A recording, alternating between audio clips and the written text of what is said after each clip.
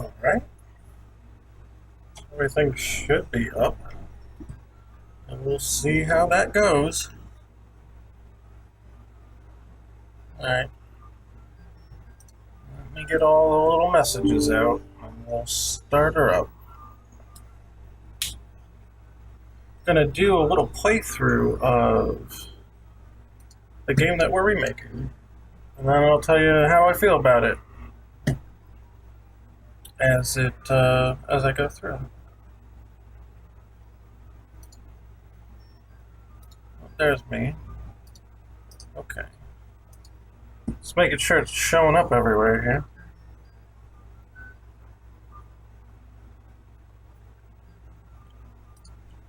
How about on Twitch? Are we good on Twitch? Oh, I should go to the little control panel, where the hell that is. You can tell I haven't done this in a while. Oh, there it is. Creator dashboard, right? Yeah. What do we got? Okay.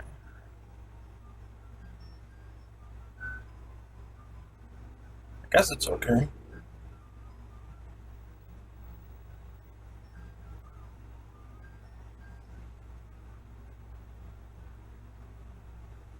Hello. Yeah, chat's over there for now, because I'm going to be looking this way when we play. So if I miss something for a minute, don't crucify me here. Still try to figure it out. Okay, and then I should be on Facebook now. So let's make sure that's working.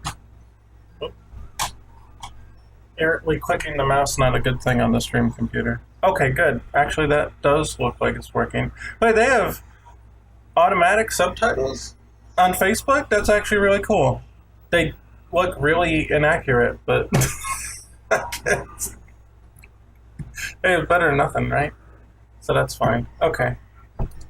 I think we're pretty much good to go then. So let me post the tweet and the stuff, and we'll be all set.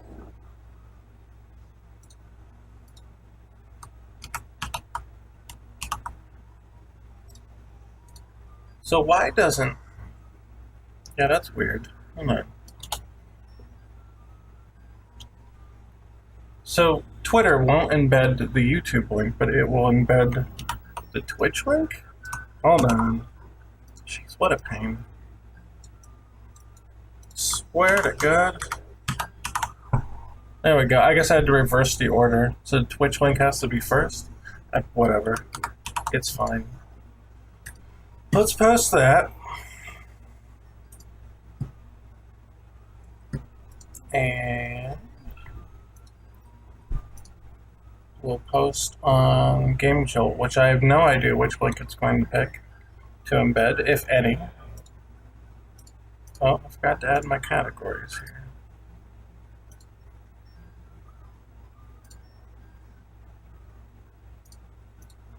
There. Post. Yeah. What did it pick?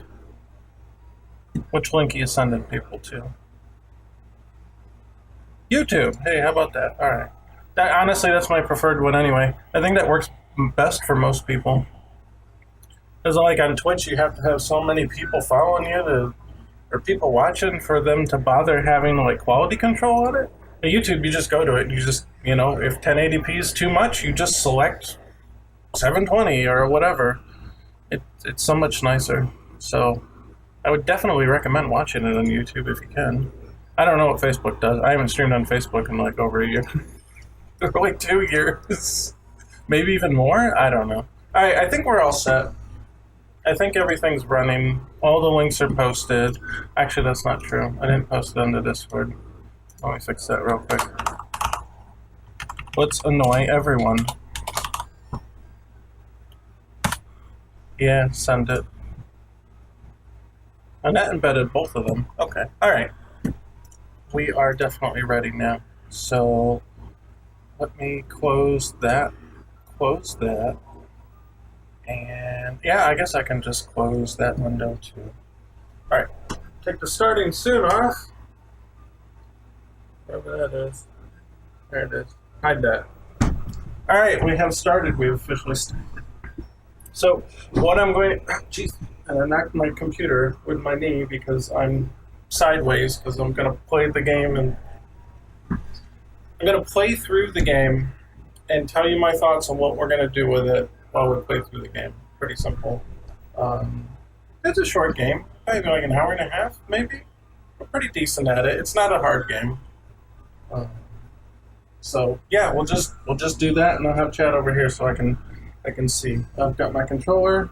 We'll just reset. There we go.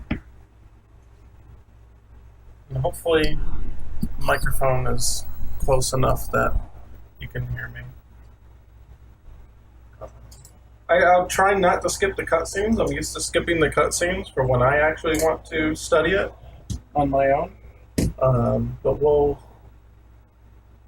actually watch them. Hopefully I won't forget and start skipping them. So, let's see. Dr. Wiley's fourth... oh man, that went fast. Yeah, everybody forgot about Dr. Wiley doing bad stuff because, it's only been 3 months or something. Yeah, and a few months later...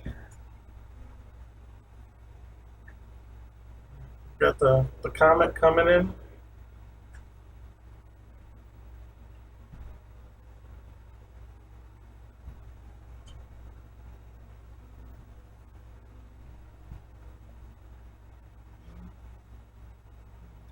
Oh no, it's the bad guy. So you're the famous Mega Man. The translation in this game is a little wonky. I'm Terra, and I will soon be, or you will soon be my slave. He didn't actually say that, but... Shocker. He did not say that.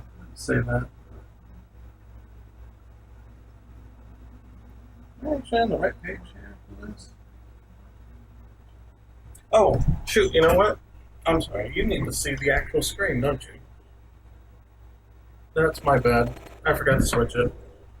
I know, I'm terrible at this. Very rusty. Been a couple years. I apologize. Okay.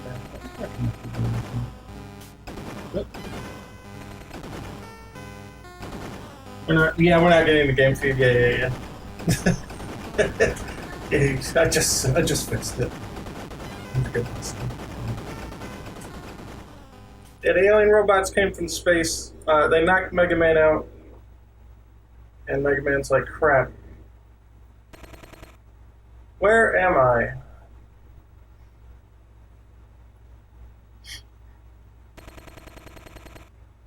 Dr. Light found Mega Man lying in a dumpster and equipped him with the new Mega Arm, the most powerful weapon ever devised, which is a bit of a hyperbole. I still have Unity as one of my channel tags? Really? I'll have to fix that. I hope I remember that later. I don't want to screw with it now and potentially mess it up. Yeah, we're definitely getting rid of that. I do not encourage anybody whatsoever to use Unity. That era is dead. To be quite frank, anybody who is using Unity is an absolute fool right now. To just be very direct about that. Hello. Mega Man, our world is once again in chaos. The alien robots call themselves Star Droids, which is a really cool name, and have conquered most of our major cities. They are constructed of alien material, which render our weapons useless. I wanted to say renders our weapons useless. I don't know what the correct one is that.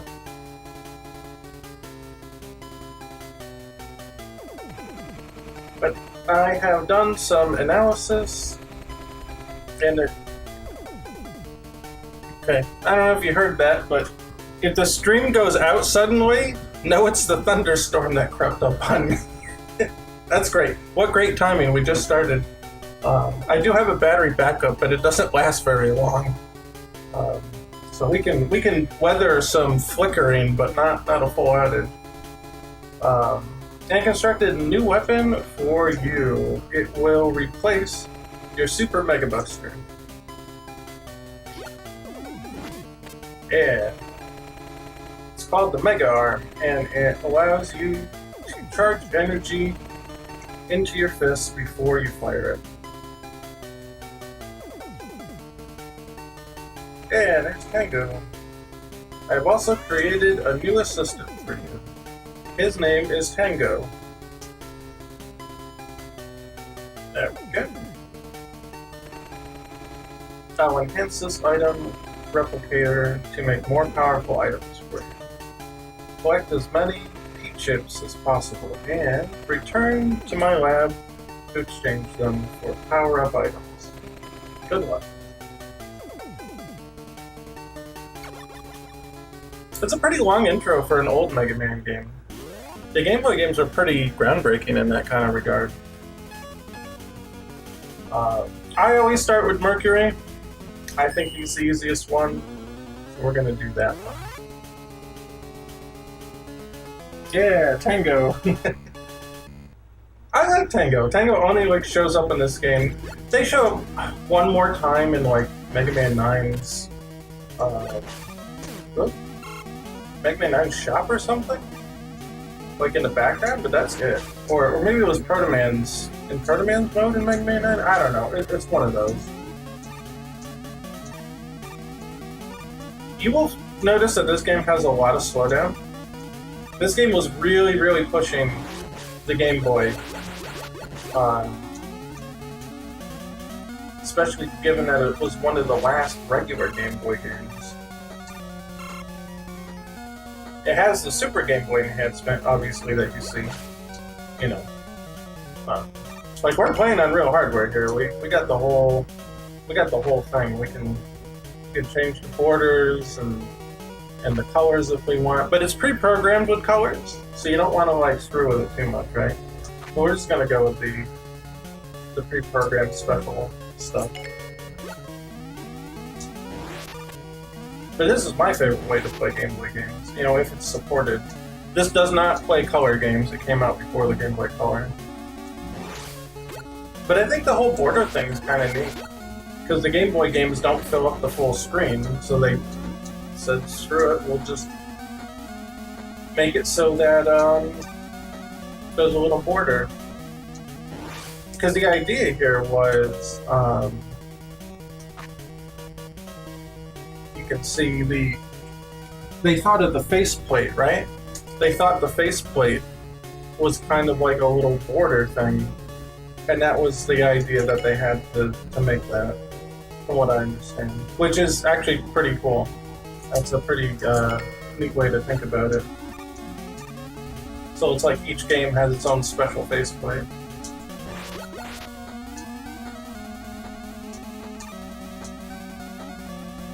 The Game Boy player for the GameCube will also play color games and advanced games. Oh, I was gonna say, I'm not gonna make that, am I? But they do not support the Super Game Boy borders, which is really weird to me, and they don't support the Super Game Boy colors. You'd think that they would put all that in there, but they didn't. So you still have to have an old Super Game Boy and a Super Nintendo laying around if you want to play it with these enhancements. Okay, made it that time. Yeah, let's wait.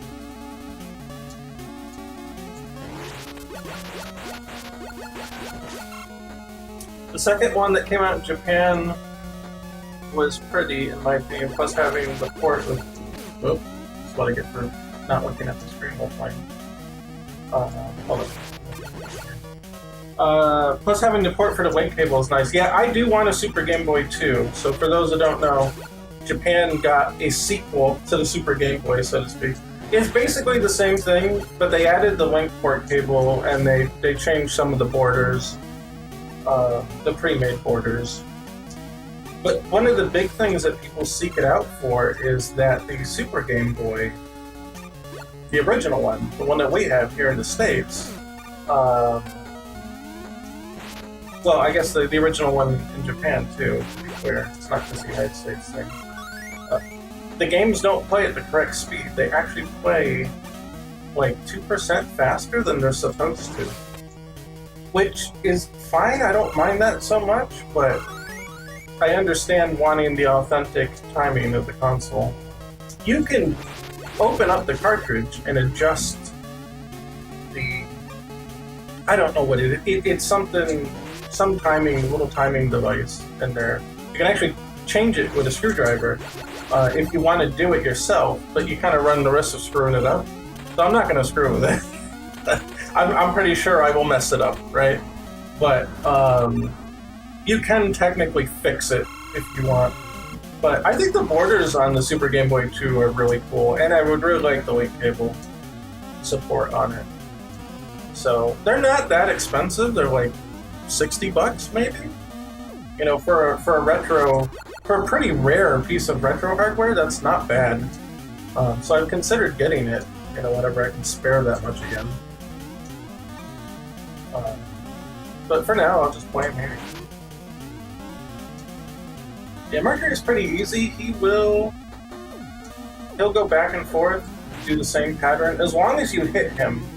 If you don't hit him, he will do this, to try to steal your items. Hello, Jimmy. Oh, I died, didn't I? Jimmy, come here. Come here.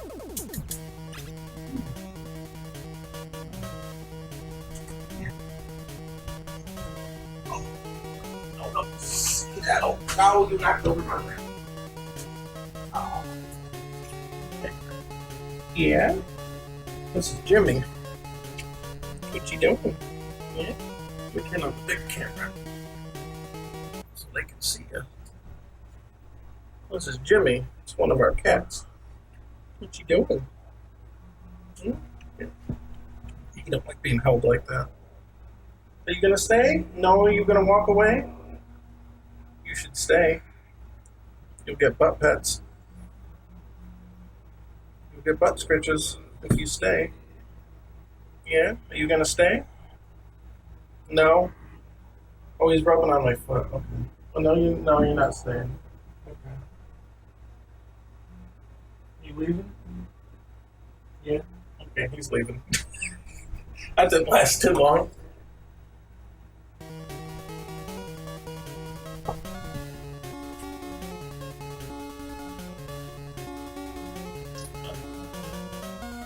Yeah, I'd be too afraid to screw with it. Yeah, anyway, I'm supposed to be talking... Get the stupid phone in my pocket. I'm supposed to be talking about what I plan to do with some of this stuff. I think the bosses are a bit too simplistic now. I don't blame them. It was Game Boy, right? So, you know, he does this little pattern, and when he's done with that, he does his little extra attack. But he will continue to do the same attack, I've noticed. See? He didn't do the bouncing one. But if you hit him, all of a sudden he's doing the bouncing one, so... I don't know. I find that a little confusing on some level. And you're also mostly hitting him anyway, so I kind of feel like he should just do the full pattern normally. If you hit him quick enough, he will not shoot the little bullets. In fact, he will explicitly stop as soon as you hit him. Which I feel like he should at least shoot 3 of them before he transitions into the next stage. So I'd like to do that. And then I think all the bosses need 1 new move, at least. If they're really simplistic, maybe they'll get 2, but I think they should all have 1 new move. Something just, you know, completely new that nobody's seen before. So it's hard to tell. I'm not sure. Mercury's kind of a wild one. You can almost do anything with him, right?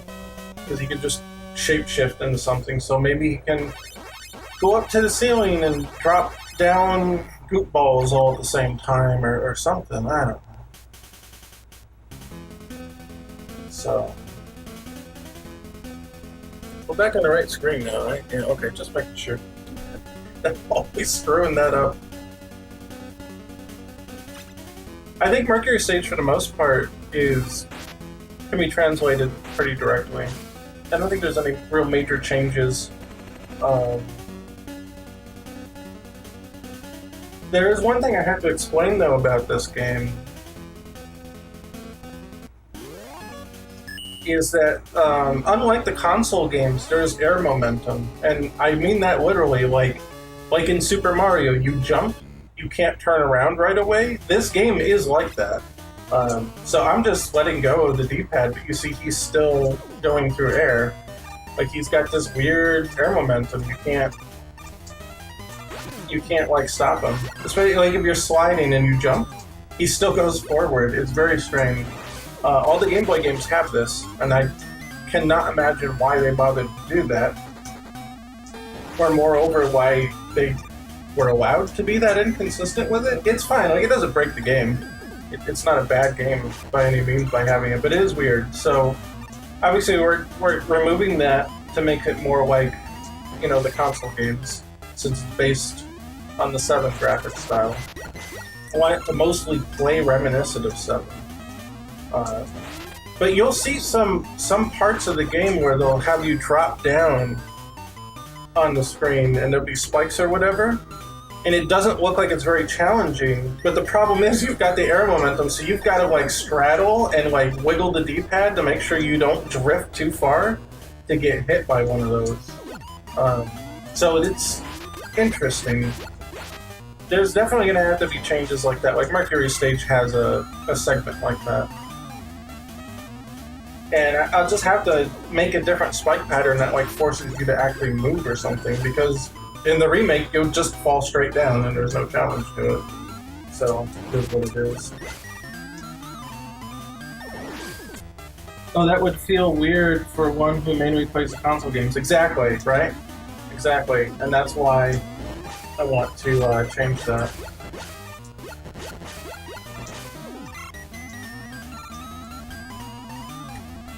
I think the other thing that would be nice is, and I wish I talked about it when I was there, maybe we just run back to the stage quick. There's this one enemy called Tamp, and they only appear once in the game. Oh, by the way, these little mini E-tanks, over here, if you collect 4 of them, it's like pieces and part. You collect 4 of them and you get an actual E-tank. You can't use them until you've gotten all 4. So I'm gonna try to get this and not die, and I died. I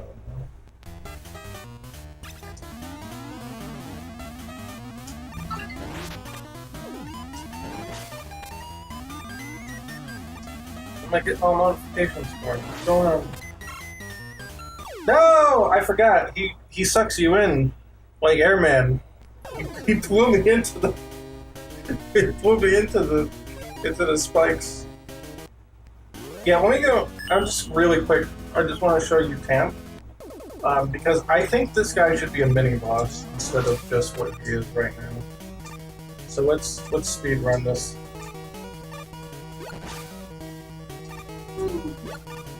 Oh, too much speed, not enough run.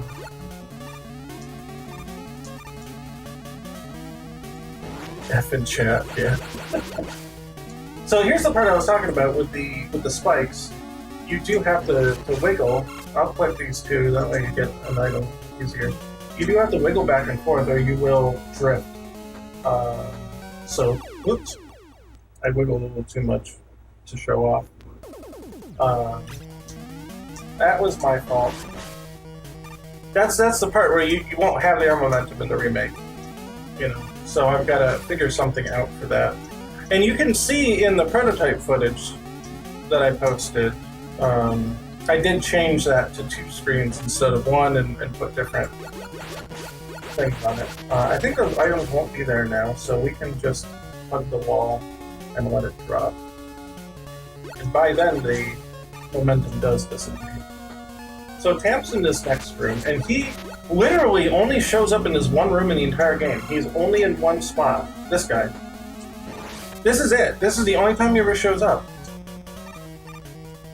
But I feel like looking at him, I'm like, this kind of feels like a mini boss.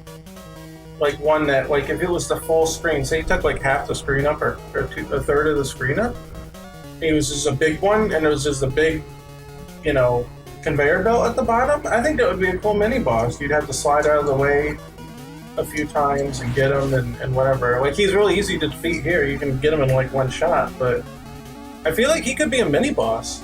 Just replace this room with a mini boss room, or like add a room in between.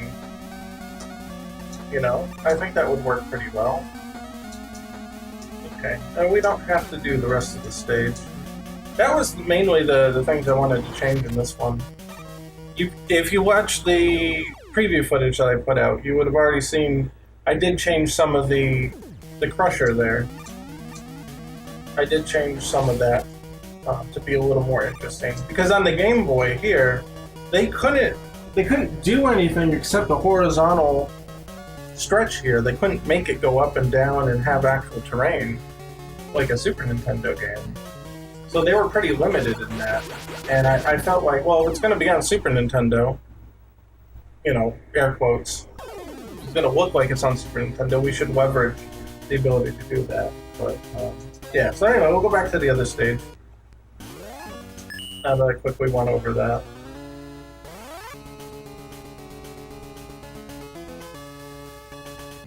I think for Venus, I think we mostly want to figure out where this is supposed to be. Now, we started scouring all the like supplemental media, like the magazines, the players' guides, the Japanese only stuff, to try to figure out what are these stages supposed to be. I mean, it's got water, it's got some pipes, it's got maybe like tanks in the background. All the graphics are pretty nondescript, right? So I'm thinking that my gut instinct is like, this is like a waste management plant or a water processing plant, purification plant, something like that, right? Or a sewer? I mean, those are pretty related concepts. Something like that. In some of the supplemental media seems to support that idea, that it is like a waste management plant, so W for me for guessing that, but yeah, we can do that. But the stage is pretty, it's just kind of like sort of random the way that they do the graphics. They just put some pipes here, the crates here or whatever, some tanks here, and for a Game Boy game or an NES game, that's fine. You're just kind of filling up space so that it looks cool. But when we transfer something to something higher bit, quote unquote, like a Super Nintendo, you kind of expect to see an actual environment out of these things, right? So we've got to think, you know, okay, where is this? And let's redraw things to kind of bring out that location more. So, for example, you think of Mega Man X3. That has a sewer stage, and eventually it turns into like a dam or water reservoir or something at the end. That would probably be a perfect fit for something like this, right? So now we gotta say, okay, the first part of the stage will redraw all that to look like maybe a sewer entrance.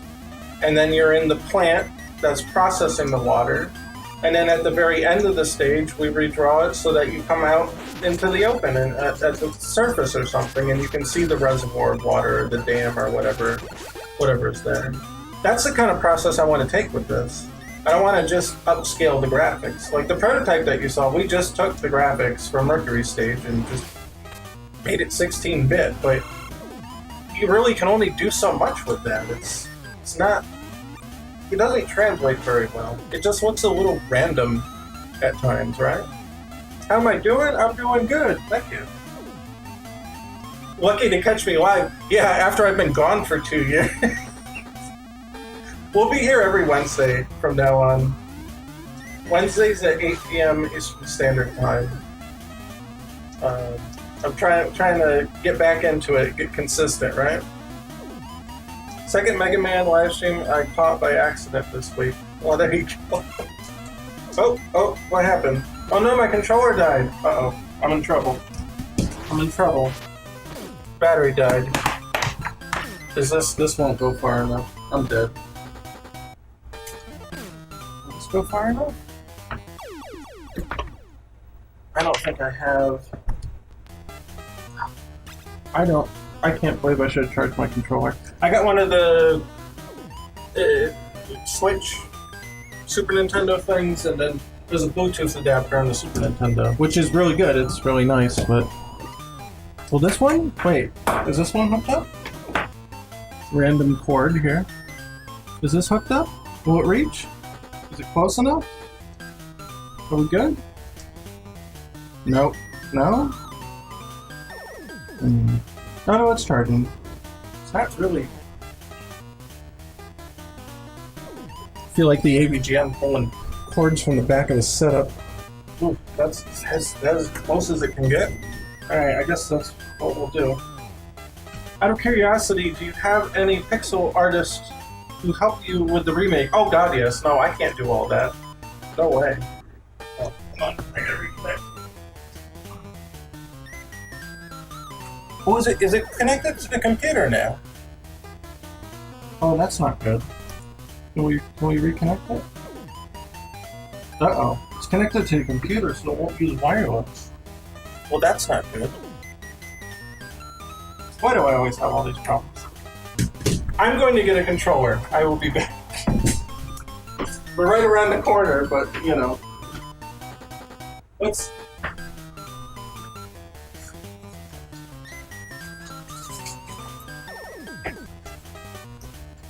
This one? Is this one? That's a SNES Classic. How about this? This one? I think this is one. I put them in little baggies to keep the dust out of them. Yeah, here we go. Whee! Playing it real old school now. Alright.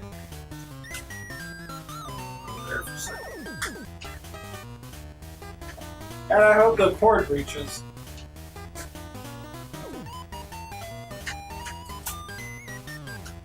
Yeah? Got that.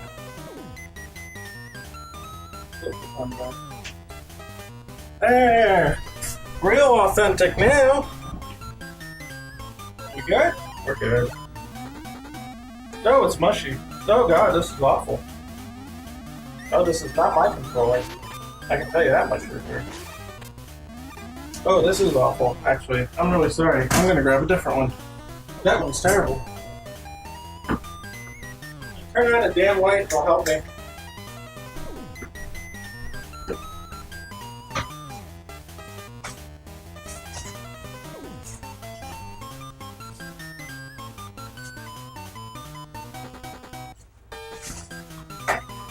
And there we go.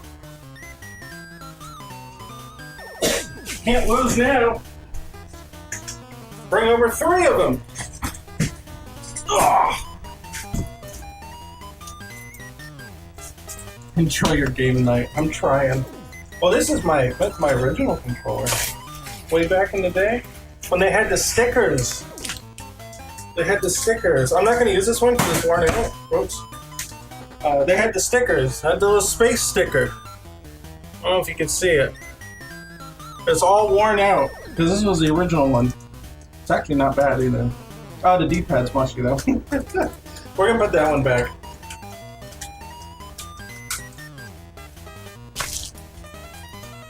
Let's see. I missed a couple messages. How's it going? What are the future Mega Man games that you will play in the future? We're definitely gonna play Mega Man 7. Well, this one feels good. This one feels good. Let's try this one. I definitely want to play Mega Man 7. It's obviously one of the inspirations for the... Oh! It feels crisp because it's the classic. It's the SNES Classic controller. Well, no wonder it feels good. Ugh! Is the other one... Please tell me the other one's an actual SNES controller. It feels okay. Man, I knew I had a couple other ones. Don't tell my wife, but the mushy ones are probably hers. But they don't feel very good. Yeah, this one doesn't feel good either. I love you, honey. Good controllers are terrible. Oh my god, do I have to rock the old one? Do I have to rock the original? The buttons feel much better. D-pad feels like crap. Man, I don't have a perfect one, do I? Let's see. Do I have batteries in this thing? Because I do have an adapter for the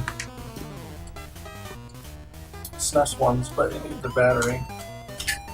Do I have battery? I guess I can pull them out of here. There we go, just like the old times. Cannibalize the batteries and the remotes. That's how you do it. I'll have a nice crisp Super Nintendo Classic controller.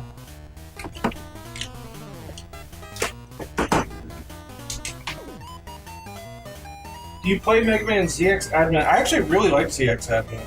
That's one of my favorite games in the series.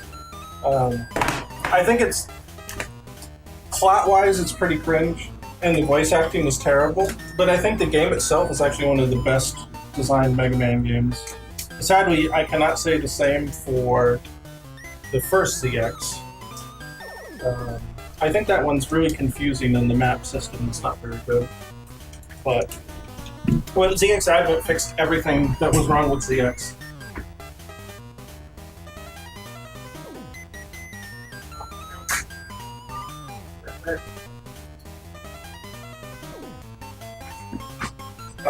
Switch it to, I guess, X mode? I don't know.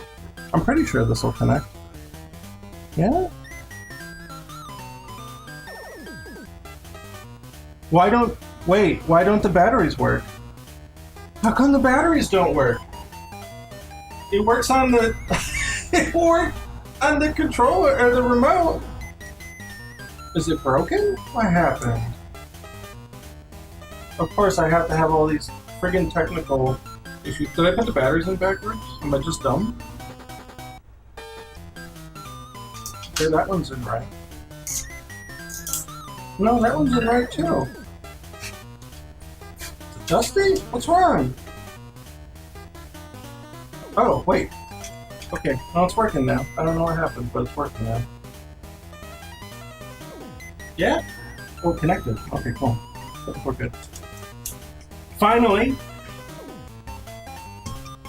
I love this community. I've been kind of out of the Mega Man community for a long time. Not like kicked out, just like not around. So I don't even know who's who anymore. I don't know what's going on. Man, I was there back in like 2002. Oh my god! Oh my god, what happened? What happened? Why did it freak out? It won't move. It won't do anything. Yeah, it's making weird noises? Oh, I'm dead. I have no idea. Yeah, what the hell indeed. It's still going, you can hear it. You can hear the music. Okay, well that did not work out very well. We do what we do in old days. Oh, it's kind of warm too. Jeez, I wonder. Oh, sorry. And the cart was warm. What's up? What's up with that? Okay, are we okay now? Yeah, are we connected? Are we good? The fan game 32 bits of Mega Man. Yeah, I have no explanation for that. I really don't. Yeah, collider. Or kaleidoscope colors, yeah. Alright, well, we've been through that. I guess I'm going through Mercury stage again. We'll just make this quick. Oh, Screaming Red Skull. Sorry, I missed your thing there. Hey, what's up? Yeah, I missed a couple things. I was trying to get the controller to work. Oh, right. Uh-oh. I don't have LNR? How do I get an LNR? I gotta change the buttons. I can't play like this. Oh no. There's always something wrong. There's no L and R. Why?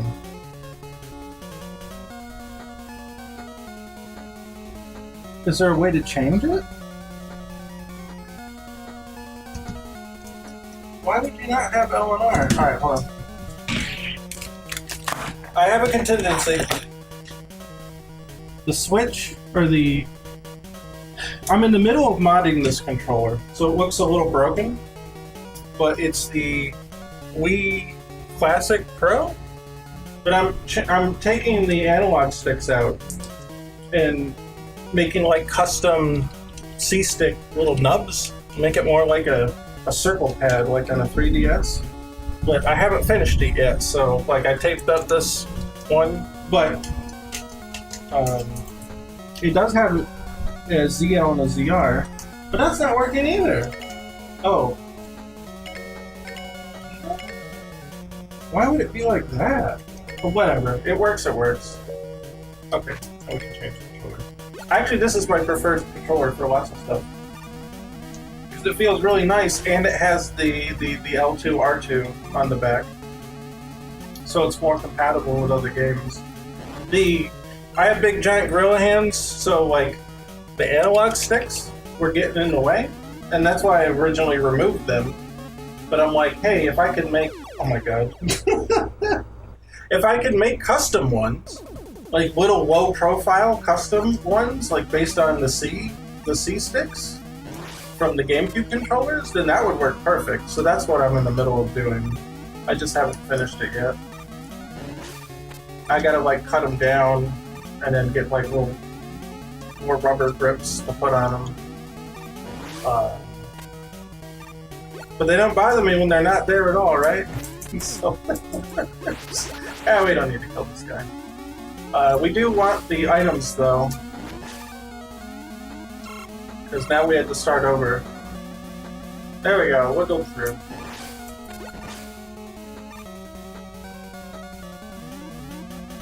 No, I'm trying to make a custom thumbstick that kind of resembles the 3DS circle pad. So I'm trying to make my own. The 3DS circle pads don't really work the same, but I like how they're low profile. So I want to make basically a C-stick, a custom C-stick from a GameCube controller that's low profile that'll kind of feel a little bit like a circle pad, like a 3DS. But you can't just take a 3DS circle pad and duct tape it to a Wii Classic. It just won't. It won't work. They're different mechanisms. But I want to basically emulate that idea because the original analog sticks were like even higher than this. They were like up here, and I would keep hitting them like when I'm playing. So I just removed them at first. And I'm like, hey, I can just make custom ones. Screw it. I don't have like a 3D printer. I'm just gonna like take broken GameCube controller C-sticks and just like sand them down, or not sand them down, but like cut them down and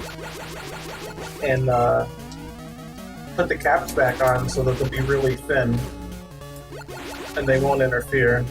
Even as low as this doesn't really interfere. I don't really hit it because the whole cap to the analog is already shrunk. But I'd like them to be a little more low profile than they are. So we'll get there. Oh, something I should mention. I don't know how much I can really show it off here, but the enemies here actually have iframes, unlike the NES games. So I think this guy takes 9 shots, but like not all the shots hit when you're really close because they have iframes. And also, you can't rapid fire very well in this game. There's some like anti-rapid protection exclusive to the GameBoy games. It's kind of strange. They really wanted you to not rapid, but it's weird. So that's definitely changing. That's already changed in the prototype. Not giving the enemies iframes. It's kind of weird and ridiculous, especially since the console games don't do that. But to compensate, I might actually have to increase some of the damage, the health on the enemies. Because you can rapid them so quickly when you don't have the iframes. Is it a limitation, like a gameplay limitation? I don't think so. I think it was just a conscious choice. Like already we've got like the weird air momentum, right? So it's already a weird game with some weird physics. All the Game Boy games are like that. Maybe 2 is not, because 2 was not made by the same people. But 1, 3, 4, and 5 were all made by the same team. So it's, I don't know. I'm not really sure. I think it was just them being weird. Or it's a glitch and they never really noticed. Which I find hard to believe that they would get 5 games in and then not notice that. Or maybe it was a glitch at first and then they're just like, yeah, it's kind of neat. It's different, so we keep it? I really don't know.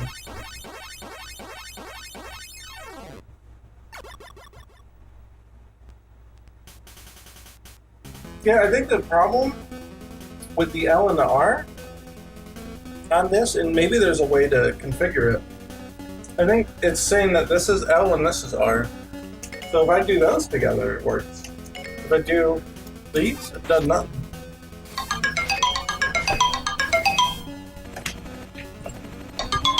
That is an alarm for me to take my old man pills. But I've already taken them ahead of time. Let me turn the other one off, because it will go off again in an hour. I cannot be trusted to remember anything, so I have to have like 3 take my pills. Yeah, see, these ones do it. So it thinks this is L and this is R? And this is L and this is R? That's weird. I don't know, whatever. State store. Okay. Maybe we can make it through this time without glitching.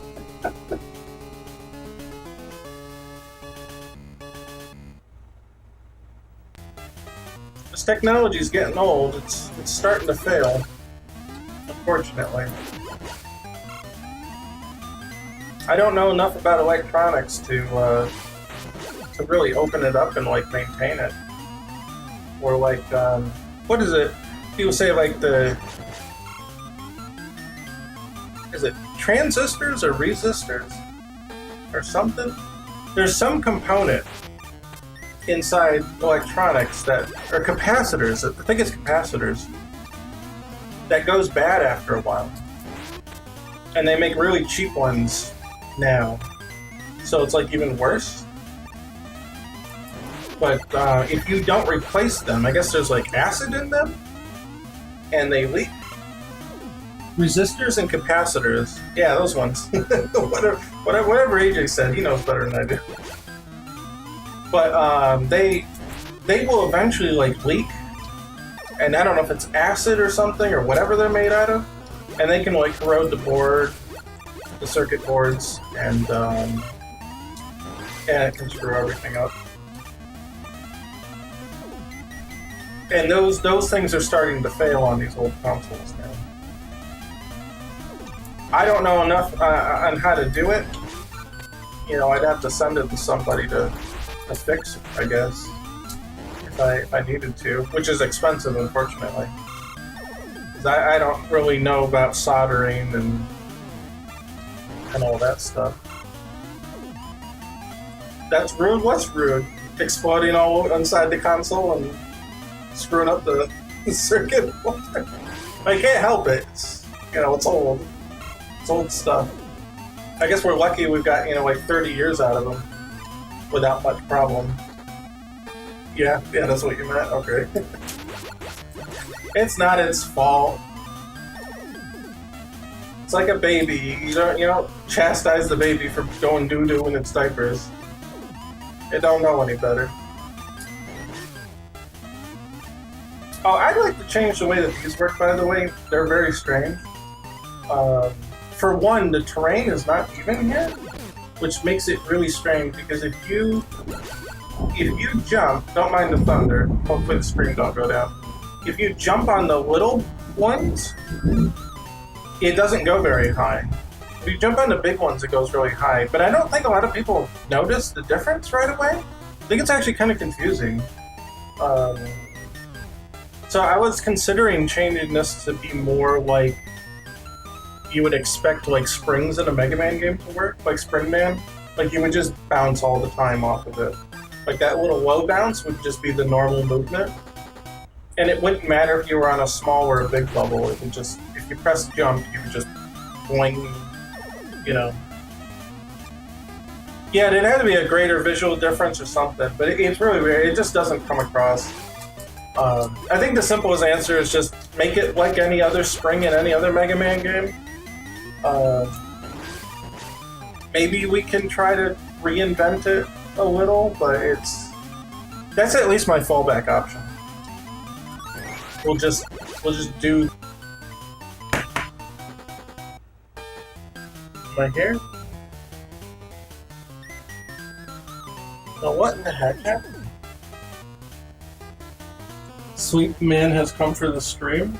Yeah, maybe the internet gets weird around here when there's a thunderstorm, so it may have just disconnected. But the power itself didn't go out. I actually didn't notice for a second until someone said that the the thunder took out the stream. Yeah, I guess it's okay. I don't know. I mean, usually when it cuts like that, usually like it ran out of disk space or something, but it should be all right. Yeah, oh, there's a lot of disk space left. Yeah, must be just the internet being weird. All good? Yeah, all good. All right, we'll go until it crashes again, I guess. Yeah, like I was saying, the basic fallback would just be to kind of just do the regular, normal thing you would expect in a Mega Man game. And then maybe try to figure out something unique. So I'm okay falling back to the tradition on the bubbles here. You know, if we can't find something that's a little better, but it's really weird. It's kind of a weird way to go about it.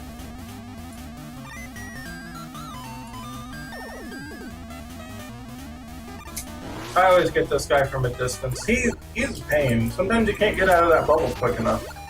You go right down the drink. It's important to get those P-chips because you can get some cool upgrades with those. Which I guess is another thing to discuss. I want to add a lot more upgrades. There's not that many in this game, and some of them are actually locked behind a sort of easy mode.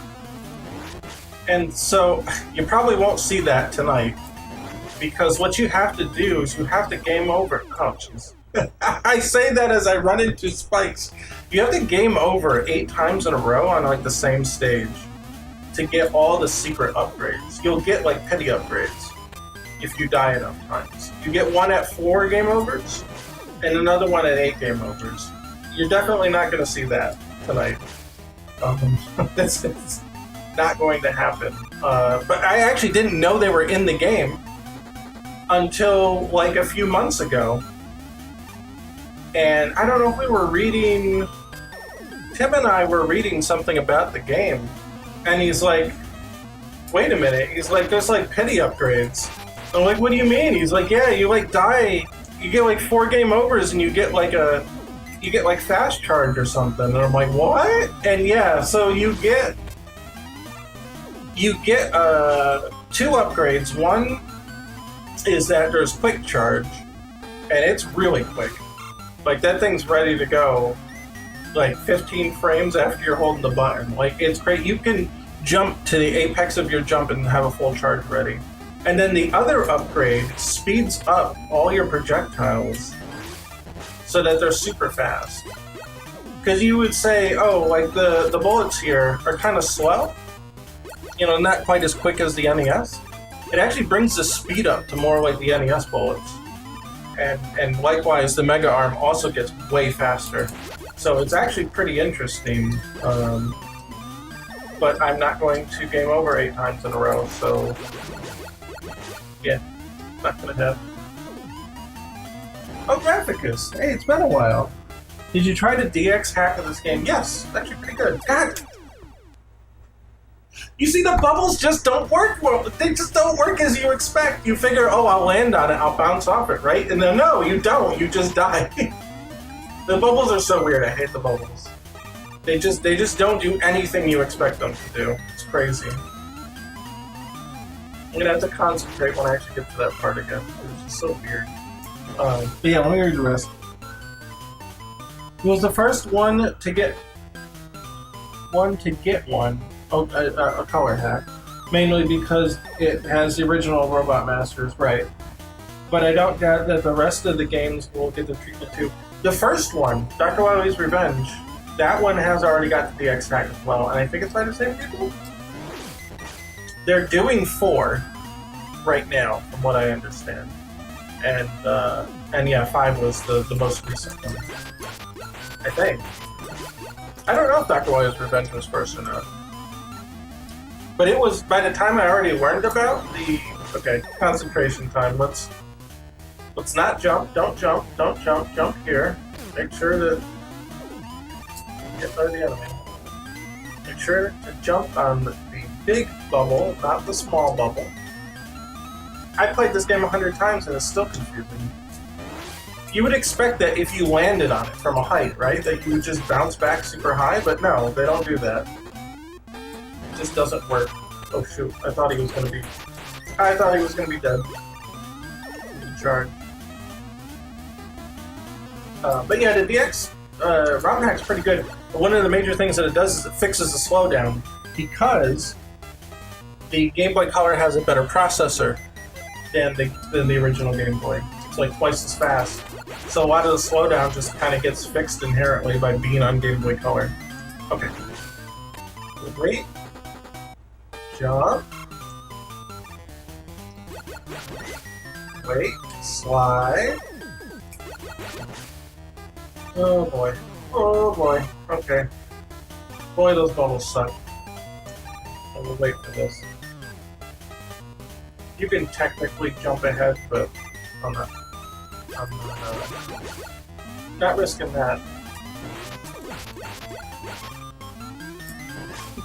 But yeah, the DX hack's really good, even if just to fix the slowdown. But I think in general, they did a pretty good job with it. Some of the color choices are a little strange to me. Whoa! You saw that, I think. You see that flash?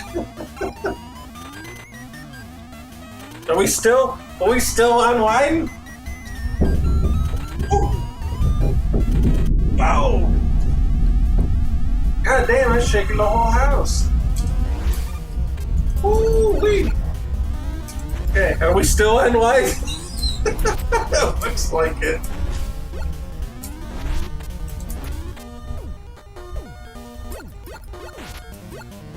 Oops. Okay, about the little ones.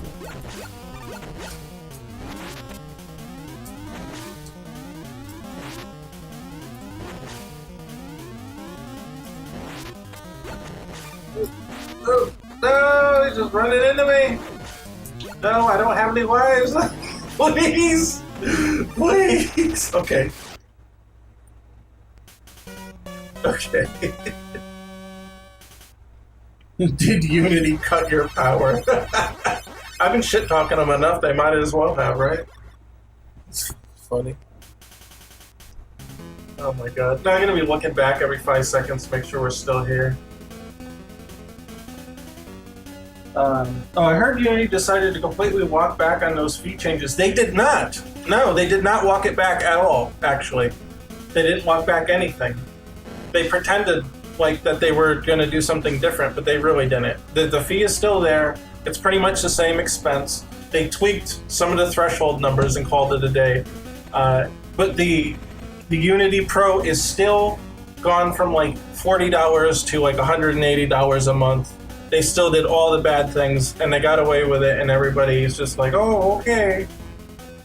But no, you should not use Unity. Never again. Never, never, never, never. I hope Unity's reputation is totaled, but I'm seeing a lot of people crawling back to them. They didn't learn anything. Oh, let's see. How many? I've only got 84? Okay, I need 90 for the upgrade that I want. It just went into effect with Unity 6. Right, yeah, the new version is the one that they're doing it with. That was the only thing they walked back, is that they weren't going to retroactively count everything you've ever made since like 2012 against your account. That was the only real change. The rest of it was just little tiny tweaks. Yeah, I'll be honest, I actually like Unity better than Unreal in general. I think it's actually a little bit more flexible of an engine in a general sense. There are certain things that Unreal definitely does a lot better, but in a general sense, I think Unity is actually a little more flexible, especially with like how their physics stuff works, which is really nice. However, Unreal's blueprints, Unity has nothing on that. Absolutely not. Unity's visual scripting is garbage. The blueprints are actually really cool. That's my favorite part of Unreal so far. Not to make a whole game in it, but I use it as kind of like the top layer, if that makes any sense. Oh yeah, in this stage, by the way, any guesses as to what this stage is supposed to be? I've got nothing. You're outside getting assaulted by helicopters, and you drop down into it. But there's like water pipes and water canisters on the inside? Is this a submarine? Is it a battleship? Why are there just random water pipes inside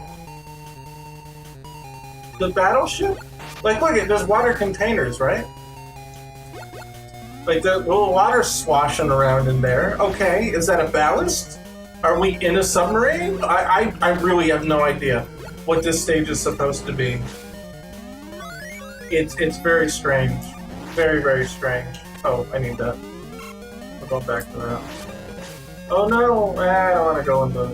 It's going to disappear by the time these things go in. It's a very strange stage. What is this stage, right? It's a submarine?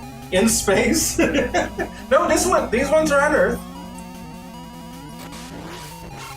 And now we're in a giant pool? Is the submarine flooding? Are we in danger? There's a waterfall. What is going on in this stage? I may actually have an answer though. We had been, because part of it doesn't say yet in the, I don't have the item grabber yet, unfortunately. It doesn't say yet in the story, but later it will say, Dr. Light's like, oh yeah, I figured out what their plan was. They're stealing resources from Earth so they can build more robots in space. So, damn it. Are they harvesting water from the ocean? We had a whole meeting trying to discuss this, by the way. This is how bad we're trying to figure out what these levels are. Are they just harvesting the water? I mean, I guess it kind of makes sense. Because you see the tanks are not full here. The tanks are empty in the beginning. But the farther that you get in the stage, the tanks are actually filled up. There's more water in them later. So are they stealing water from the ocean, I guess? On a big, giant spaceship? Is it just sucking the water up? Like, I think it's a pretty good guess. I don't know if there's any other real explanation for what you're seeing. You see now, on the top, a little bit of water's in the canister. And you'll see in each part of the stage, there's more and more water in the canisters. Like that, see now they're half full. So they're actively sucking the water up? Is this just a big pool of water that they're stealing? I mean, the real answer is that maybe the devs just thought it looked cool and they didn't really think too much about it, and that's very possible. Or they had an idea that they didn't fully get to, representing the way that they were thinking. That they just, they did what they did and that's all they got to. But it's interesting, right? But what exactly is this place? Let's see, there's a couple guesses in chat. Let's see what they're... It's not a space submarine created by aliens. Or, yeah, it is not a space submarine created by aliens. The answer to your question is 4 kilobyte ROM size. Yeah, right? That's exactly what I mean. They may just not have had enough space to really put what they wanted in there. Maybe the tanks represent how deep you are in the water in this stage? I don't think so, because you eventually climb up. Or something. You eventually climb up, and then there's a big pool there, too. They're draining Dr. Light's pool to ruin his pool party. I think the space submarine created by the aliens, they brought him to Earth to conquer the seas, or you are not Mega Man, enjoy the game. Has to be something intentional because they committed to showing the tanks progressively getting filled up. Maybe? That's kind of what led us to the idea that maybe it's filling the tanks up because, you know, you're taking time to get through the submarine, right? Or whatever this is. So the longer that you're playing through the level, the more time they've had to suck up water. That was kind of what led us to that idea that maybe they're just sucking the water up and they're trying to take it. Because, like, why else? There'd just be a big giant... Oh, man, I didn't mean to die there. I just wanted to jump back so we could see the water flowing. Oh my god, I'm going all the way back here? Are you kidding? There's no checkpoint? That was, like, the end of the stage, too. That's crazy. Alright, well, we'll do it again. But yeah, like, why else would there just be water just leaking everywhere? Like... Because we were originally thinking maybe it's like a marine battleship that's being assaulted. Like maybe it's under attack, right? But I don't think that's the case. It both gives the sense that like it's being attacked because there's water leaking everywhere and the pipes are leaking, but then also like it just looks like they're stealing water. I don't know. It's really confusing. Or maybe they had one idea and then they changed it midway. I don't know. Again, it kind of just is what it is. It's a Game Boy game. Oh, I thought they disappeared by then. I gotta be careful because they do a lot of damage. Oh, this is a perfect time to show you Mercury's weapon, which is the reason that you should get it first. It will generate health items and you shoot things with it and fill you back up. It's actually really useful. Very, very useful. It only fills up 2, but you do get a lot of them. Oh, I wasn't looking. Did I make it? Yeah, there we go. Yeah, I think that the tanks filling feels pretty intentional, because they're completely empty at first.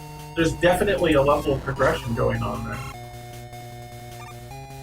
So that was our conclusion when we had our big meeting about it, that it looks like the tanks are filling up as the longer you get into the stage. So our conclusion is they must be stealing water. I mean, I think it's as good an explanation as any.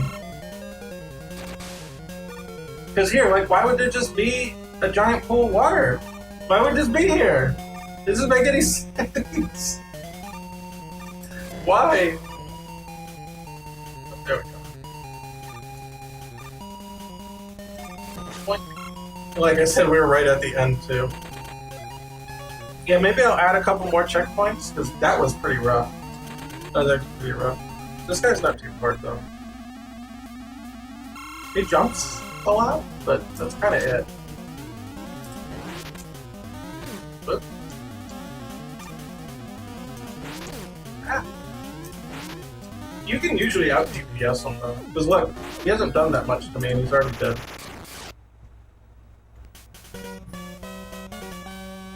Yeah, there's only one answer, aliens, yeah. I don't know if any of you have watched SWAT Cats, old cartoon from, must be late 90s, early 2000s? Great show, though, great show. They had one episode where they had the aliens come and they were stealing the water from the ocean, It reminded me of that when we were having our meeting about it.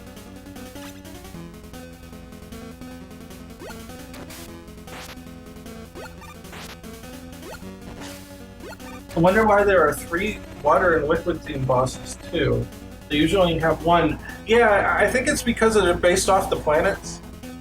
So Neptune, god of the ocean, god of the sea. That one makes sense.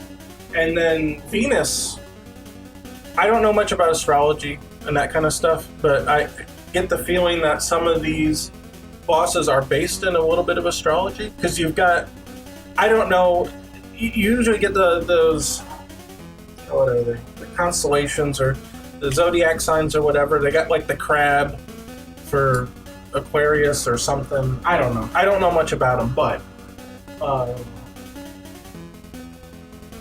I think there's a connection there.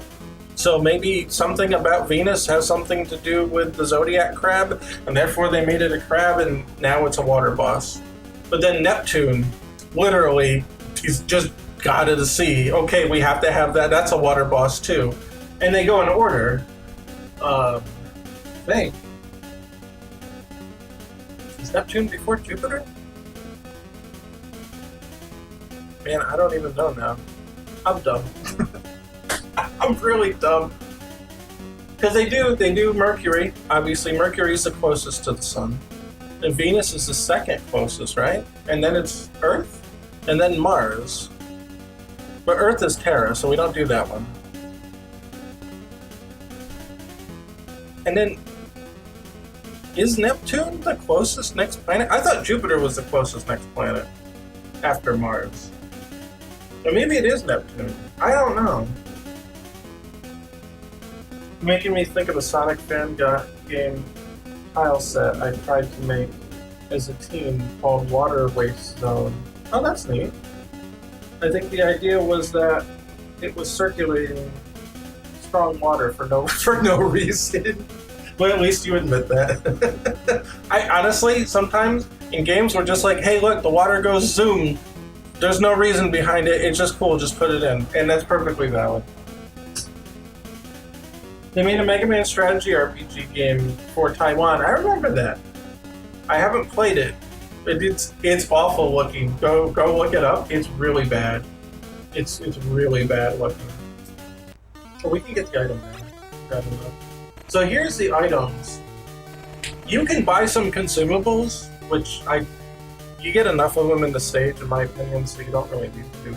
I'll probably keep that though, just in case somebody needs extra help. But this one, the CL, maybe it stands for Cling. It stays on the enemy and it like keeps attacking them. But it's random. It's completely random. I swear to God, we tested this thoroughly for like hours. It's just random as to whether or not it does it. You can shoot it, not press a button. Sometimes it'll grab the enemy and sometimes it won't. Or you can sit there, you can press the button, time the button when the fist meets the enemy. It doesn't matter. It's always random. There's no consistency, and I'm not sure what to do with that yet. Am I going to add auto? No, auto actually wasn't built yet in the timeline where this game takes place between Mega Man 5 and 6. The NES 5 and NES 6. And auto actually didn't exist yet, so no, actually auto won't be added. Which, between you and me, I don't like auto anyway. Yeah, this one's a little older than that. But I do want to add like Roll, and maybe Tango can be in the background, maybe Rush can be there, Eddie, there's gotta be more characters in the lab, I think. Doing something, doing a little animation, walking around. It's gotta be something, but no auto. Yeah, you would assume that you would just hold or tap B, and that's how I thought it was for a long time, and I'm like, and I started eventually realizing, I'm like, no, it actually doesn't matter. I'm not mistiming anything. It literally just doesn't matter. And then the MH, I don't know what the MH stands for, but this one grabs items. This is the single most useful upgrade that you can get. So we are definitely getting this one first. Because you can skip a lot of stuff by doing this. You'll see in the second half of the game, there's a lot of items you can get that you're supposed to like solve a puzzle, And it's like, no, I'm just grabbing it and then walking away by. You can get an S tank that fills all your weapons in your life, which is nice. You can get energy balancer. That's the second one I usually gun for. That's 120, so it's going to be a few stages to get back to that. You can get extra life, and this is mean. This game does not refill your weapons after the end of the stage. You beat a boss, you do not get a weapon refill. You have to buy your weapon energy back or get it back in the stage. It's that crazy. It's actually really neat. And then you got your standard E tank, W tank, whatever. Yeah, it's pretty. Yeah, that's one thing that I'm gonna change. I just give them if you die, you get a game over. It'll refill your weapons, but if you succeed, you don't get the refill. I'm gonna change that though. There's no reason to be that mean about it. Nice to see that you're streaming again. Yes, thank you. After 2 years of getting devastated by the flood in the quarterfinals. I have to laugh at it because it's just an absurd story. It's just an absurd thing that had happened. Hey, there we go. Yeah, you see the items now will come back. So you can just whoop. You don't have to get them yourself. Yeah, we're back in full now, baby. Everything's coming together.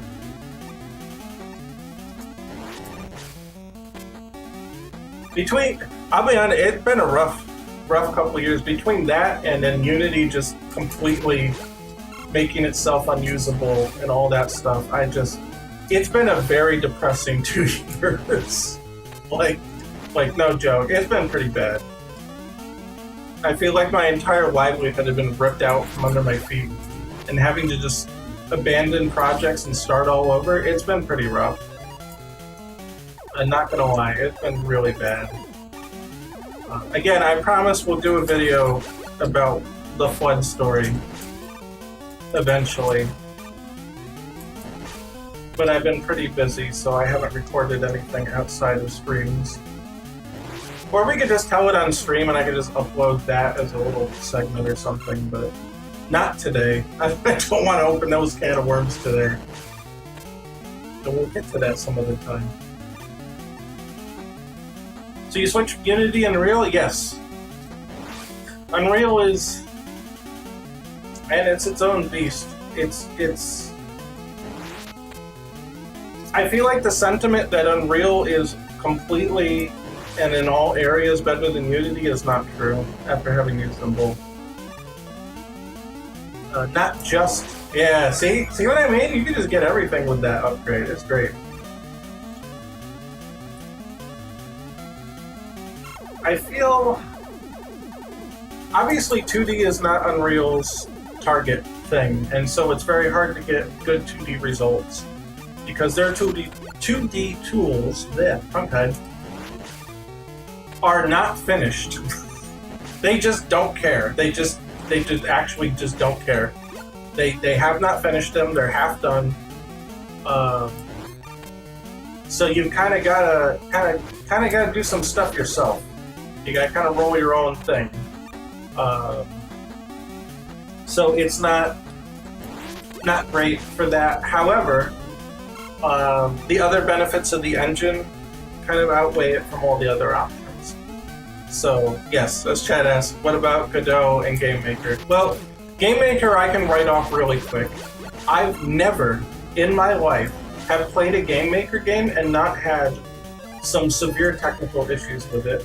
So that right off the bat just makes me not want to. God damn it. That right off the bat just makes me not want to use GameMaker. I don't think that it's a professional enough tool to bother using if you're going to seriously do game dev. I've always had problems. Controllers don't work. I can't get it to go full screen. It freaks the graphic drivers out. Something's always wrong with every GameMaker game that I've ever played. So I'm not going to bother screwing with it. That one's a pretty easy one to write off the list. Godot's a little more complicated. On the surface, Godot looks like, oh, well, it's kind of like Unity. You use the C# It's open source, it's free, it runs pretty much close to how Unity would run, you know, and all that stuff. But it's not until you kind of read the fine print that things aren't so rosy with Godot. If you're just doing a little fan game or a little indie game for PC, you may not care. But if you're going to seriously get into game dev, and by that I mean like you're targeting a commercial release on consoles and stuff like that, you are going to find out real quick that Godot is not really a good option for that. So, I'm trying to think of like the best way to boil it down. If you want to make a console port, from what I understand, if you want to make a console port with Godot, you can't on your own. You are not allowed to. They will not give you the technology to do so. There are like plugins or something that the Godot Foundation has access to that you are not allowed to have access to. So they're like, okay, all right, so what we're going to do is we're going to make this for-profit corporation, private corporation, and we're going to charge you to convert your games from PC to console. And these are the Godot founders. So as much as they're all, yeah, great, open source, free software, once the consoles come into play here, apparently it's a, oh no, oh I'm sorry, where's that money? Well, you gotta give us that money. We need the money to do your console port, and no, you can't do it yourself. Oh no, you don't get the plugins. That's secret technology. We don't let you have that. So you can't do it yourself. So you gotta just trust them. Hope that they do a good job. Hope that they get it done on time, and whenever you have a patch that they'll be able to get it out on time. Nah, I'm not screwing with that. I don't like, when it comes to development, I really don't like the trust me bro model to take care of my game. I'm not doing that. If you just let me do it myself, that would be one thing. If there was the option, I could just pay, $500, get the plugin, and do it myself, then maybe I'd be okay with that. But no, you're not going to let me do it myself or have any involvement in it. We're not playing that game. So no, we're not using Godot. As far as I'm concerned, that disqualifies it from being a serious development option. So nope. The only thing left is Unreal. It was really a process of elimination. It was really that, I had always felt that, Unreal might be the only actual step up from Unity, because there's other compromises that you will make with other engines, that they're all kind of steps down from Unity in one way or another. Unreal might be the only one that's like a general step up. So it was kind of always on my radar, but yeah, after looking into all that, I'm like, oh no, we're not doing any of that. It's just not good. Yeah, plug-in plugs directly into fat pockets. Yeah. And look, I don't have a problem with anybody making money, but after all the hemming and hawing about free open source software and all this stuff, it's kind of a weird look for them to do something like that. You know what I mean? It's kind of weird. I don't know. Alright, boss time. Oh yeah. So he shoots missiles first, you can duck them. Then he shoots rapid fire, so you gotta rapid back to protect yourself. And then he jumps. And then he does the same thing. Oh no, he doesn't reverse. Then he does the... Yeah, he's done. He's not too bad. He's actually way more intimidating if you don't know what he's going to do, but he always does the same thing in the same order. I think that he needs a bit more, I guess, telegraphing to kind of be a little more, I guess, upfront about what he's going to do. Like if he's got like a little...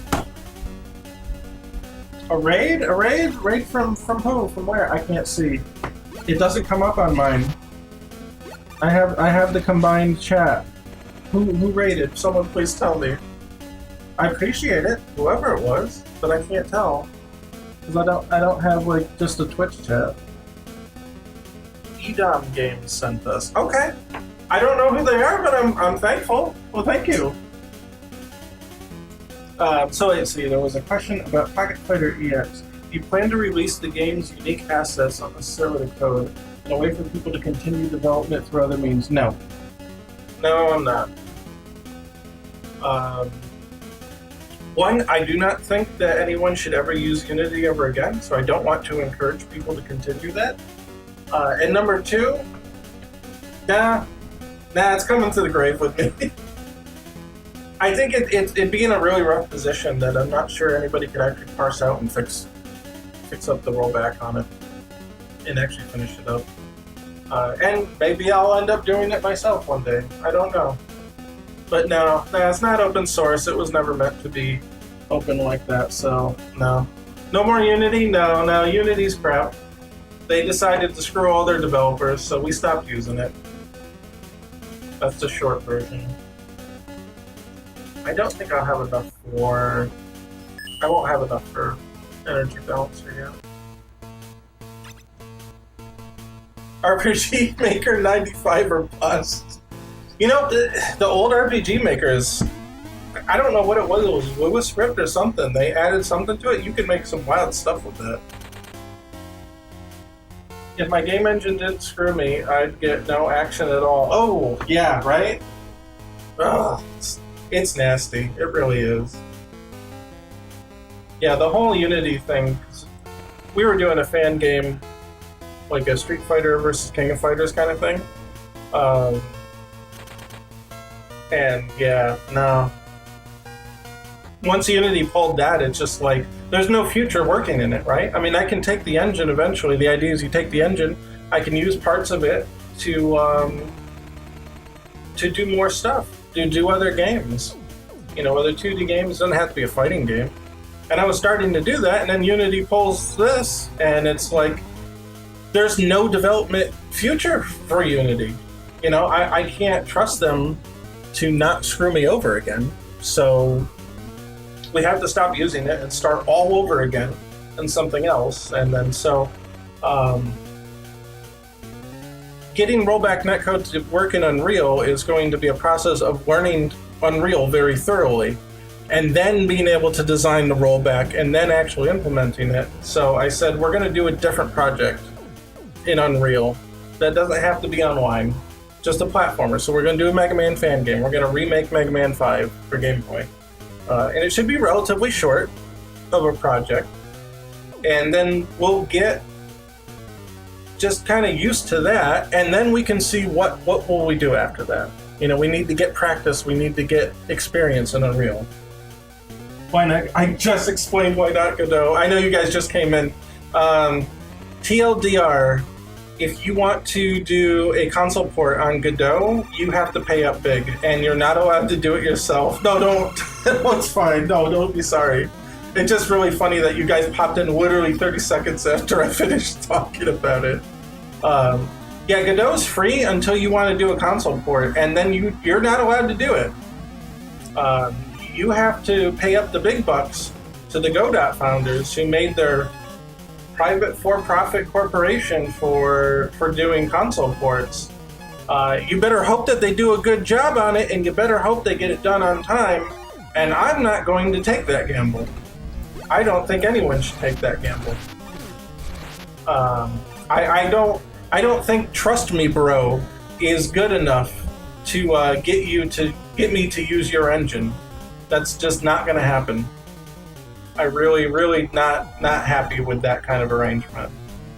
So yeah. No, trust me, I'm thankful for the raid. Oh, I didn't get him. And you can get him in 2 cycles. I just screwed it up. I didn't shoot enough missiles. I didn't time it right. Oh. Well, he's done. I like dark mode. I think we have to add a stage to this. We need to add a stage here. Even if it's just a short stage. Because it's kind of cool. You'd see in the beginning, there's like, it's a spaceport, right? There's space shuttles in the background and stuff like that. Like you don't see the background here because the boss is there, but before that, there's space shuttles and stuff. And I think that ties back to the idea of when Dr. Light says, "Hey, they're stealing materials from Earth. They're trying to take them back to space to make more robots." I think that's what that's about. You go to the spaceport because they're launching off all their stuff back to space. They've taken it over. I think that's what that's about. And that's my intention with it, to kind of tie some of the more story elements to the actual stages and sort of make that a little more apparent. Because you think, like, okay, Terra's there, and he's like, oh, you're actually not dead, and you've been meddling in our plans, and I'm going to get you, but I'm not going to fight you directly. I'm going to let Darkmoon take care of it. And it's like, okay. I mean, he's talking a lot of crap for just running away and letting someone else do it. Like, if he actually thought you were a threat, wouldn't he want to, like, get you? So I'm thinking, hey, he's at the spaceport, right? They're probably just trying to get all the material back to space. That's his number one priority. We need to get all the shit we stole back into space so we can make more robots. He's going to prevent you. He's going to guard the ships that are leaving. That's the most important thing to do in that situation. Guard the ships from Mega Man going over and shooting them. And in the meantime, we're going to throw Darkmoon at him to keep him busy to kind of like cover both bases, right? That's what makes sense to me in that situation. That's why Terra wouldn't take you on right away. He needs to have the more important task of protecting the ships that are leaving because you're at the spaceport. So we could make a stage out of that, right? I think that would be cool. Instead of just a little mini thing. And maybe they wanted to make a stage and they ran out of space or they ran out of time or something, but I think there's something we can do there. Didn't remember this had a space devil. Yeah, that's right.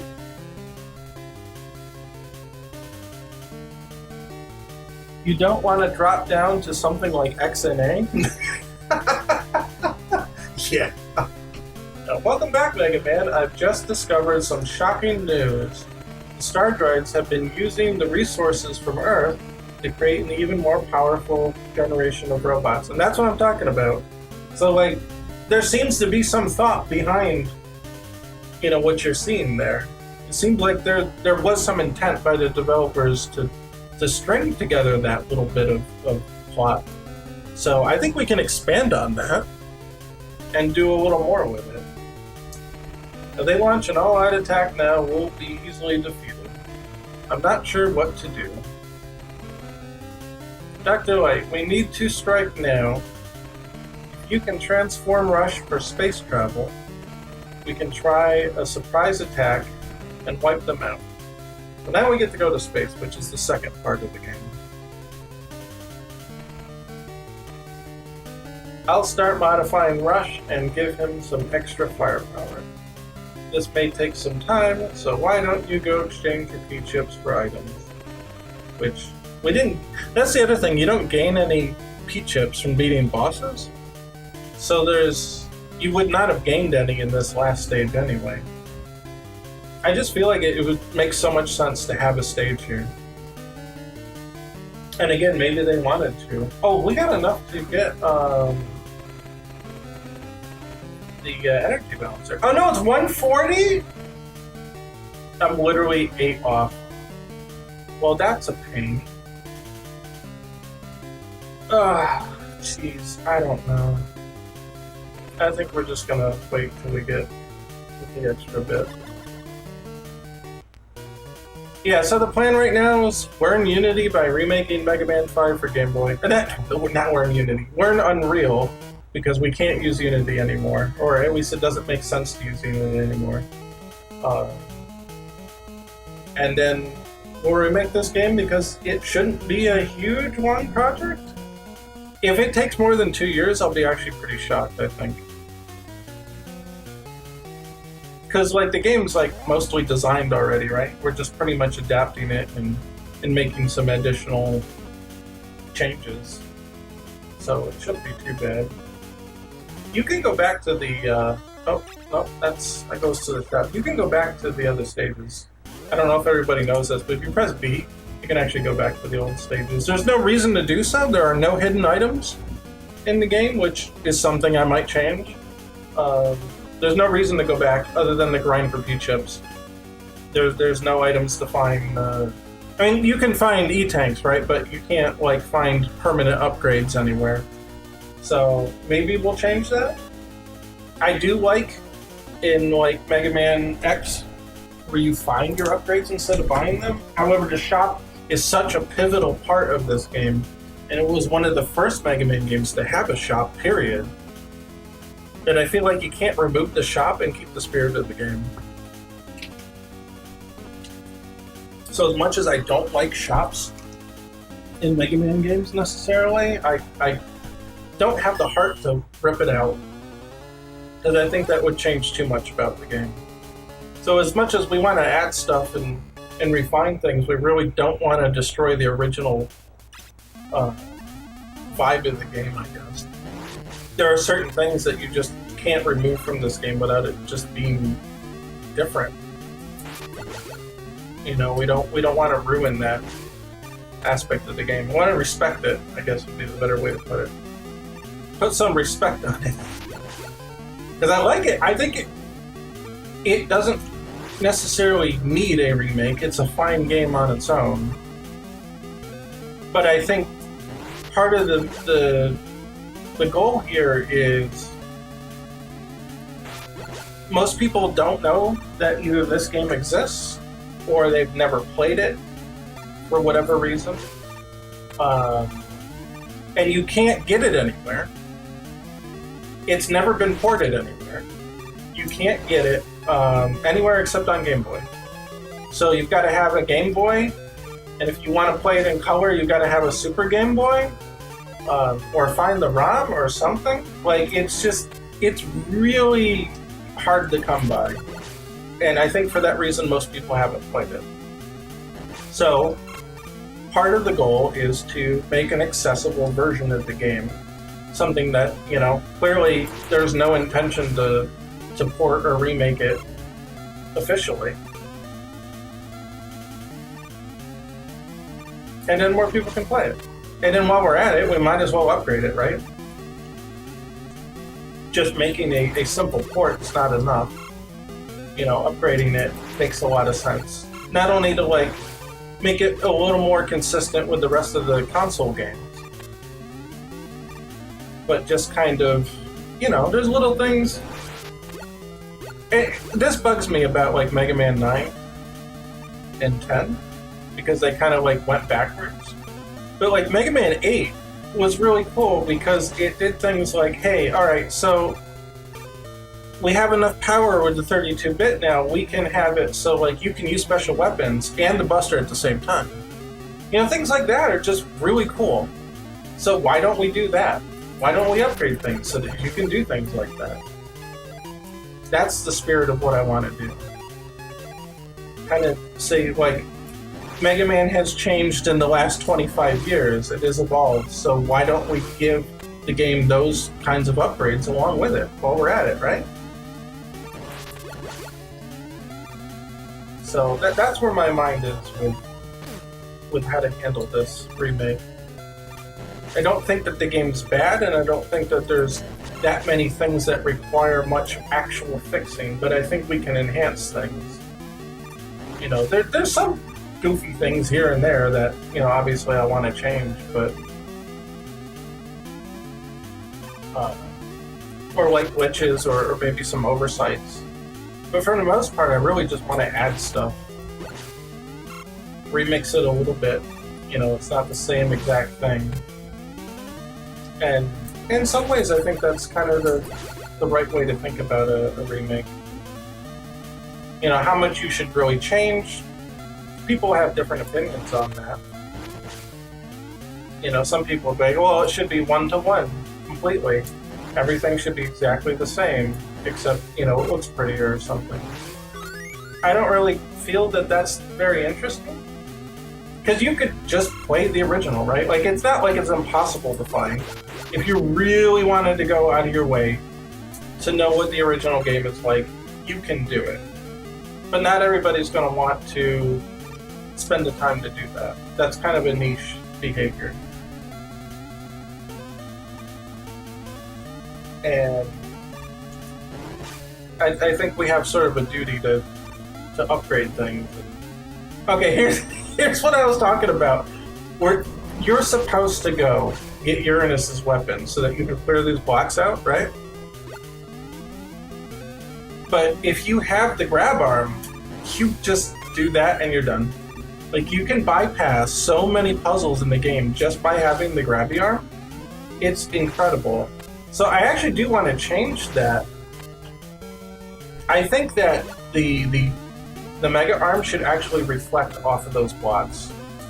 Because these are only passable by having Uranus's weapon. So I say that these blocks should reflect Buster Shots and all other weapons, except Uranus. You can only clear them with Uranus. So what you do is you put blocks in front. I don't know if you can see where I'm pointing, but put blocks in front of where the gem was, right?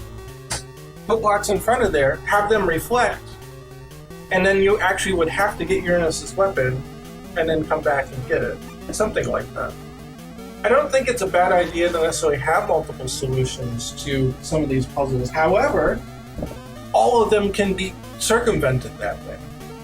You don't need Uranus's weapon except to unblock certain pathways to like other rooms. You never ever ever need it instead of using the grab arm. So like, it's fine to have multiple solutions, but when you have one option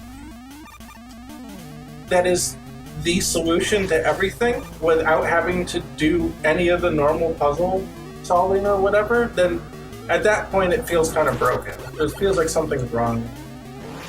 So I definitely want to change the way that works. Yeah, the square hole problem. Yeah, the video. Putting all the pieces in the square hole.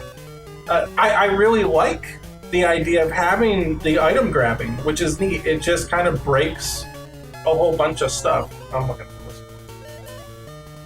No! There. So I think a little more thought has to be put into that. That's definitely something to change. I didn't mention it so far in this stage. There's one more thing that kind of bugs me about this stage. The fact that the gravity changes somewhat. When you're outside, the gravity is low, and when you're inside, the gravity is high.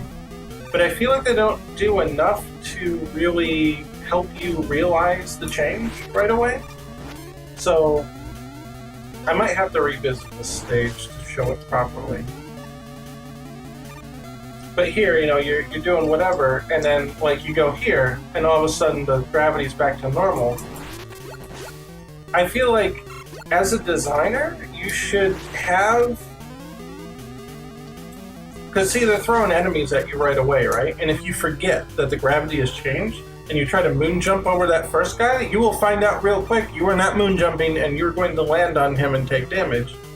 I feel like they should give you a little segment here without an enemy and put a block there. Make you jump. Make you actually feel the gravity change and be like, oh yeah, right, gravity's back to normal here.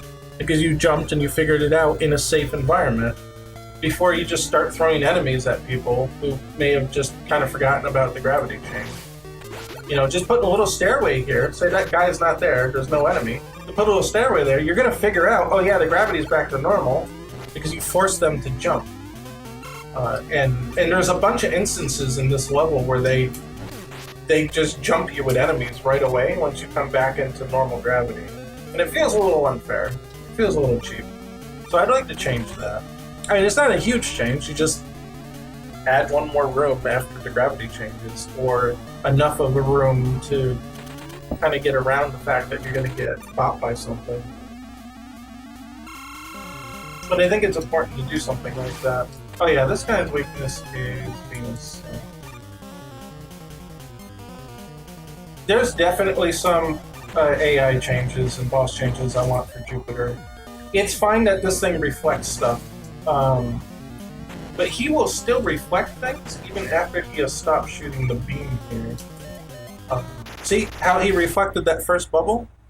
I feel like if you've got enough gall to slide into that situation, get where the beam was just in time to shoot him upwards while he's preparing his spread shot, you should be able to hit him.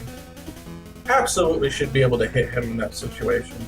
You took a pretty big risk threading the needle between those two projectiles, you should be able to hit him.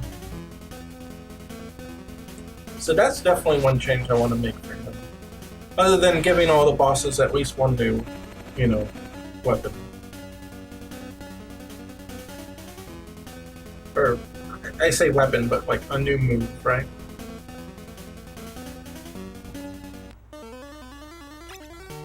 Yeah, we reward brass balls around here. Yeah, I think that's... When I first played it, I'm like, oh, absolutely, I'm going to try to get in there to get damage to beat him faster. And I'm like, wow, really? He's still invincible? It just plinks off of him? I'm like, come on, man.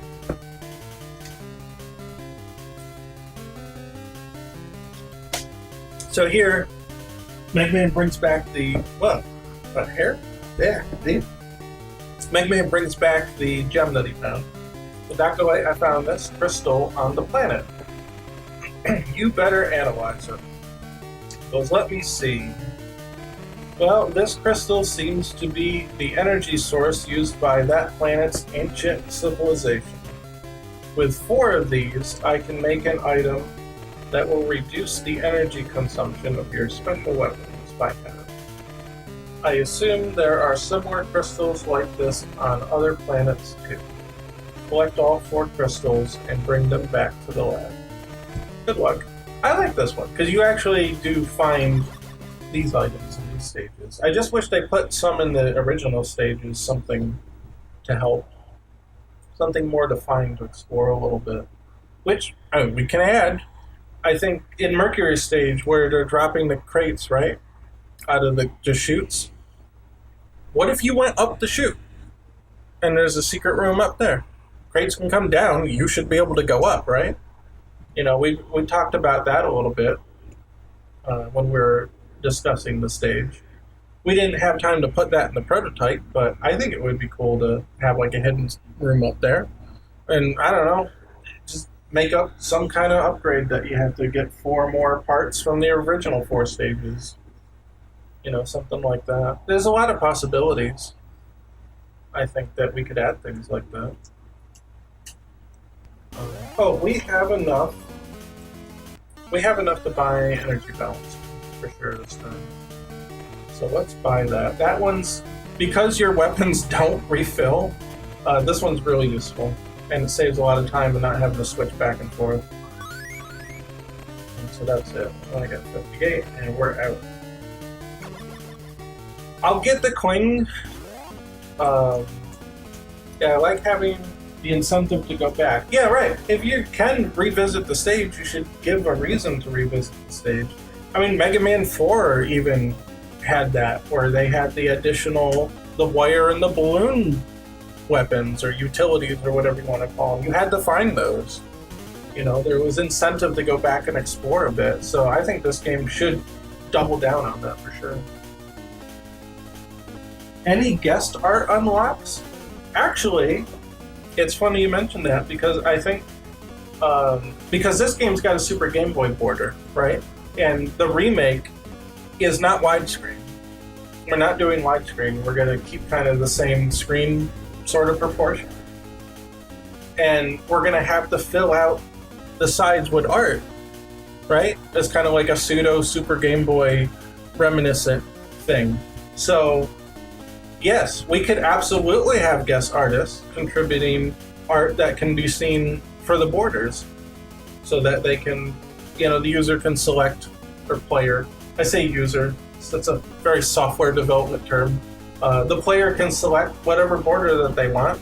Maybe they can unlock more, or maybe they're all unlocked from the beginning. I don't know. It would be kind of cool to have unlocks, but at the same time, they're also a pain in the ass. You just want that one, right? It's like, I just want that one. I just want that one, and I can't have it. I've got to do something to get it. I don't know. I'll think about what the requirements might be. But I think that would be a good idea. I think that would be awesome to have guest artists. To have you know, cool borders and stuff. It would be the perfect kind of way to, how do I put it? You don't have to be as strict with it. I think the borders are easily something that can be creatively, a little more creative liberty. So you can approach an artist and be like, okay, you can do it in your style. We don't care if you use the style of the game, you know, itself. You can do it in your style, your way, and we can just throw it in because it's a bonus and it's just cool to have, you know? I think you could be less strict with that kind of stuff. You don't have to really enforce style guidelines and stuff like that for that kind of thing. But I think that would be cool. It's definitely been on my mind, for sure. Let's see, Saturn is weak to Jupiter, so we're going to go there. I could go to Pluto, because actually Mercury's weapon is Pluto's weakness, which is weird, I guess, but okay. But I kind of just like doing it in this order.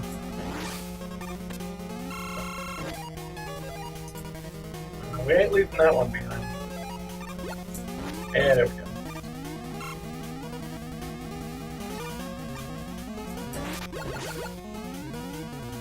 I think what I want to do with the borders, because you could have any resolution, and you can resize the game screen and stuff, so that it doesn't necessarily take up the total top and bottom.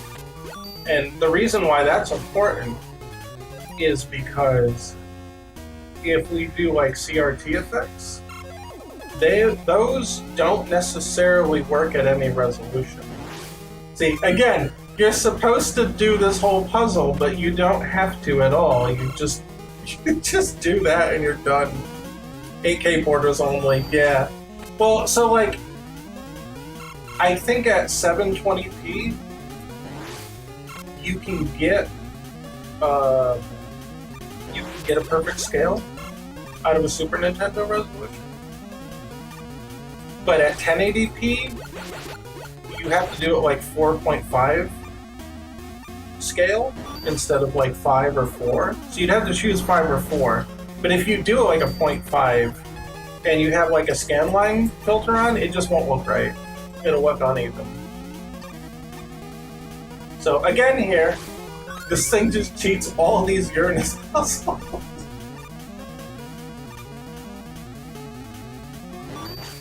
So that's why I want to give the option to be like, okay, I want to, god damn it, I want to explicitly allow the player to say, okay, I like scan lines and I know what I'm doing. I'm going to set it specifically to 4x or 5x or whatever one I think looks better on my 1080p monitor, and give them the opportunity to do that. But then, if you select 4x, you're going to get a gap at the top and the bottom, right? So what I'm trying to get at is any order submissions that we get from any guest artists or team members or whatever, it's going to have to be separated. So we'll have like a background. It'll have to have some kind of 16 by 9-ish, 1080p, some kind of background. And that will be the whole screen. So obviously the game screen is going to cover most of the middle, but it has to be a whole wallpaper. And then you can have the characters as separate like PNG files, PNG files, with the transparency. And using programming, the code, you can align them on the sides. So that if you resize the screen, you get an ultra-wide monitor, it'll recenter the wallpaper, but it'll readjust the character art so that they're perfectly aligned on the sides, just evenly. You know what I mean? So I think we got to be a little sophisticated about it. And I don't think I've ever seen a game do that before, which is kind of weird. You'd think by now that they would do stuff like that, but like the Legacy Collection just has a wallpaper, and if you have an ultra-wide monitor, it just cuts to black. Like, they do not center it. They don't do anything special with it, as far as I remember. So that's kind of weird. I just thought that was a little, I won't say lazy, but maybe they just didn't think about it. even though it was going to have a PC release. I don't know.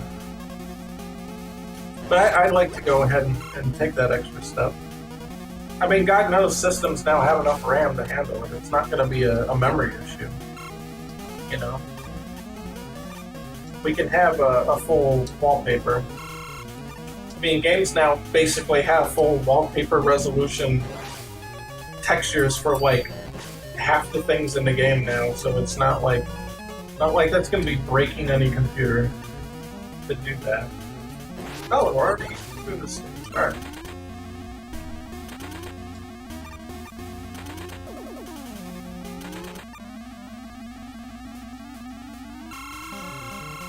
This guy is kind of a pain. He throws that, and he'll take your arm. See, the arm's gone for that time. However, he is weak to Jupiter. Oh yeah, and he does this. Which, I guess if you stand in the middle, you're alright. But he's really weak to Jupiter's weapon. You saw how fast that killed him. That took over half his life in like 3 seconds. Not even, maybe 2 seconds.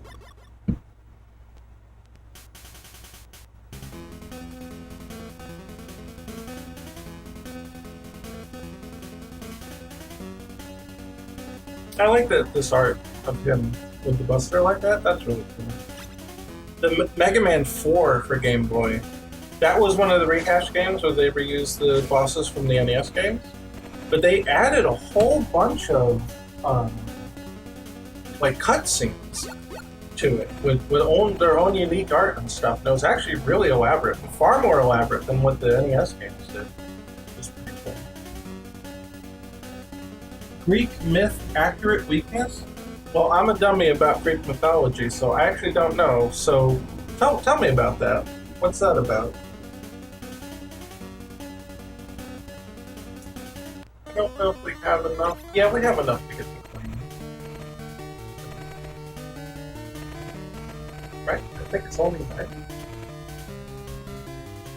Something like that.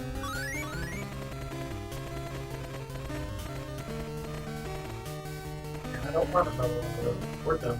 That's pretty much all the upgrades. The rest of them are consumable items. Well, I mean, you can get the crystals. If you get the crystals, you don't have to pay for the power generator. You just get it. But I mean, in terms of stuff you can buy. But I want to add a lot more. Like Mega Man 8, and this is why I posted on Twitter, because people are like, why is Mega Man 8 one of the inspirations for, you know, your remake? Like, that doesn't make any sense. Mega Man 8 had a lot of cool power-ups, like the burst shot. If you press the button once, it did rapid fire 3 shots.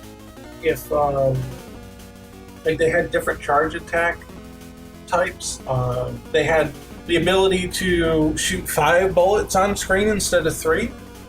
Things like that I think are really cool, and some of those I think should be brought over into the remake.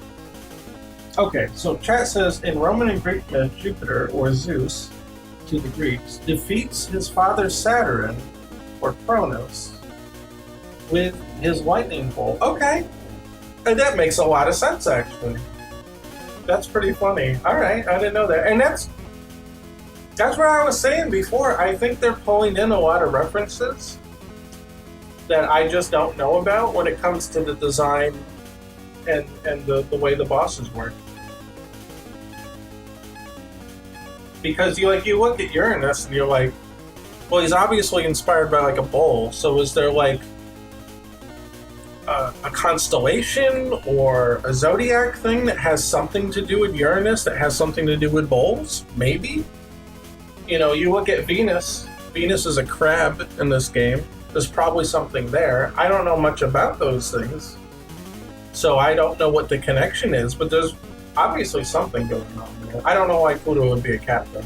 That one I've got no clue. Maybe they just made that one up. Pluto is next in the weakness cycle. Not because he's weak to Saturn, but because his weakness goes for Uranus. He's actually weak to Mercury, which is strange, I guess, but that's alright.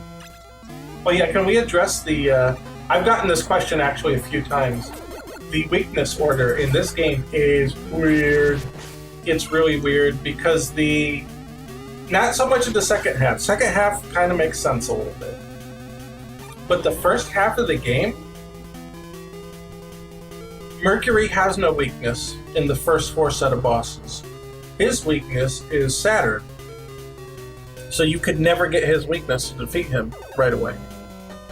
And then Venus's weakness is Mars. Mars's weakness is salt water, which is Neptune's weapon. But Neptune's weakness is Spark Chaser, which is Terra's weapon, which is not even part of the 8 star droids. He's the 9th star droid that you fight after all the other ones. So you will never have his weakness. So I'm like, okay. I'm definitely not the only one that noticed the oddity of having 2 robot masters in the beginning that do not have weaknesses that you can use, which is strange. So that's got to change, in my opinion. That really has to change. But I think there's a clever way we can do it. We don't need to change the weaknesses. We just need to add more. And Mega Man 7 did this as well. And some of the other Mega Man games, Mega Man 2 did this. Some of the Robot Masters had, like, semi-weaknesses. Like, they weren't quite as effective as the actual weakness. But they did more than just the regular attacks. And I think that's what we have to do. We have to go in and say, okay, Mercury's weakness is Saturn, but why don't we give him a secondary weakness, right? What if he's weak to Venus's weapon? Or, would that be it? Let's see. Mars is weak to Neptune. Neptune is not weak to anything. So Neptune can be weak to Mercury's weapon as a secondary weakness. And then Venus is weak to Mars's weapon. So then Venus's could be used on Mercury or something like that. You know what I mean? Like just enough to get by. And then they can still have their traditional weaknesses. So when you do the boss rematches, you can still leverage the knowledge of the original game to do that. And Mega Man 7 did that in their game. So they have their most effective weaknesses. And those ones are typically ones that cross the boundary between the 4 bosses and the 4 bosses. But they'll also have weaknesses within their 4 boss section. So, what one was it? Burst Man in Mega Man 7 is weak to Freeze Cracker. So you got Freeze Man, Junk Man, Burst Man, Cloud Man in the first 4. But Burst Man is also weak to Turbo Man's weapon, which might be a better one to use, maybe? Maybe it does more damage? So, again, they have their official weaknesses, but they also have those secondary weaknesses. And I think that's the most elegant way to handle this. Because I don't really want to make changes on some parts of the game that don't really need it, you know? Adding stuff here and there and tweaking stuff, like, you know, getting rid of the jump momentum, that's, I think, something that people would want anyway. But I don't see any reason to just completely redesign all the weaknesses in the game so that somebody who's played the game come in and be like, oh yeah, I know this guy's weakness, and then like it doesn't work at all. Like I think that's a bad feeling. You want to avoid that kind of situation when you remake a game, especially for people who really like the original and they've got that legacy knowledge and they've got that legacy skill. You don't want to spit in the face of that, but there's ways around it. I think, you know, just having the secondary weaknesses solves that whole bit. Then you don't have to worry about it. You can still use the old weakness chart if you want, and then you've got some more to help out, make the game a little less weird and all that. So I think that would be the way to go. That's my plan, at least. Oh, he just despawned, didn't he? Alright, well, see you later. I think this guy's weakness is Saturn. I think if you get, like, right here, yeah, you can just one-shot him. if you get right there. That's pretty fun. And then, hello, it is Big Brother. And he will give you sometimes a really good item. And sometimes not. Yeah, thanks. Whoop, I didn't mean to do that to him. I meant to start charging. Yeah, okay. I think Predaman should have a bigger story presence, I guess. He just kind of shows up, he never says anything. And he helps you a little bit, right? So this is after Mega Man 5. Who's weak to Tango? Actually, Terra is, but because Tango's AI pattern is so erratic, I'll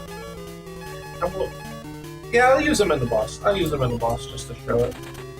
To show how ineffective that Tango is, and this is why I haven't used it. And most of the time I don't bother using it. Because it's never the optimal strategy. So Tango is cool. I like the character. But here's the problem. So you call him down, but he just randomly runs around the screen. He doesn't really lock on to anything. This is it. That's all he does. So, yeah, like half the time he doesn't even hit anything. Look at this. So how is this useful in any way? It's not. You know? So something's got to be done. I don't know what exactly I want to do with Tango. Look at this. He hasn't hit him once. And that's it. And all the energy is gone. This is why Tango is basically useless.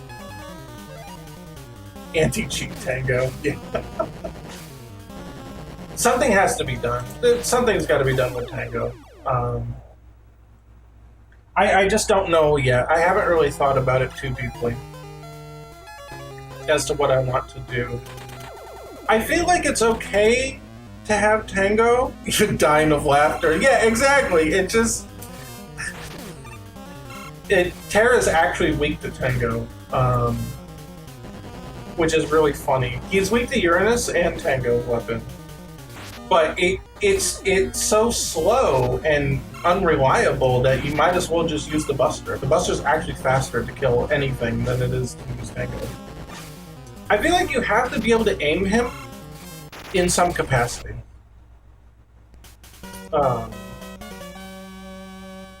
Because if you can at least get a guaranteed hit, then you can at least deactivate Tango and then start to do the guaranteed hit again. Like if you had a predictable, you called him down and he always jumped at a certain arc, at least for the first bit, then at least you could aim it. It could be useful in some sense. Well, it's good. But like as it is, it just doesn't work. So I don't know. I feel like just having one predictable jump arc is kind of a cop-out. So I'm still thinking about it. It's going to be a while before I think I'll land on something that really works, not perfectly, but is fitting, I think. Maybe Tango can lock onto targets and fight beat and maybe climb up walls because of the spikes. Maybe.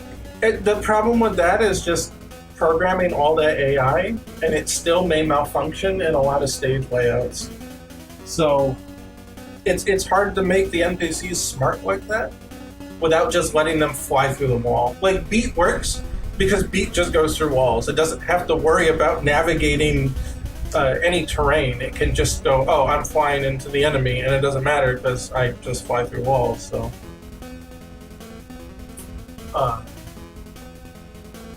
don't remember exactly what he does in Mega Man 5.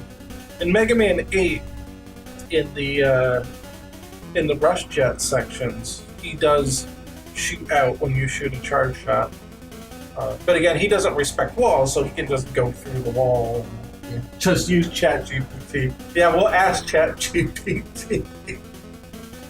How do we redesign? Yeah. We have no more upgrades to get yet. We have to come back to Pluto's stage. This is the only one where you actually need Uranus' weapon. Because you have to remove that block to get down the ladder to get to the gem. I don't know if there's any way to like skip it with a glitch. I actually don't know much about the glitches in this game. There. But you do need Pluto's weapon to get here. So rush coil up here. These blocks can be gotten away with Pluto's. Pluto's another weird weapon where you have to charge it. And it's so OP because when you hit with it, you get invincibility out of it. And so you can just hit and then just like walk through enemies. Oh, this is not over. Oh, no, please, God. Okay, I'll try not to let that happen in the remake. I think that they didn't, I don't think they activated the insta-kill right away so that you could jump out. Yeah, I don't know. I like this boss. I think this boss is kind of cool. The only thing is that you can jump at your apex and hit them, which I never thought was actually possible. I thought you had to jump on this to do it. So I might actually change it so that you have to jump on this or use a boss weapon that it's weak against.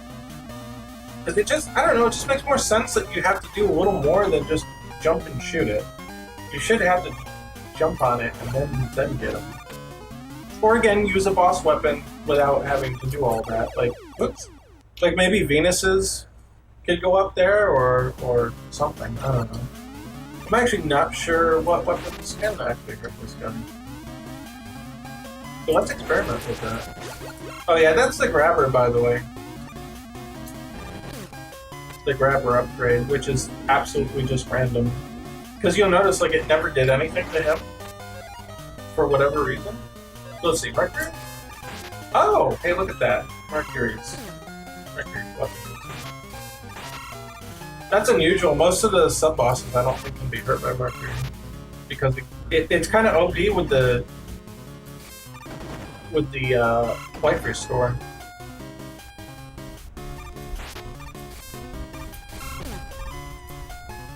Oh, I'm out. Venus.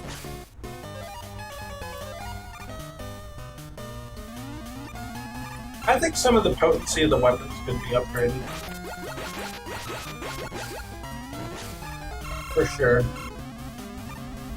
Venus's is pretty alright, but it's really slow. It could stand to be faster. To rise up faster, so you can hit targets quickly.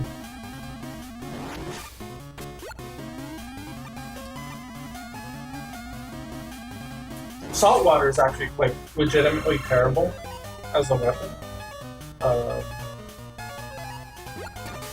The Neptune one.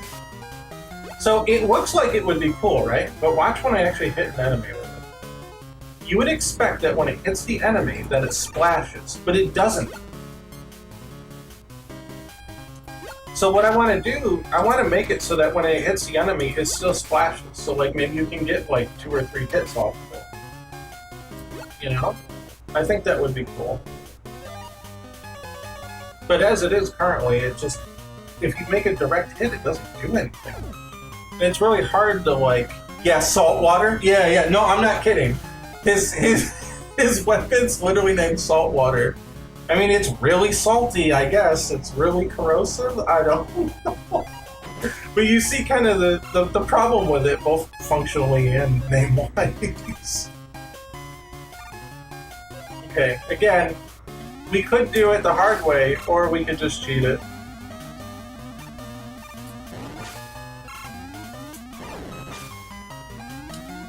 I think it should splash, no matter if you hit a wall or an enemy or whatever, and then, again, you could get collateral damage off of it, you could get multiple hits off of it, I think. I think it would be really interesting if you were able to do something like that. And it would make it nice. You can actually aim it a little bit in the original. Like if you hold up, I probably got another use of it, right?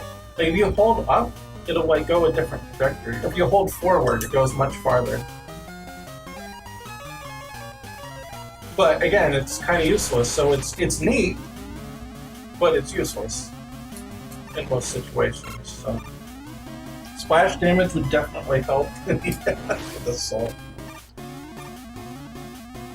Yeah, that's what I figure. Like, just it already does it. Just let it happen all the time instead of just when it hits like terrain. Like, I actually don't even know why they don't do that already. But you know, maybe it was a limitation. Who knows? But that's definitely what I want to do with that one because I think it could be a really neat weapon in that thing.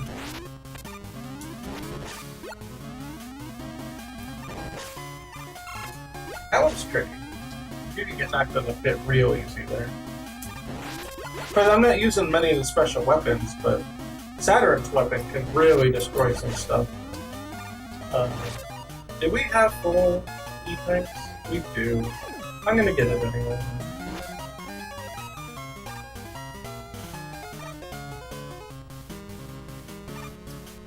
There.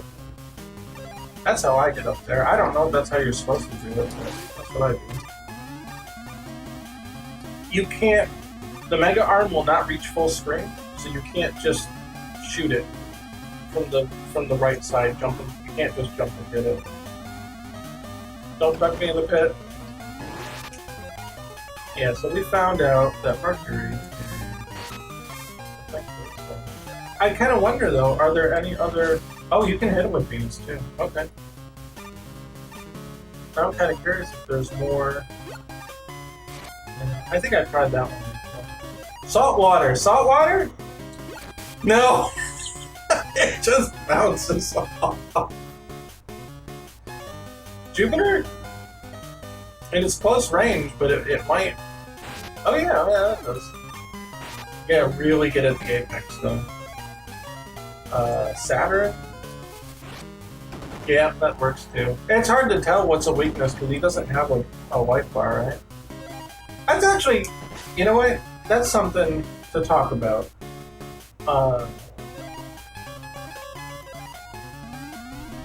Most, if not all, official Mega Man games do not give white bars to mid-bosses, to mini-bosses.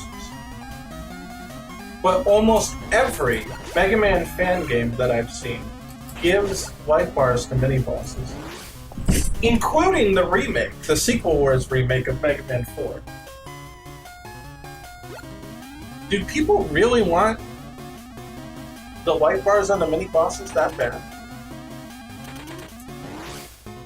I guess I'm not totally opposed to using them, but at the same time, none of the official Mega Man games do, I think.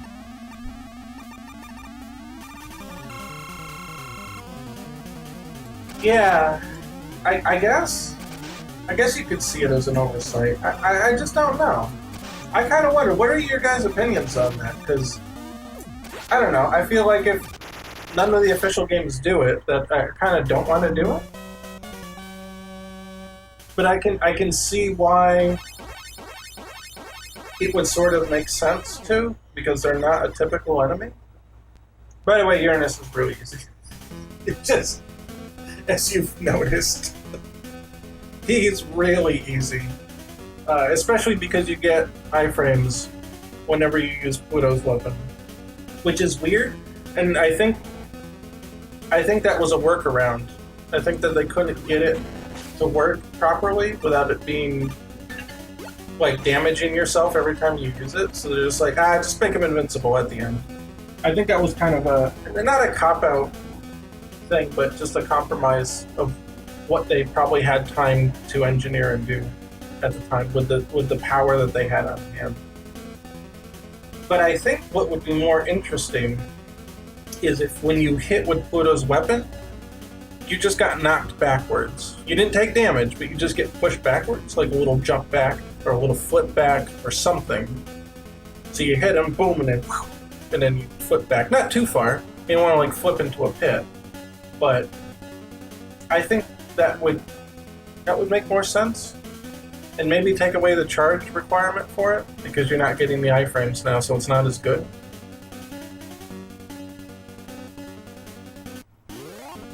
Okay, now we're at Terra, but we have all the crystals except for Pluto, so we have to go back to Pluto's.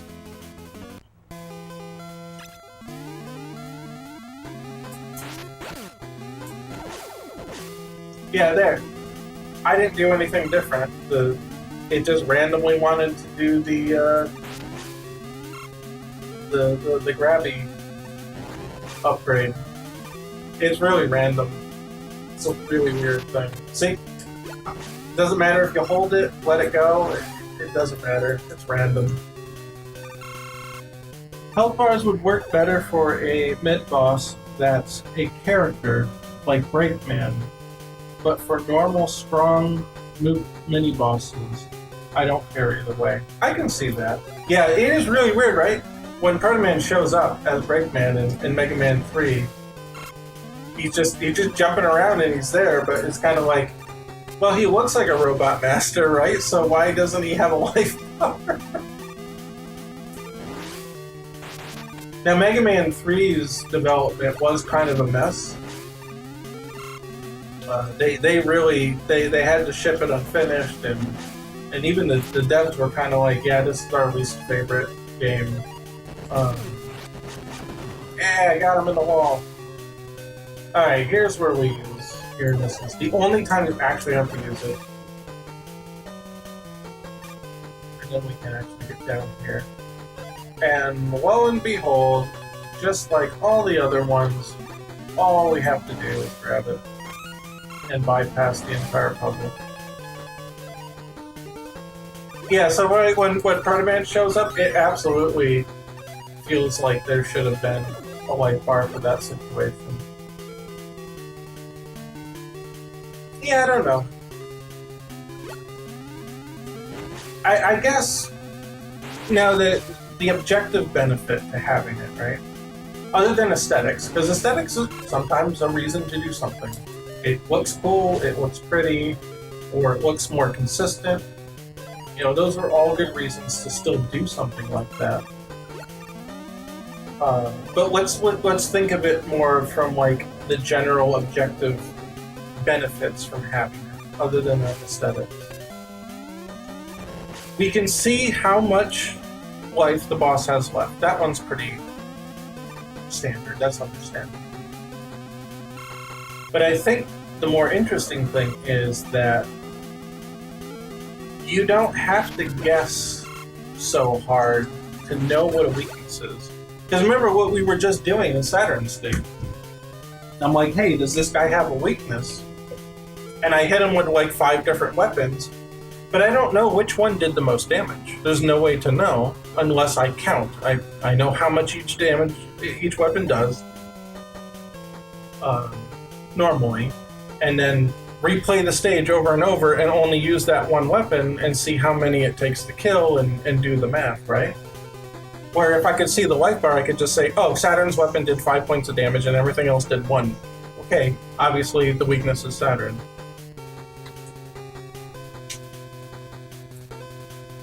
I think that's an objective benefit of having the weakness, you know, or having the life bar show up.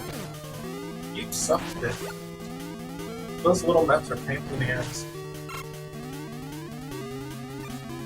There is no exit stage, I think, in this game. At least I'm pretty sure there's not. We can add that item. Why not, right? Yeah, it's just that.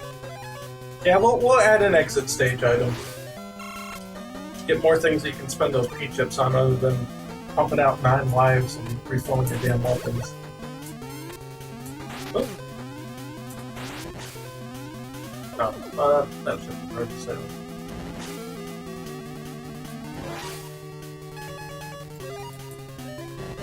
Oh, they won't go up above. Oh, he despawned. Okay, well, we got lucky there.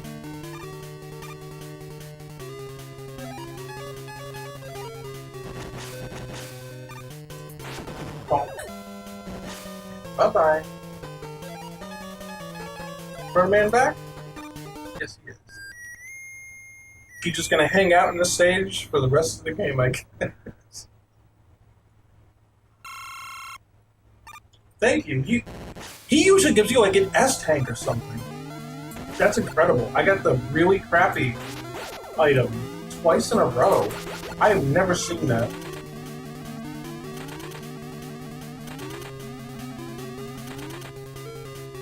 Yeah, I'm gonna give you a gripe that I have with classic Mega Man. History real quick.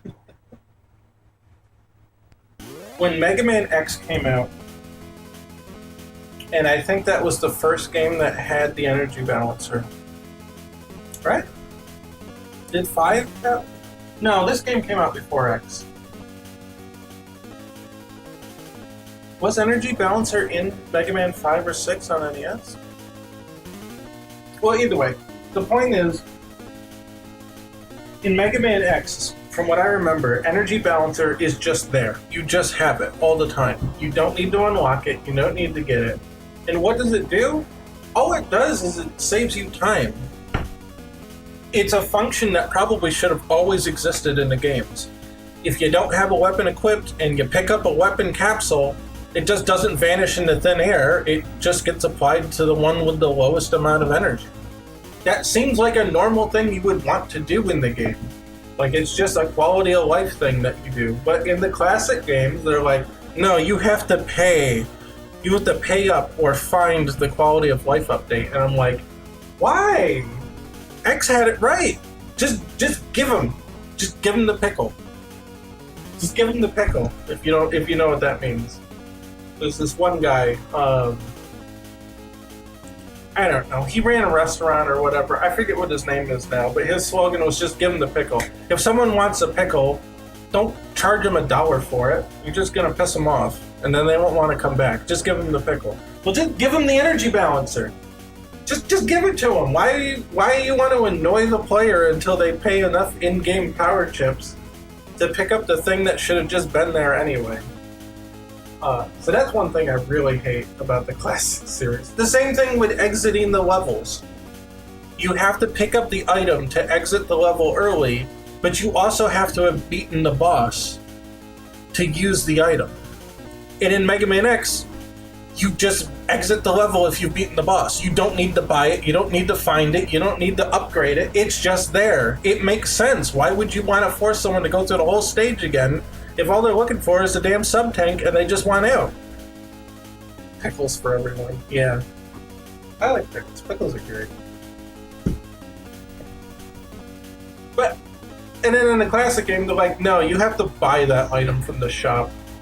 Like in Mega Man 7. Like, really? Like, come on, man. I don't know. However, that is... It is a very distinct part of the classic series. So I don't feel like I can change that. I think that would be overstepping, I guess, my authority in doing a remake. I don't think that should be tampered with because it is so consistent between the games.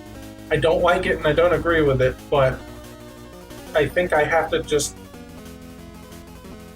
What's the term? I just have to hold my tongue on it and just let it slide, because that's just how the games work. That's how all of them are, including Mega Man 11. They all make you buy the energy balancer and the exit part. So I think it's just something you just gotta do. Oh, we can go get the item now from Dr. Light. Oh, Mega Man, did you bring back the P-chips? Selected. Wait, did we already go through that cutscene?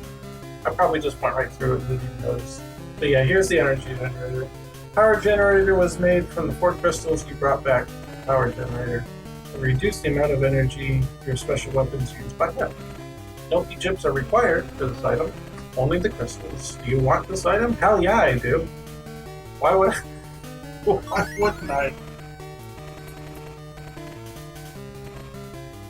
And, oh, so here, when you actually fight Terra, here, this is actually the first stage of the fortress. You cannot go back after this. You cannot go back to the shop. You cannot select stages. So we want to load up as much as we can now. This is where we cash in.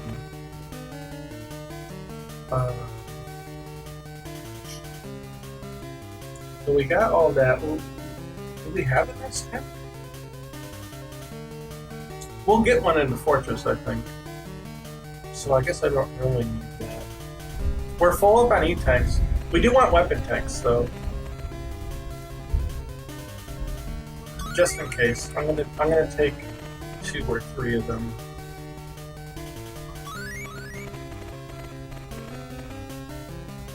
Because there are places where you can actually run out of weapons, because they're a little stingy with that. And then the rest will just get wives. But we can only get 2 because they're 50? Oh well. I probably would have taken 1 less weapon tank. Well, I guess we can have 1 more weapon tank now. We'll have 4. Oh, I'm sorry, I hit the mic.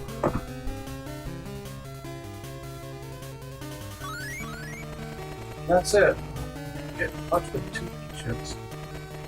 Whatever P-chips are anyway. No, I don't want. Yes, I'm finished. Go. I hate the way that menu works. We're changing that. I think it should just be a normal selector, like Mega Man 8 and 11 and 9 and 10, I think also have. Just a grid. You can see the items. You can mouse over. You select them. You highlight them. It tells you what it is. You don't have to wait for the text box to keep going through. You don't have to press the A and B. Just do it. Yeah, I think that's it. I think we've got everything. So let's fight Cat. Lucy, only 1 week to Tango. If it hits at all. I finally destroyed all the space stations. There he is. You fool, Mega Man.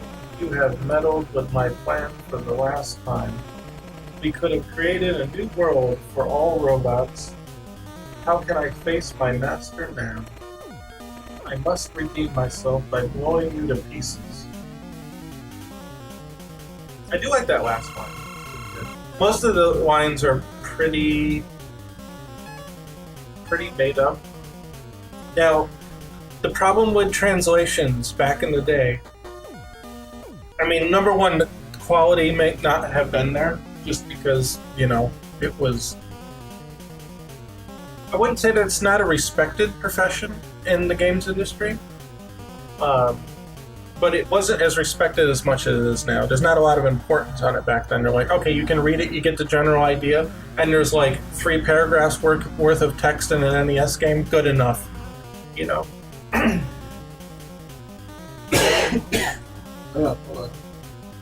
If we get in all our bases belong to us every once in a while, it's fine. You know, people might find that it's weird, but it's not going to stop you from playing the game. So it's not like it is now. So the Japanese script is actually, in some parts, considerably different. And we're going to go based on that.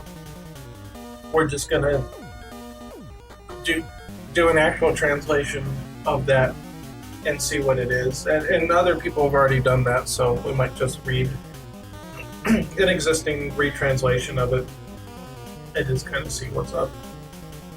Damn. GP script all the way, that's the source. Exactly. You know, they made enough changes that it's kind of like, okay, it's weird. You'll see... Well, I mean, you won't see the comparison, right? Because you'd have to know what the Japanese script said. But the final conversation with Sunstar, the final boss, is actually completely different in Japanese. And I can see why maybe they may have made that change for censorship reasons. Because the reason, in the end, Sunstar is what blows up Wily's ship, the Wily star. Okay.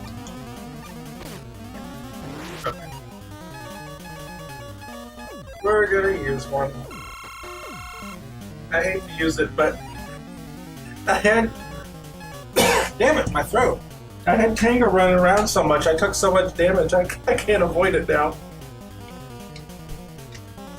Just to show you how useless Tango is in every situation, even when it's the weakness. It's actually Uranus. too. So, um, but Sunstar's motivations for self-destructing are completely different. In the U.S. script, he says that it's inevitable that he has to blow up, or he's going to blow up because he took too much damage, and his reactor is going to blow. That is not the case. Um, in the Japanese script, he basically his worldview is that the reason that they were created, the fight and all that, it's kind of barbaric. You have your cartridges game still? That's cool. I actually never had it back in the day. I had to buy it secondhand. I paid like $65 for it. You can see it, maybe. I don't know. It's in there. It's in the Super Game Boy. It's the real deal. We're playing on a real Super Nintendo. Yeah, it was like $60. I happily pay that again for it. Yeah, I should have defeated all the Star Droids. What? What's that star? Wait. It's moving. Yeah. Surprise, it's Wily again.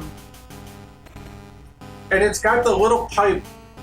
All the Wily fortresses have that stupid pipe, and it's actually got the pipe in the corner.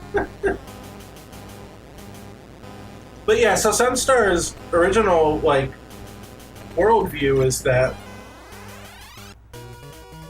spoiler, it's Wily again. His original worldview is that kind of the people that created the Star Droids to fight are barbaric, and they deserve to be wiped out. And anyone, basically, that makes weapons deserves to be wiped out. It's kind of like his mentality on things.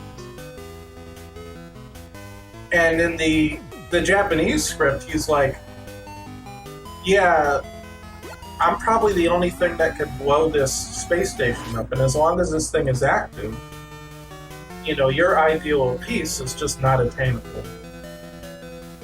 Like, so it's my duty to go down with this ship and intentionally blow myself up to get rid of this thing, to kind of support more of the worldview that Mega Man has. Oh, Jimmy. Jimmy's good. What are you doing? Wanna come over here? Yeah. No? Wanna make circles? Where are you? Here. Come here. No, come here. Come see the people. Come here. Oh. He didn't want to be picked up again. He walked out.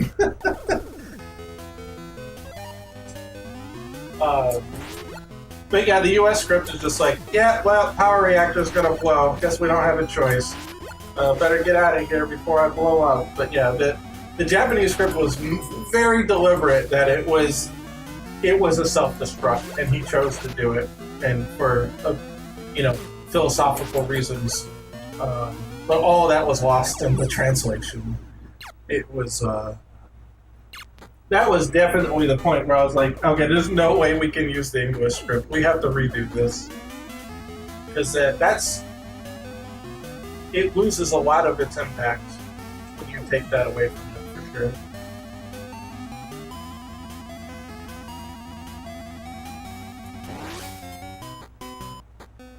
I like this part, by the way. I think a little space shooter section, this is the first time they ever did this in a Mega Man game. Again, this game really broke a lot of ground in the series, where they would reuse some of these ideas later, like Mega Man 8. But that was years later. You know, this was the second game with a shop. The first one was its predecessor. So the Game Boy games really broke a lot of new ground. They had all the fancy cutscenes. They were the first ones that divided up the game into 4 bosses each. They were the first ones to have the shop. The first ones to have the space shooter stage. They were the first ones to have the rocket arm. Mega Man 7 had the rocket arm upgrade. but it was in this game first. It's crazy how much series groundwork was laid by this game, and they used it later. Those are not, by the way, those are not quite instant kill, but I think they will take half your life. Yeah, see, they're a little tricky. You just kind of have to know. I think there should be a little warning HUD element or something when we do the remake for that. But look at this. This is so cool. They actually zoom out the view. You have to fight the thing to get in there. It's got missiles. It's got everything. Look at this. This is so cool.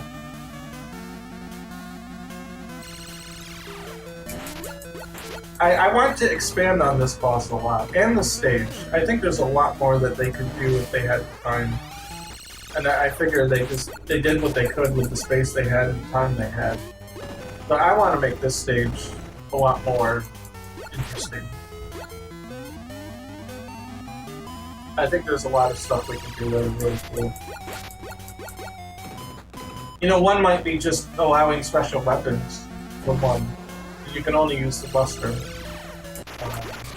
I mean, maybe.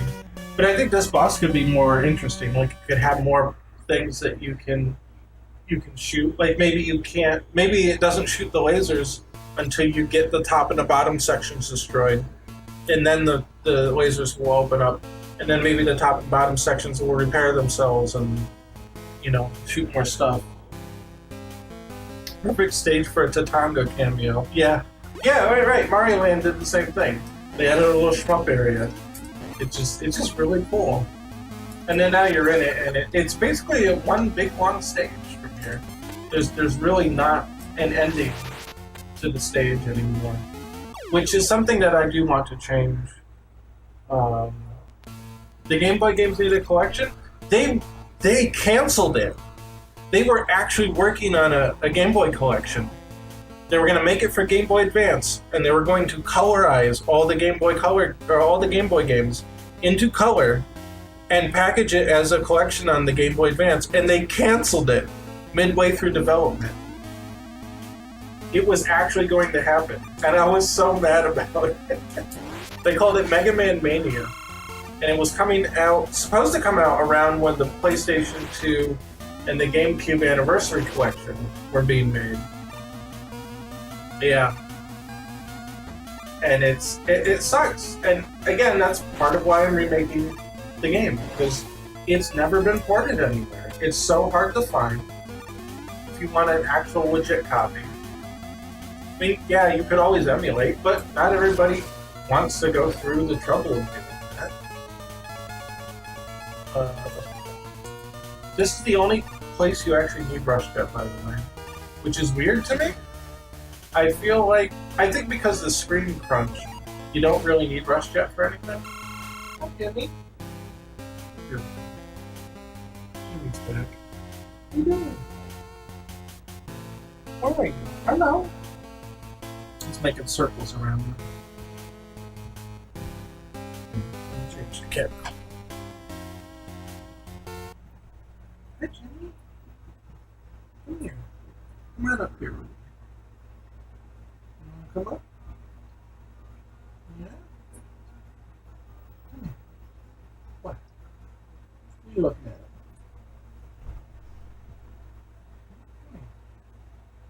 Come here. I'm going to scoop you up. Where are you? Oh, you're over here. Come here. Good boy. Oh, good boy. Here he is. Here's Jimmy.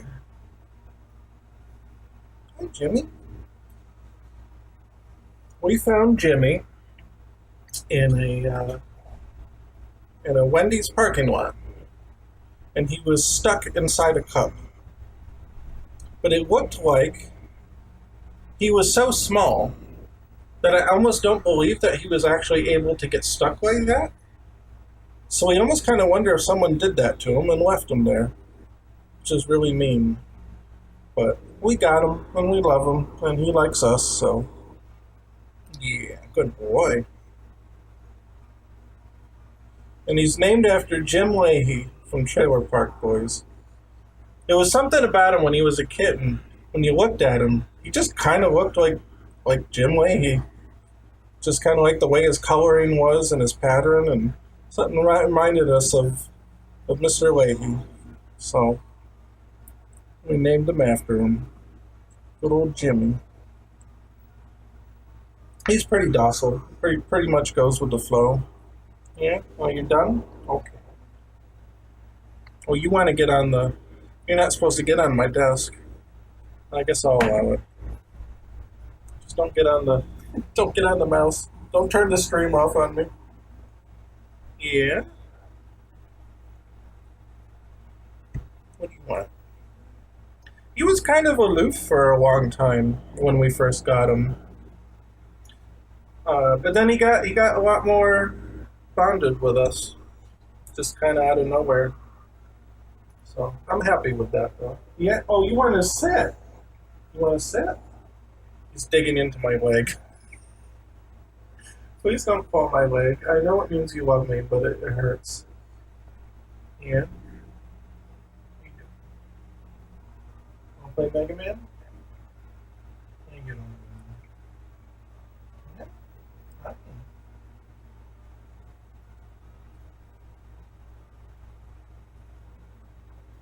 Yeah.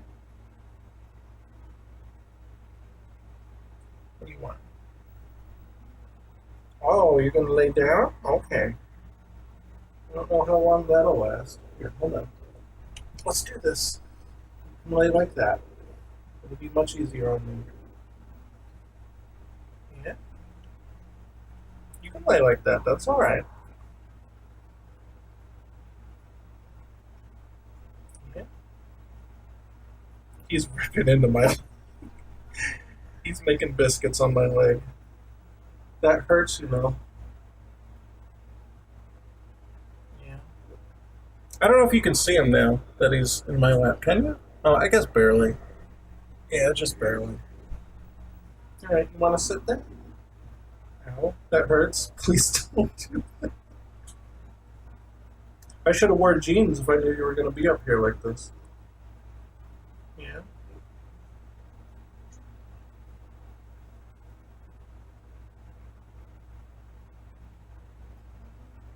Yeah. Well, if you'll stay there, that's fine. There. You can stay there. That's all right. It's all right. You can play while you're there. Yeah. You just want pets. You're not going to let me play, are you?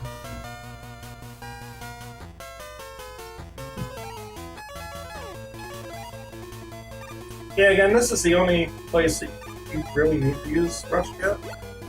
The screen is so small, unlike the NES games, that there's really almost no need for it. You can jump pretty much every gap with just Rush Coil, so you really don't need it, except for that one room. I'd like to change that. I think because most of the crystal puzzles are very simple, and they're kind of the same thing over and over again. You just, oh, have Uranus's weapon, or just have the gravity upgrade. Again, you'd have to use both Pluto and Uranus's weapon there, but you don't if you have the grav upgrade. It just makes it completely irrelevant. Come on, come on. Come on. Jim. So here, are you done? You done? Oh no, you want to play with, he's playing with the cord. Playing with the cord? I'd like it if you wouldn't do that. I'm sorry. Oh, that's it. You can't, if you can't have the cord, you want to go? Are you going? Hmm? Yeah, you're going? Okay. Bye-bye. Yeah? Okay. That's it. He takes so long to get out of your lap, like he just inches his way. Like he's not sure, or he's just too lazy to move all at once. Yeah? What?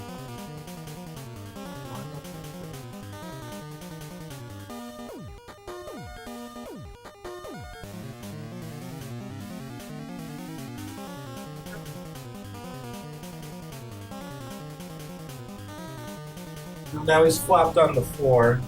Flopped on his side. I can't reach down that far. These cats think I'm Dulcine or something. They'll get just out of arm's reach and they'll flop and they'll be like, rub my belly or whatever. And I'm like, well, you think I got a rocket arm? You think I can just extend? Yeah. What are you doing?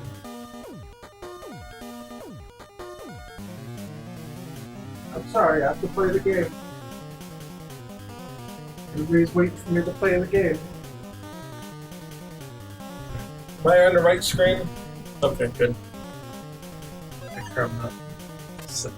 Okay, so this is the boss from the special boss. There's always one special boss in the Game Boy games. One that's actually like new, and they're called the Mega Man Killers. And that was the one from the first Mega Man Game Boy game. They all make one from 1 to 4. They all make a special reappearance, which is really cool. Oh, I forgot about that. You can go to these little side rooms if you remember that they're there.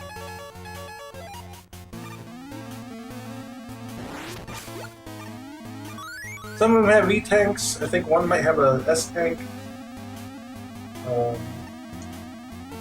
I don't remember what they all are. Thank God for Energy Balancer, because that's a pain. There is one thing that Energy Balancer does that wouldn't be accomplished by just switching to the weapon that you want to refill. And that's if, say you have 3 weapons, and you've only used one of them each, and you pick up a big weapon capsule, it will fill one and use the remaining for the next, and the remaining for the next. You can't really do that if you select a specific weapon and try to refill it. So that's one thing that the Energy Balancer will do, even though it's kind of it's not likely to happen. So it's kind of a rare scenario, but it is something that it will uniquely do, at least. Yeah, here's the point. I don't know if it's a replica of Quint or whatever. I think Quint died? Mega Man 2 for Game Boy? I don't know, that was a weird game. Mega Man 2 for Game Boy is actually like a bad game. Like, it's really weird. It doesn't control right. The music is ear bleeding. It's so strange. But, like I said earlier, the team that was responsible for the first Game Boy Mega Man was not called back to do the sequel. So that was done by some other team completely. So that's why the quality difference is so big. So it's just not good. Hey, we used the nuke tank earlier. Let's get that. No! I was gonna be fancy and jump off and shoot it with the rocket arm and then come back. And I paid the price. I paid the price.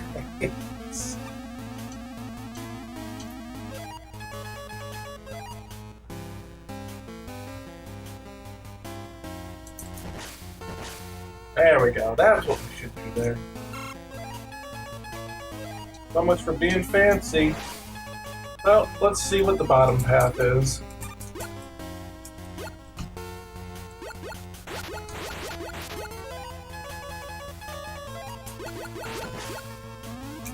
This actually kind of sucks. Can we use Burst Coil?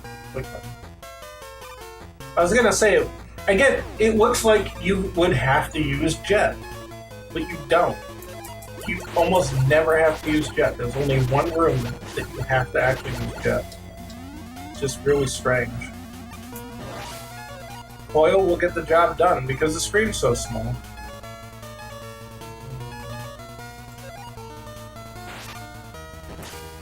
That didn't kill him as fast as I thought it might.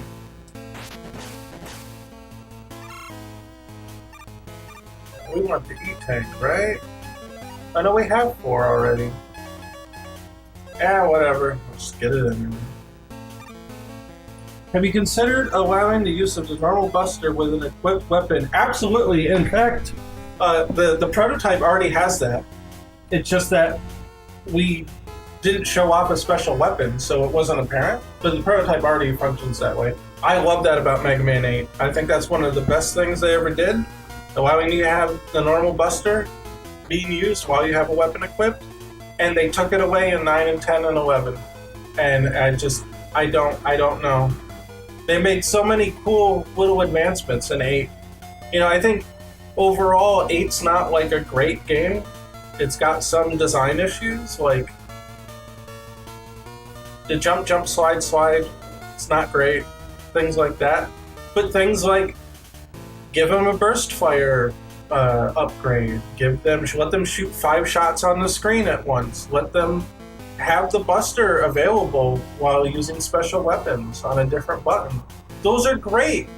Those were just really great things to upgrade the series with, and then they never do it again. I see the Game Boy Mega Man 2 in the so bad it's good kind of way, since it's a funny game. It is a funny game with a really dumb plot. Would rather play it over Game Boy 3 because it doesn't hate the player. I can respect that. I think the third Game Boy game is just really boring. The first Game Boy game, they distanced themselves enough from the original Mega Man that it was kind of interesting. But the third Mega Man Game Boy game, I think somebody decided, you know, probably an executive, like, okay, you guys had your fun, but we're gonna make the Game Boy games more like the console games. You gotta be less original with it. You've gotta use more of the graphics of the original game, and the music has to be the same, and all that stuff. And Mega Man 3 and Game Boy was just boring.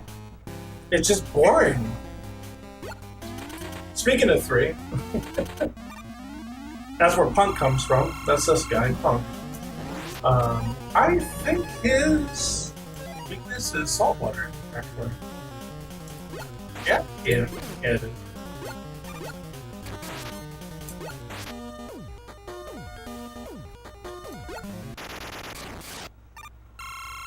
Yeah, he was from the third Game Boy game. I feel like 2 and 3 are just... 2's interesting because it's so weird. It's about time travel, so Dr. Wily goes to the future when Mega Man is retired, and then he captures Mega Man and turns him into Quint, and brings him back to the past for some reason to fight Mega Man in the present. It's really goofy. It's really dumb. So I could definitely see the charm in that. And then Mega Man 3 and Game Boy is just really boring. It's just got like nothing interesting to it. So I could definitely see playing 2 over 3. Such a punk to go out to salt water.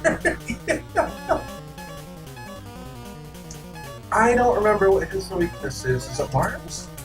Photon missiles? Yeah, it's photon missiles. This is Ballad? Ballad? Ballad. It's spelled Ballade, but I guess it's French. You don't say the E, so it's I don't know. It's a musical term.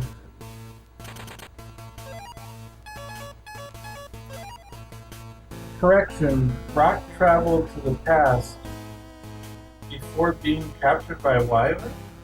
Wait, what? Oh no, that's from Tim too. Hold on. Tim's a Mega Man lore aficionado here. I don't remember that being the case at all. Is that true?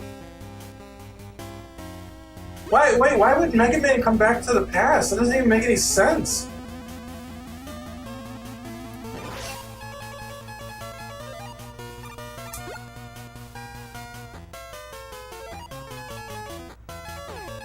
That doesn't even make any sense to me. Like, why would he come back to the past? To help other Mega Man? And then when he gets captured? I swear to God, I thought the instruction manual said that current day Wily goes to the future to team up with the Wily that gave up in the future. And then they captured Mega Man, who's been retired, and then turned him into Quint, and then brought him back. Meg's on his Samurai Jack card, yeah. I swear to God that that's what it was. I don't know. Well, Tim knows the lore better than me, but Jesus, I don't remember that at all. Both Wilys tricked future Rock that the past was in trouble. Rock then goes to the past. Huh. Okay. Maybe there's like a difference between the Western story and the Japanese one. I mean, either way, they're pretty similar. That's so weird, though. It's so convoluted. What? Why would you ever do that? It's so strange. It's so very strange.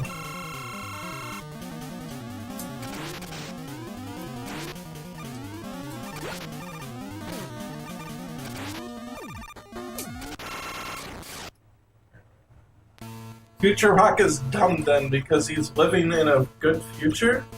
I don't know. And the fact that two Wilys would show up and he doesn't find that suspicious in any possible way.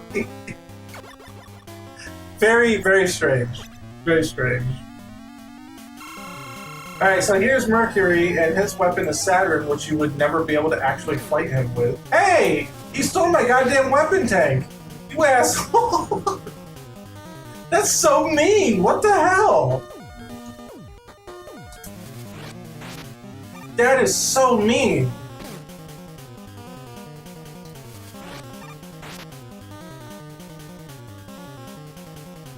It's actually harder to hit him with this, I think, than the actual Mega Arm. Because there's a delay. You have to wait for it to come out. So you have to fire it ahead of time. Where the Mega Arm, you can just shoot and it's instant.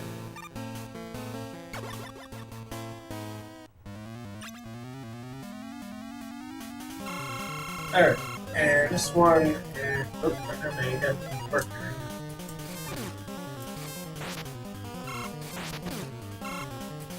This one's kind of brain dead because it heals you when you use it, so you could just kind of sit there and, you know, oh, I get hit, well, whatever, it don't matter.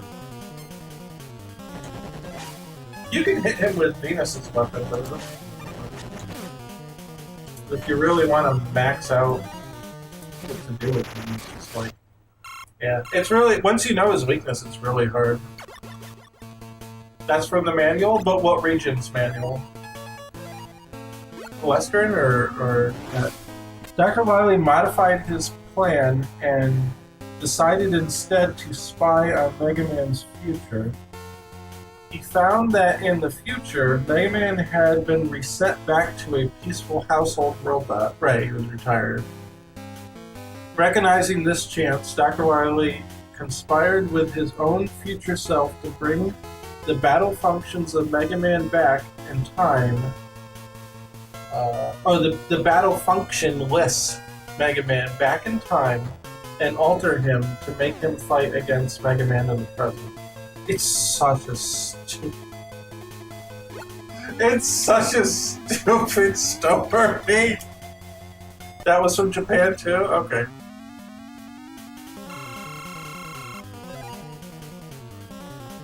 Quint in 5 on GameBoy. Quint is the Mega Man from the future who came back to help the present-day Mega Man, but was captured and remodeled by Dr. Wily, riding atop his special weapon, the Tsuku Garne? That's the jackhammer.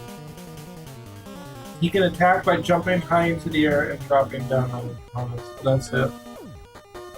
I'm assuming then that's just a copy or a clone or something in Mega Man 5, since it's kind of just a cameo, right?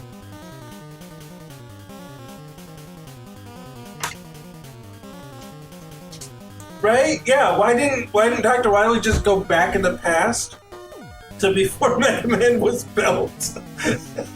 I don't know, maybe it's like one of those things where if you go into the future you can only go back to that point in time.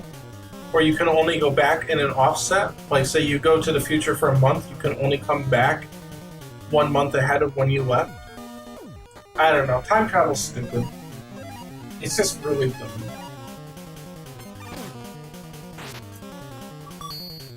I was gonna say I'm gonna get you. I don't know if there's a really good pattern for Jupiter. He's really fast, and so I end up just tanking it all the time. But I don't know. In the second Mega Man Game Boy game, Time Machine was limited. It can only go to the future and back. Okay, I mean that's fair enough. Oh yeah, so Neptune. He's weak to Terra's weapon, who's not even one of the 8. Look at this. Look at this. This is his actual weakness. Nothing else is a weakness. It's so weird. The weaknesses are so damn broken in this game. Again, we're just going to give them secondary weaknesses that can be used in their own little, you know, four stage areas, but man, it's so weird. And this one is also salt water, which is kind of weird. It's not really a great weapon to use against him because the missiles will stop it. If they splashed when the missiles hit, that'd be one thing. They can't stop the rapid fire, and they won't go through the armor. So, like, it's weird. It's technically a weakness, but it's not really great. I feel for the bosses who get defeated by sailing. I know, right? It's really funny.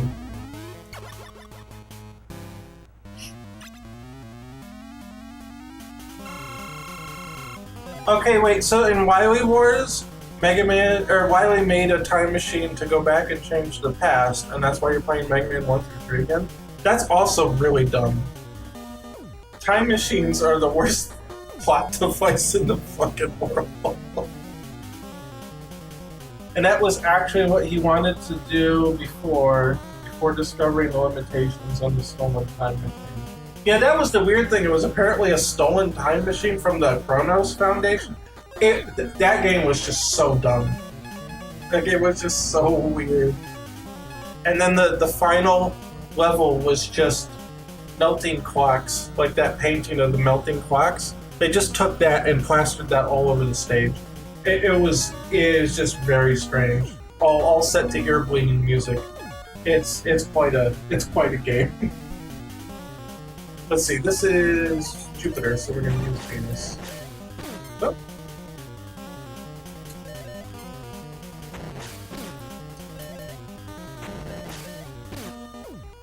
Okay, I'll stop dicking around. Oh, we did hit him. Good.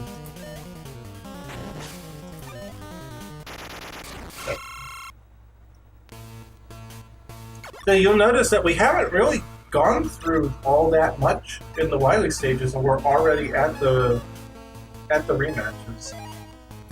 There's not a lot, and it's one just big long stage.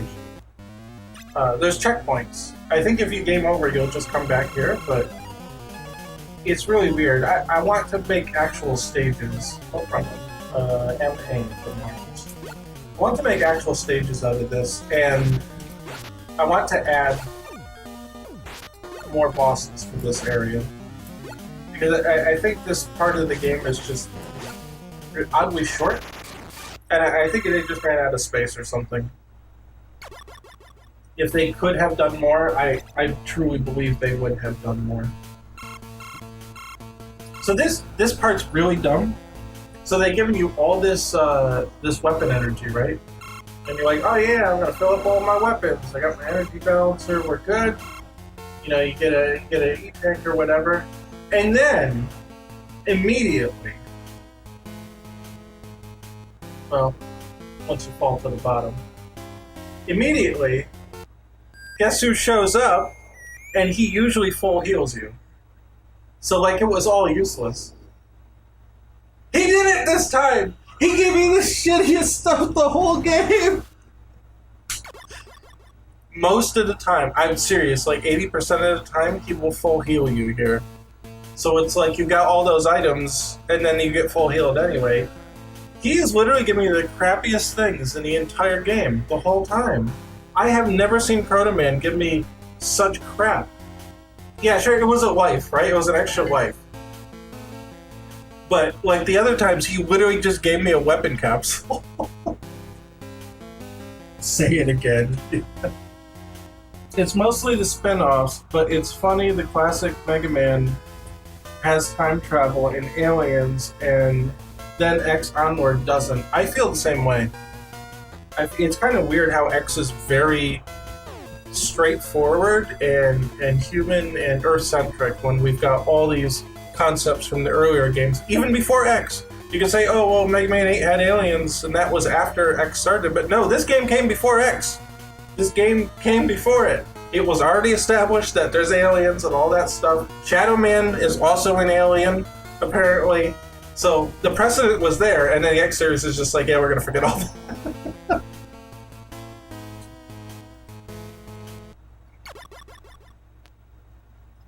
Alright, and here is the final boss, which is weird. Now you tell me, when I beat this boss, you just wait. When I beat this boss, you tell me what you think. Because I've got opinions on this one. Of course, he's weak to salt water. Hit him in the wrist with a little water balloon, little table salt, and he goes right down.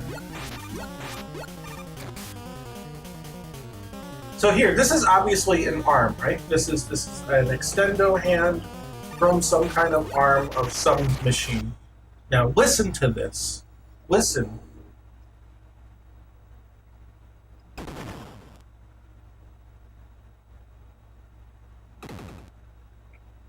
What is that? What is that? Those are foot stomps. Something is walking, and then the other arm appears. That's weird, because when you beat this, that's it. You don't fight anything else. That's the end of this boss. Isn't that strange? I certainly think it's strange.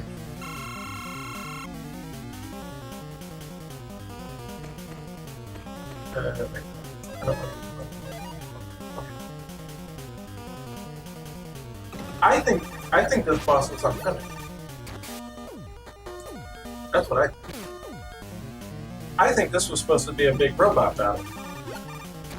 And for whatever reason, they were only able to get the arms working. Why would there be footsteps? You clearly see the footsteps. You hear it, you hear it, and you also see the rumble from the footsteps of obviously some giant robot walking that you can't see. Why on earth would there ever be rumbling like that and footstep sounds if it wasn't a giant robot? But this is it. This is all there is to it. It's like it's incomplete. Like they wanted to have a giant mech battle. But that's it. And it's done. And then, the weirdest thing, he just walks to the next room, and there's a completely unrelated boss. Completely unrelated. A very weird boss. This is the final Wily boss of the game. But look how weird this is. This looks like one of those wacky, like, mid-fortress bosses. This does not look like a final Wily boss. This just looks like the first or second boss you would fight in the fortress stages, right? Tell me I'm not crazy. Tell me that this also vibes like just a regular fortress boss that you would just find in any old Mega Man game. Look at it, it's weird. You have to actually like knock the bombs back to fight it. It's so gimmicky. It's so weird and not straightforward. It doesn't feel like a Wily form. And why does it just happen after the weird invisible robot battle? The shmup stage felt more final, right?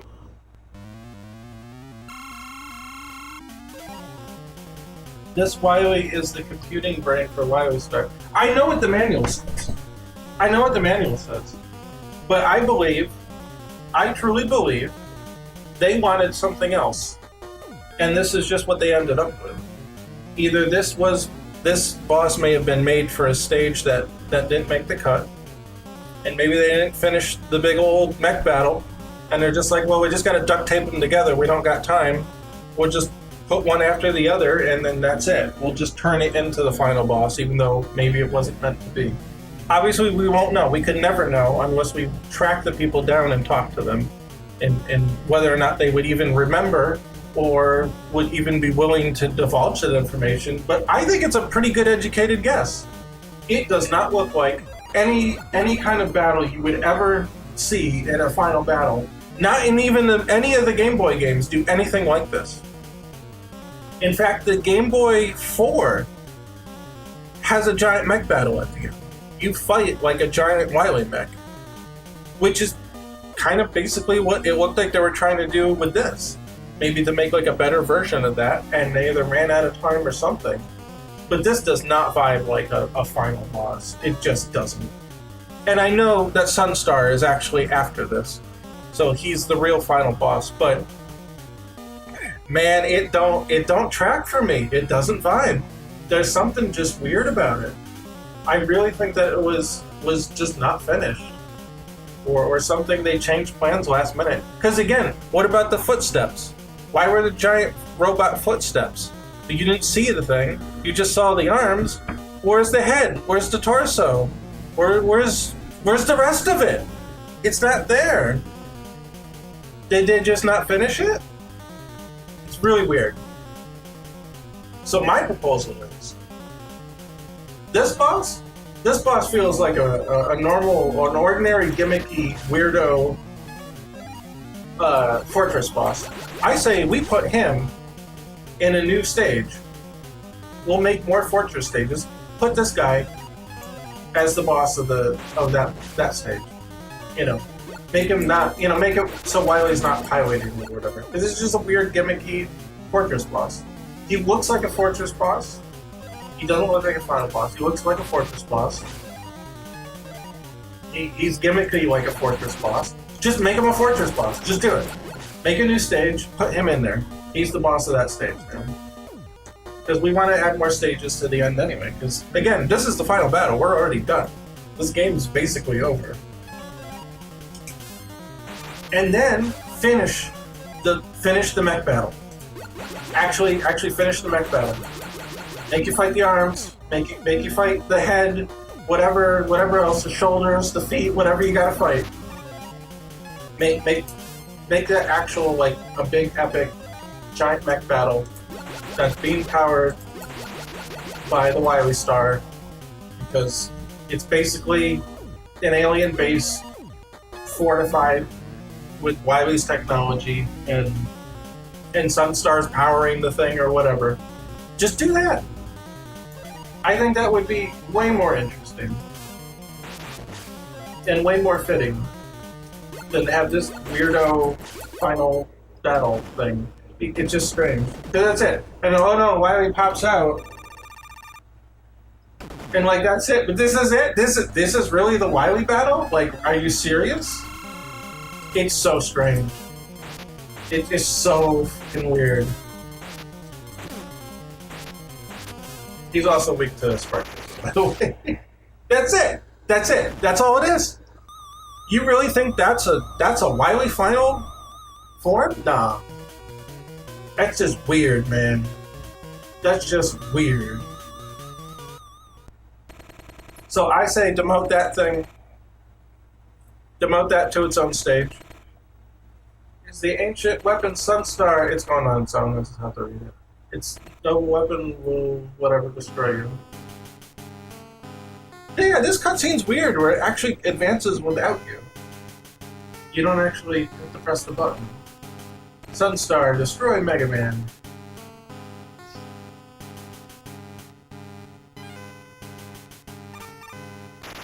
Are there plans for original music for the Wily battles? Yes. Yeah, absolutely. I don't think that it should have the same battle track for the whole thing. How much we can add, it's questionable. It is a lot of extra work to do more tracks. Um, you are Mega Man. I am Sunstar.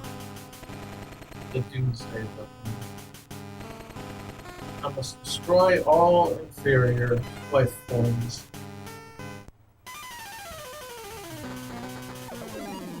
Tim says, I'd like to think of it as going inside the giant robot to fight its brain, a la Lavos. I could see that, potentially. I could see that. I still think it's kind of a weird, anticlimactic kind of thing. Okay, that big old beam weapon, but New Game Plus, you have to get that weapon. You have to get that weapon. Come on, wouldn't it be so cool? Get a giant beam? Like a big old Hadouken? Like the Marvel vs. Capcom Shinku Hadouken? Yeah, we need that shit. I'm putting that in. I already made the sprites for it.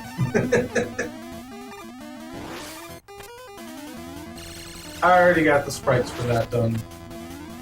We're putting that shit in. New Game Plus, baby. Let's go. Can you imagine just blowing everything away with that? That'd be so cool. The limited color palette adds to the tense atmosphere of this fight. It does, but I also really like the color, GameBoy color hack that someone did. How do I... Yeah.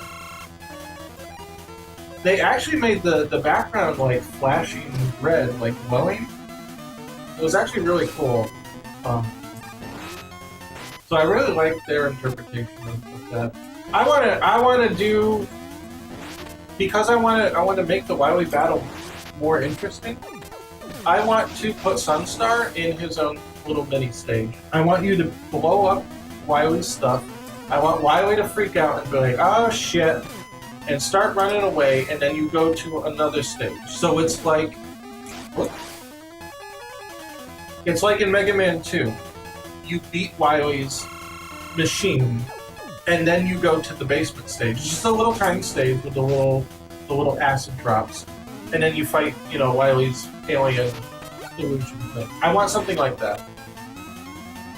I think that that's what we should do here. Kind of split it up, because it is kind of like a really big gauntlet of like 5 bosses all together. I think we should split it up. Give some stars a little mini stage, and then you don't have to go through all the Wily stuff if you die. Are you okay? Here. Grab my... Oh, and now it prompts me to press the button. So let me catch up on chat then. Okay. Yeah, we talked about the music and the color palette. Best boss theme in the classic series. Yes, absolutely. I cannot wait till Maxie gets to the Sunstar battle. It's going to be crazy, because I think we can expand on it, too. We can have multiple forms for Sunstar. We can have him just, being like a gloating, I'm invincible or whatever, until Mega Man starts to actually kick his teeth in, and then he can get serious and be like, okay, fine, like, you're not just a scrub. I have to go all out on you, stuff like that. I think that would be great. Hey, grab my what? Yeah. Hey, Mega Man, pull my finger.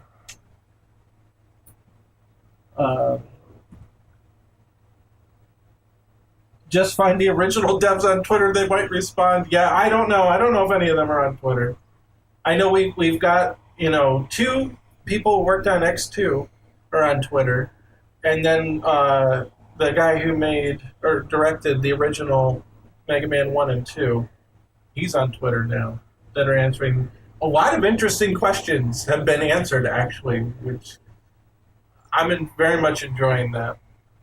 But yeah, I don't know. I don't know if you're going to find these guys on Twitter. Crab Buster. Shoulder. Oh, shoulder. Jesus. I'm sure you can be fixed at Dr. Light's lab.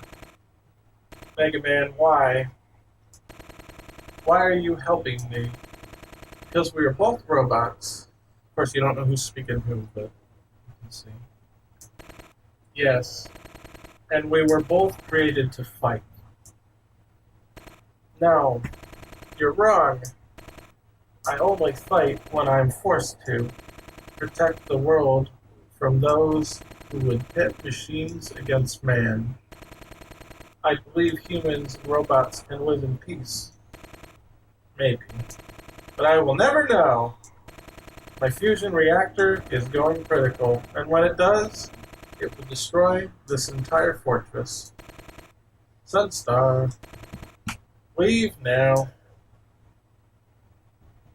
And that's it. So yeah, like I said before, this is completely different in the Japanese version. It was actually more of a conversation that's kind of like Sunstar kind of like changes his mind to believe in Mega Man's philosophy. Essentially, he says, okay, as long as this fortress is active and exists, you can't make that future that you want. So the only way that we can get rid of it is if I get rid of it and by self-destructing. Well, he actually chooses to do it, which is much more interesting than just, oh, well, I'm blowing up anyway, I might as well get rid of the fortress conveniently. And again, that's why we really want to go to the Japanese script and pull everything from that. I think there's no way you can convince me to just pull the English script and shove that in. Especially not with changes that big being made.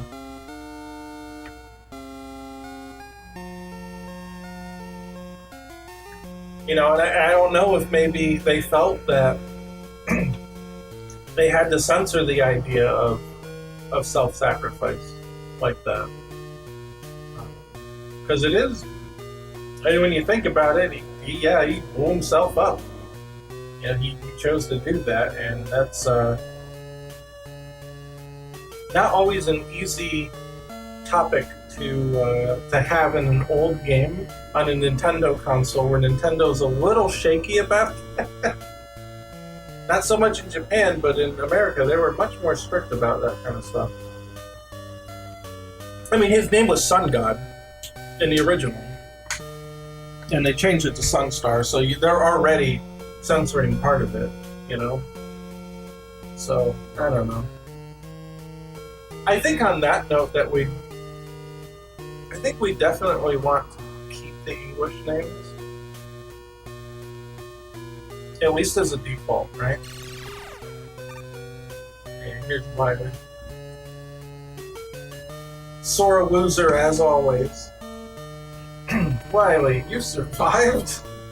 I like how Mega Man didn't check. It just kind of came back and kind of lounged around. You know, if it happens, it happens. You know, if you survive, we don't know. Who cares? We don't want to check.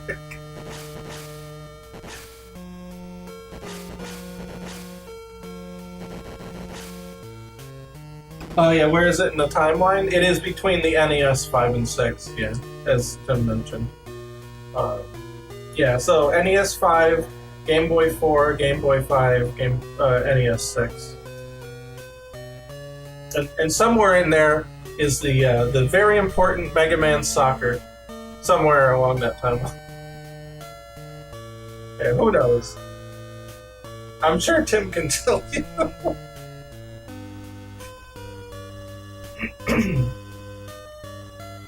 Soccer is earlier. Of course, Tim knows. Thank you for playing, presented by Capcom.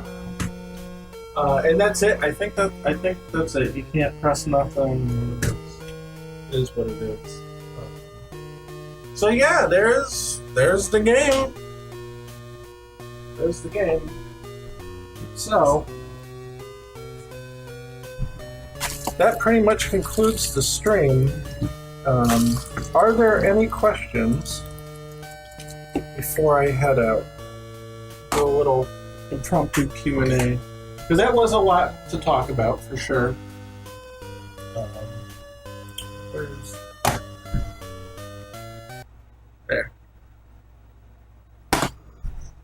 There's me. Yeah, so I was going to chat over here. The bigger question is, where does Game Boy 5 fall in relation with Super Adventure? Yeah, so if you guys don't know, Super Adventure Mega Man was a PlayStation game? Yeah, PlayStation. Where it was kind of like, in Contra? The second stage in Contra, you're behind the barrier and you move left and right and you're shooting. It's a whole game that's like that. It's completely different. It's not a platformer, and its selling point was the fact that it had like a million FMVs and like anime cutscenes and stuff. But specifically, I guess the plot of the game was very much like this one, where there's the aliens. So Wily finds alien technology in an old temple or whatever, something that looks like Dark Moon, and then then I don't know if it doesn't copy Mega Man, but it creates some kind of robot, and it starts taking over other robots, and Roll dies.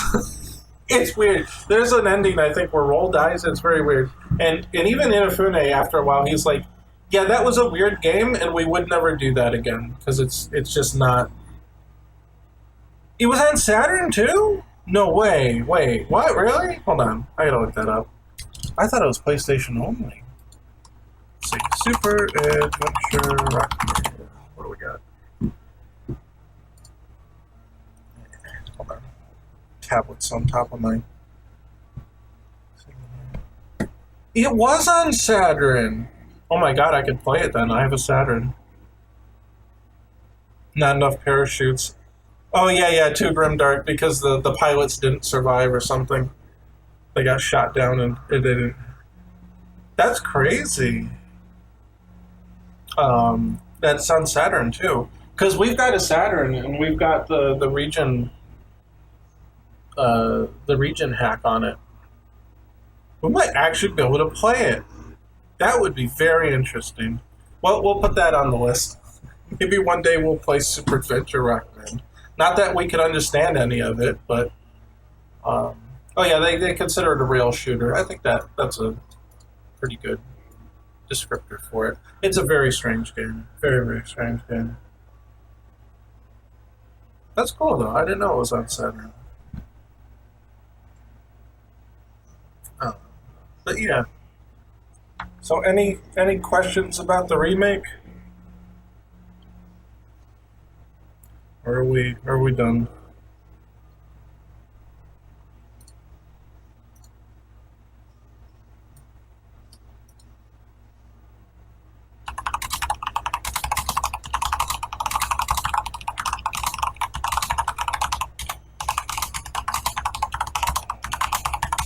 Just messaging my wife back. Told her Jimmy came up. And she was wondering why salt water.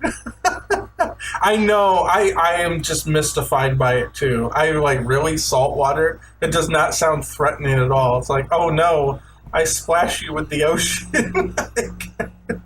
It's supposed to be so salty that it's corrosive, but I still think it's super lame. But out of respect for the original game, I won't change the name of saltwater to something else. I'll leave it saltwater. Most of the auxiliary media will try to connect Super Adventure and 5 and Game Boy. Yeah. And, like, Ariga drew Dark Moon that looked a lot like Raw Moon, which is the devil-looking thing from Super Adventure. Why nerf the rock arm? The rockin' arm. I'm not nerfing it. Why am I nerfing it? What? Who said I was nerfing the rockin' arm? That's the Japanese name for the mega arm, by the way. I'm not nerfing it. Who's nerfing it? I don't like nerfs. I like buffs. Get equipped with wet salt. I know, right? It's so embarrassingly weird. It's just salt water. Holy water? Okay, we'll do holy water. It is very strange. I'm not gonna lie, that is very strange. But no, we're not nerfing the arm. What made you think we're nerfing the arm? If anything, I'm considering bringing the speed upgrade that normally you only get after. Um, oh, because okay, nerfing the fact that it won't be able to get through the deep digger blocks. I don't know how else you can stop it from just destroying all the puzzles though. That's not a matter of like combat nerfing. That's just preventing it from circumventing every puzzle in the game, which I think is a legit thing to change. But that's the only thing we're doing with it. If anything, it'll probably be better in the remake as a combat weapon. Because if you die 8 game overs, you get 8 game overs in a row. They'll give you a speed upgrade to the mega arm that makes it shoot faster or whatever. I would consider adding that as a normal upgrade that you can get. I think that would be kind of cool because in both X5 and Mega Man 8, you do have Buster speed up as an upgrade that you can get. I'm pretty sure X5 has that. At least I know for sure that they've got the you can shoot 5 Buster shots on screen in X5. But Mega Man 8 absolutely has a speed up. It has a Buster speed up upgrade, and I think that's legitimate. I think that would be pretty cool. Make it a little more potent, and maybe like a charge time reduction, which is what you get if you die. If you get 4 game overs in a row, you get charge time reduction, and if you get 8 game overs in a row, you get projectile speed up. I think it only works on the Mega Arm. I don't think it affects special weapons, but I think those would be legitimate things to consider for actual. Just you can just buy them in the shop. Again, same thing as Mega Man 8. So, you know.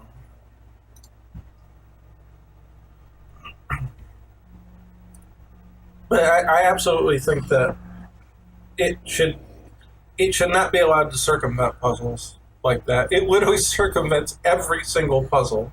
You don't have to jump any gaps. You don't have to use any special weapons to access those things. You just get that one upgrade right at the beginning of the game, and then every single puzzle is immediately solved. I think that's more than fair to adjust that part of the game. And the Uranus blocks don't show up anywhere that like combat really happens. So, does anyone know what P-chips stand for? That's a good question. I want to know that as well. I assume it just means power. So here's the thing. It's hard to tell because the instruction manual doesn't give a very detailed sketch of what it is. It just looks like a capsule. However, in Ariga's manga, where they covered the 5 Game Boy storyline, he put in a cameo. So Roll's earrings are P-chips. But honestly, they just look like batteries. They just look like AA batteries. It's just that it has the prong on both sides. So it just looks like this with the little bump on the top, but there's one on the bottom too. That's it. They're batteries, I guess? I don't know. I mean, it's hard to say how legit the side media is, but it's very weird. So I assume P is for power. I don't know. Parts, like you said, I don't know. P-chips make sense as batteries. They kind of do. Like, they're energy, right? But I don't know why. If energy is the concern, why does energy convert into it's a video game. It's my final answer. It's a video game. The P stands for something. I don't know. Well, in the old games, right? So let's reset. In the old games, and I have to put the battery back. The P is on Mega Man's main weapon, right?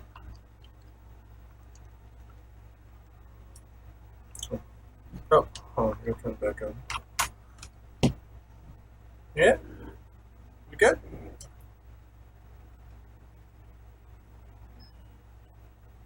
So if we go to the pause menu, they stopped doing this in 7. And maybe they stopped doing it in 5 and 6 as well, but see the P. Now you can't see it. Okay, now you can see it. His arm, it even says weapon P on the bottom. Weapon P.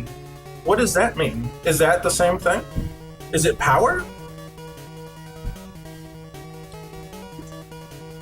Put the power chip in the Game Boy. More power, more gameplay, more profit. The P is stored in the chips. It's power chips in the English manual. Okay, I guess that's the answer then, huh? I mean, assuming there's no other... Yeah, weapon P for plasma? Plasma power? Yeah, I don't know. Plasma? Plasma chips. There you go. Plasma. Now, Tim says it says power chips in the manual, so... Again, English manual, it's hard to say, you know, what is legit and what's not in the English literature in translations. But if that's all we have to go on, then I guess that's it. And it's hard to argue with that if there's no other evidence to the contrary. P is for player? Maybe! That's true, I didn't think about that. P could be for player. The shots are solar bullets in the Japanese version, not plasma. Yeah, that's true. I don't know if it's power. Well, what is the romanization of solar bullets from Japanese? Does it start with a P sound? I mean, I don't know.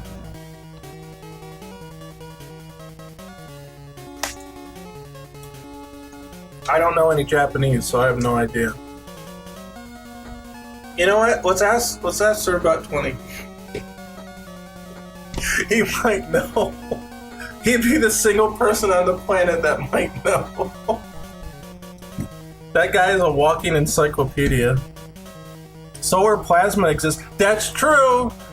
The sun is made of plasma. I don't know. I mean, listen, lemons is not spelled with a P, alright? So it's gotta be something. That's true. It actually could be plasma. The solar bullet could actually be plasma. It's just solar?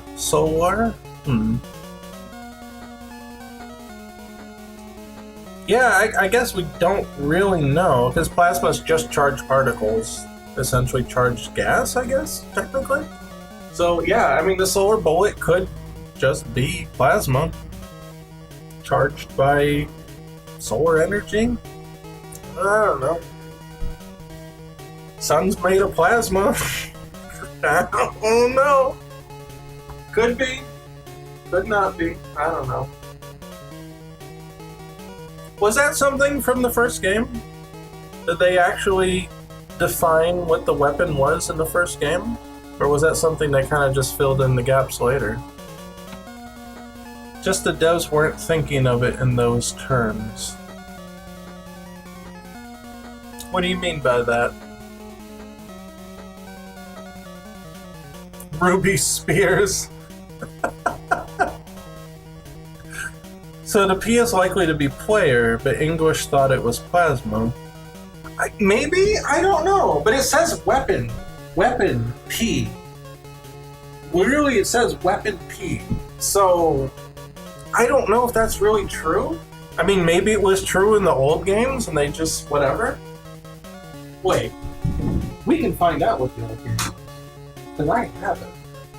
I have Wild somewhere.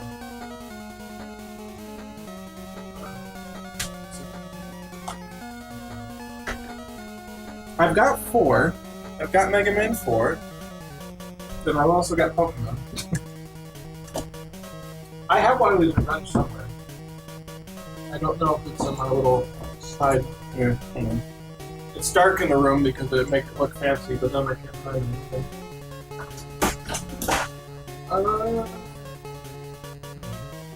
Not there.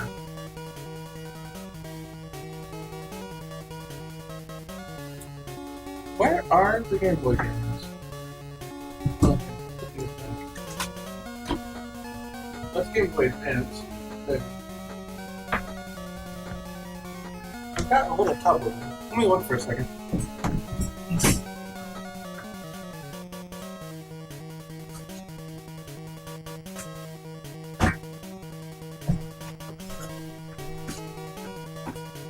Yeah, there it is. Tub of Game Boy games. Let's see if it's in here. Oh. Here's my Super Game Boy that doesn't work. Contacts on it damaged. Yeah, Mega Man Extreme. Wario Blast, Donkey Kong. This is Amber's Mario Land 2. I've got one as well. But mine, I took it when I was real little. I had it, the Game Boy with me. We went to a pool. The babysitter had a pool. And I put the Mario Land 2 in my pocket, in my swim trunks, and I took a dive with it. Yeah, it still works, but it does not save very well. The save battery is pretty bad on it. Oh, and here's my poor Kirby's Dream Land. I don't know when it got busted. You can see it. I don't know when it got busted. That was a long time ago. Alright. Mario Land, Pokemon Gold, Kirby 2, 007, Donkey Kong Country, Donkey Kong Land. Where is it at the bottom? Final Fantasy Adventure. This is actually pretty good. Pokemans, Kirby, Tilt and Tumble, Monopoly. Oh no, I have Mega Man 2. The really shitty one? The really dumb one? I've got that one. I guess the only one I'm missing is 3. Mario, there's my Mario Land 2. Wait, where is it? I don't see Mega Man. Where'd it go? What happened to it? I wonder if I took it out to play and I ever put it back right. Man, I don't know. Well, that bums me out. I wanted to check that one. Yeah, just make sure I didn't overlook it. Pokemon, Tetris, no. Yeah, here's the stupid Mega Man 2. Man. And the Game Boy camera? That one's cool. This was actually a big deal back in the day. Yeah, we're remaking Mega Man 5 on Game Boy. Kirby's dead? No, Kirby's not dead. He just banged up a little. You know, a little permanent damage. It's alright. Yeah, we'll leave that one out. I guess I got 2 Tetrises? One might be in this. That's my one. This is a really great game. This Donkey Kong. 95 or 94, whatever it is. This is really great, and you have to play it on Super Game Boy. It's so good. It's the first game in the line of the Mario vs. Donkey Kong games, but the Mario vs. Donkey Kong games were never as good as the original. They're not even close. Yeah, I guess I don't have it out. I don't know where it is. Well, that bums me out. I'm gonna try it. Here, one more time.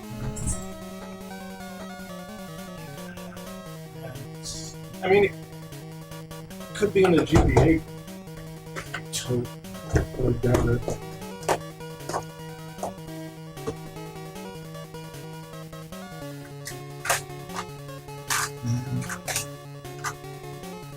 Mega Man Base, the really bad version. Or Game Boy Advance, you don't want to play that one. Oh, it sucks. Yeah. I I got more of these somewhere. Unless it's down here, did I put it under the remotes? Did it get like thrown around? No. Is it over here? I got a whole. You can't see it. I got some shelves over here. Oh man. Yeah, I wanted to try that one. We can check these two at least. That's 4. That's 2. Man, that kills me. I really like the first Game Boy game. I think that one's actually pretty good. I mean, it's, you know, there's no charge and slide or anything. It's pretty simplistic, but I actually prefer to play that over the original Mega Man one. Like, easy. Yeah, I don't know. No? Okay, I don't know. I'll have to find it some other time. But we can check to see if the P if the P is listed as a weapon in Mega Man 2.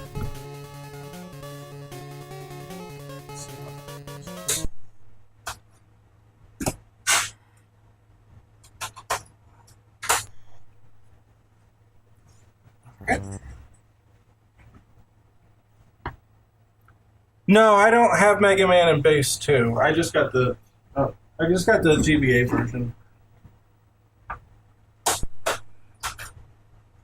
I mean, I can play the Super Nintendo one, which I would. I don't want to play the Game Boy Advance one. But I only own like an original copy of the Game Boy Advance. Come on, start up.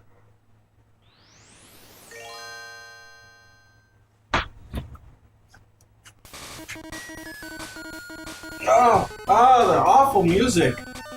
Jesus. Cover your ears. Oh. Oh. Oh. God. Oh, jeez. Yeah, it says Weapon P in this one too. So. Yeah, I don't have a Wonder Swan or anything. So I definitely don't have any of those ones. Oh God, I gotta turn it off. Jeez. Save everybody's ears. God. 4 is actually relevant to the remake. And I'll show you why. I'm not gonna play the whole game, but there is a very specific part of 4 that we're going to actually take for the remake.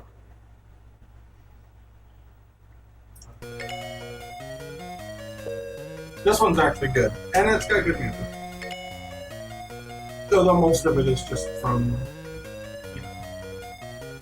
I really don't like a lot of the borders here. I think the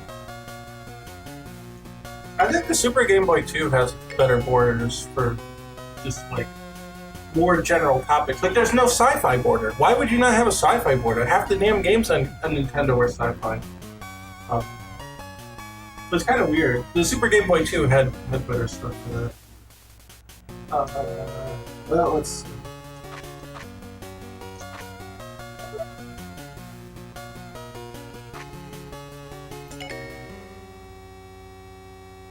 Uh-oh.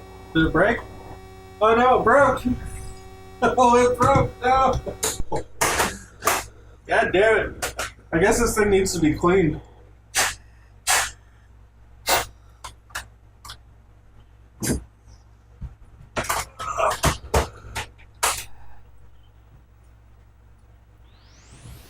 But you see how like it has a cool cutscene and all, right?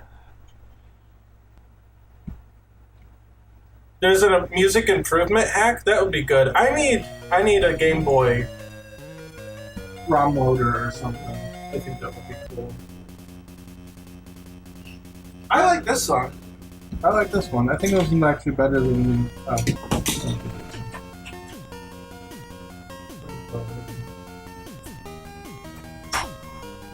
I think that this Dr. Light theme is better than the one from 5.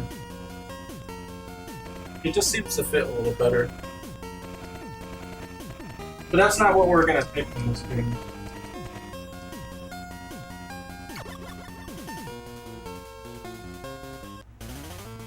Alright. I guess but I want to change the color. Now this is not a Super Game Boy compatible game, so it doesn't have its own color palette. But you can both make and choose one if you want. So let's see one that might work. I want Mega Man to be blue. Yeah, that one works. That one works. Oh. Yeah, there we go. Okay, so it may not be apparent right away, but the Buster is unique in this game. When you have a full charge, you let it go, he actually jumps back. You actually got a kickback on it. And because the Game Boy games have air momentum, you actually get that too. It like kind of like softly pushes him back. It's kind of neat. It's really weird, and sometimes it'll get you killed, but it's kind of neat. So what we want to do is we want to start the game with the Buster. We want you to actually play the intro stage. We want some kind of intro stage. You fight the enemies with the Buster, then you get the Terra, and just like in the Game Boy 5, it bounces off of him. You can't beat him. So it's kind of like Vile in X1. You get to the end of the intro stage, you can't beat him. And that leaves like some plot openings, so we can say, oh, well, I don't know, Proto Man comes in for the save, or Rush comes in and swoops and gets Mega Man out of there now that he's been beat up. And then Proto Man distracts Terra, and then, you know, Terra's like, whatever, you know, if he's that weak, it doesn't matter if he gets away. If he ever shows up again, I'll just get rid of him. And then you can kind of justify the plot that way, right? But I think it would be a cool little cameo. Give him the Buster in the intro stage with the kickback, and then, you know, you don't have it for the rest of the game. And then maybe make like a cheat, you know, make a cheat code that you can use it for a whole game if you want. Or something like that. I think that would be really cool. Don't blow your cartridges? I've heard that it actually can damage them because of the moisture, but man, it works though. I don't know what to say. It works. I know I should clean them with rubbing alcohol, and I will later. I just don't have it here somewhere.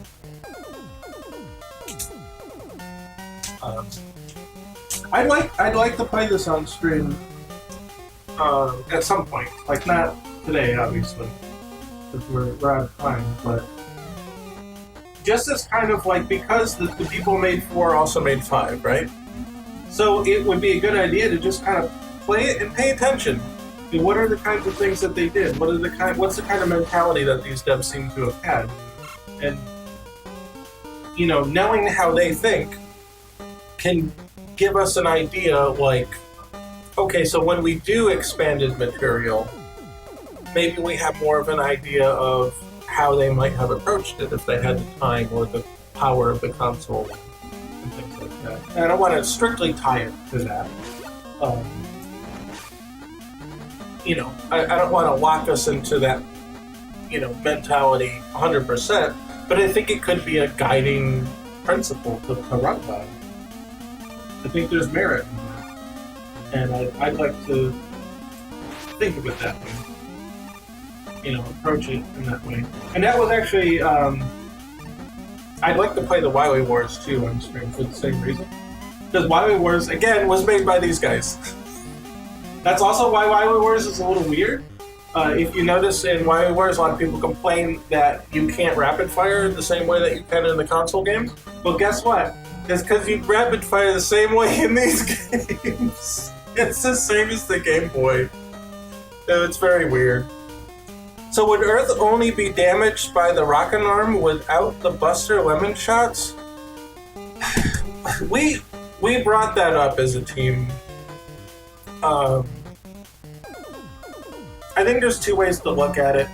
Lore-wise, you could say that, yeah, that kind of makes sense, that's kind of how it was.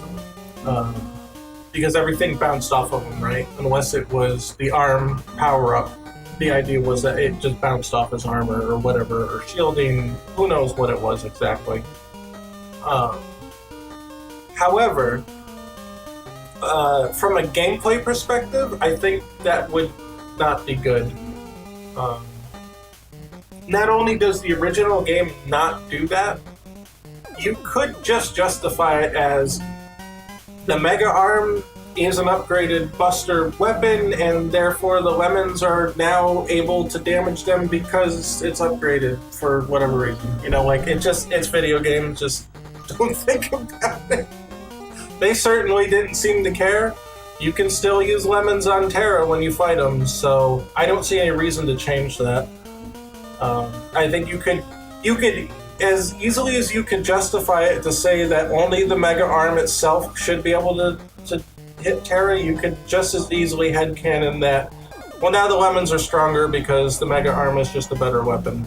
It just, either could be technically true, because the game itself definitely does not subscribe to the fact that the lemons can't hurt them after the upgrade.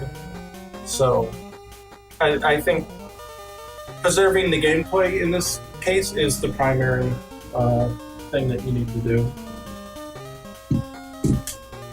Just charge cable from my tablet.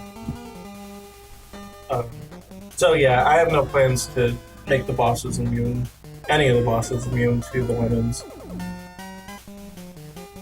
I did actually consider recoloring the lemons to blue like the arcade games to signify the fact that they're different, but I don't know. I don't think that's necessary, and I think it's better if they stay orange anyway to be more recognizable as they normally would have been. But when you get an upgrade, like, was it Mega Man 8? I think in Mega Man 8, when you got the speed upgrade that made the lemons faster, I think all your Buster Shots were faster, even the charged ones, it actually changed the color to blue, which was neat. So I might do it for that instead. Yeah, that's the other thing too, right? It makes them all blue, and so the charge shots, yeah, they're all the same. And that was kind of my big complaint with the arcade game, because everything was all the same. Nice coat. Oh, yeah, with the Marvel. Man, I had this forever.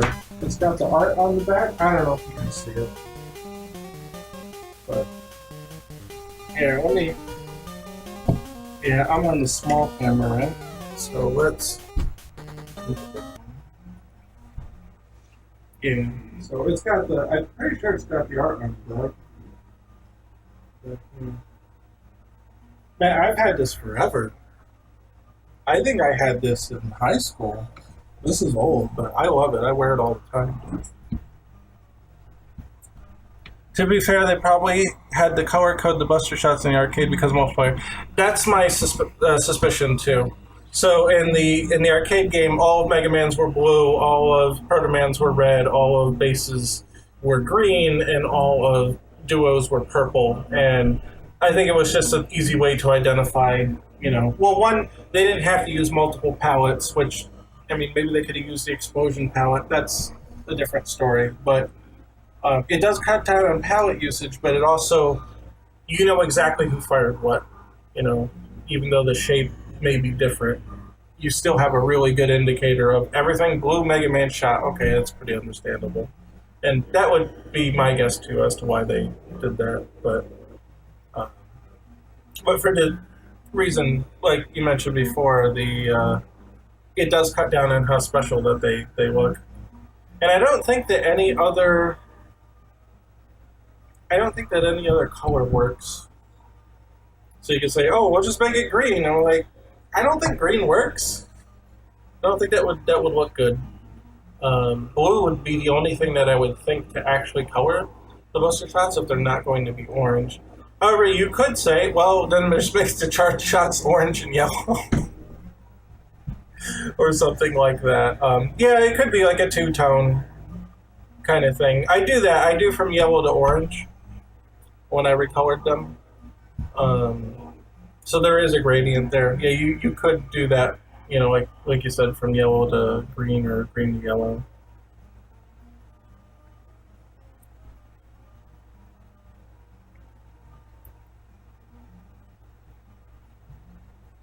White and blue would actually be kind of cool. Like it's just really bright, but it's got blue in the darker shades. That would actually be kind of neat. Yeah. Yeah. Well, I mean, either way, I think ultimately, I think keeping it the classic orange is probably the best call until it gets upgraded, and then I can use the blue. I'd like to use the blue for the upgraded one, or green, or whatever. Um, I don't know.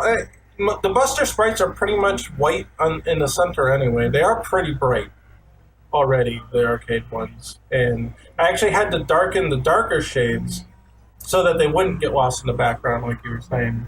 But at that point, I think the darker shades forming the sort of outline is the more important part of the equation there. And theoretically, you should be able to make the inside a bit more white, and it shouldn't harm the outside feel of that. Definitely something you have to test before you do, but that would be my expectation that it should be all right because you're still forming that outline. Research on Mega Man knowledge base says Hyper Rockbuster is white. Well, that's Mega Man 6, right? Thing. Yeah, let's take a look.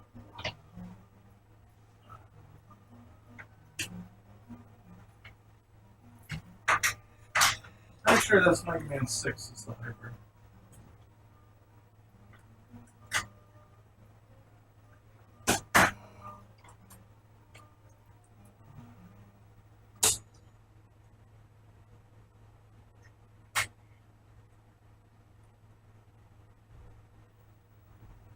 Let's take a look.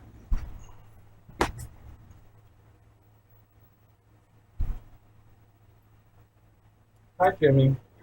Jimmy's back. Hello, Jimmy. What are you doing? All right. Let's boot up the anniversary collection and take a look.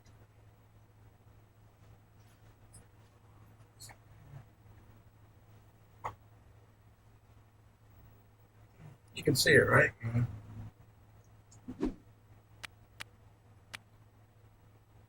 If you're interested, this is a software firmware hack for the PS2, and you can get this thing open PS2 loader um, because the laser, the disc laser, is just dead in this thing. So this is the only way I can play games on it reliably. And what it is, you can set up a network share, and it can if you plug it in because the PS2 Slim's got the Ethernet port. You can actually hook that up and then just play the games off of your network share. So that's what I ended up doing here. Um,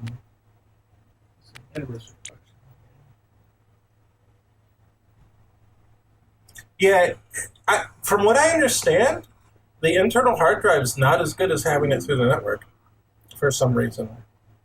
And since the Slim doesn't have the hard drive, I mean, it didn't have a choice anyway, but yeah, I didn't want to have to buy the hard drive or an adapter. But I hear that the network is actually the best way it goes. Like there's some either compatibility thing or something with it, or it just seems to work better for some reason. Yeah, this is the PlayStation 2 Anniversary Collection was not released in Japan, and it has cut down versions of the Japanese Complete Works releases that were on PS1. So, wait, options? No, I guess new game's fine. I don't know if I have a file one set. I don't care if it gets overwritten.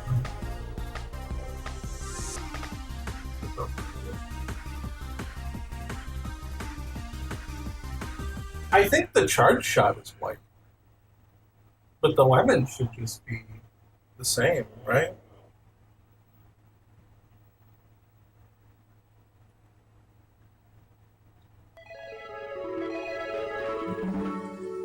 Yeah, it does feel like the Buster was nerfed in 7. But see, it's got the remix soundtrack and everything from the complete works. Now, it doesn't have all the little extras, but at least it has the remix music and stuff. So I think I don't know.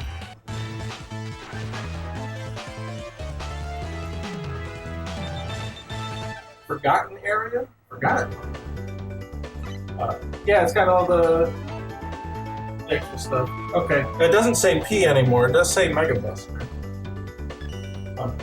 But it's even got the little hints and stuff from the Complete Works version, which is cool. Yeah, they've got like little maps and stuff. I mean, maps for this game don't mean much, but it's kind of cool that they have it. Nope, that's up. I'm sure it's bleeding into the microphone, like really pleasant.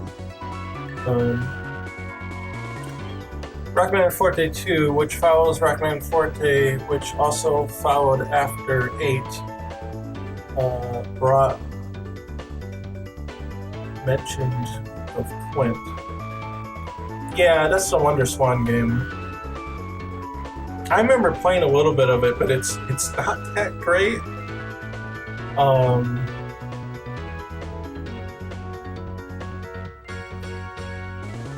Anyway, so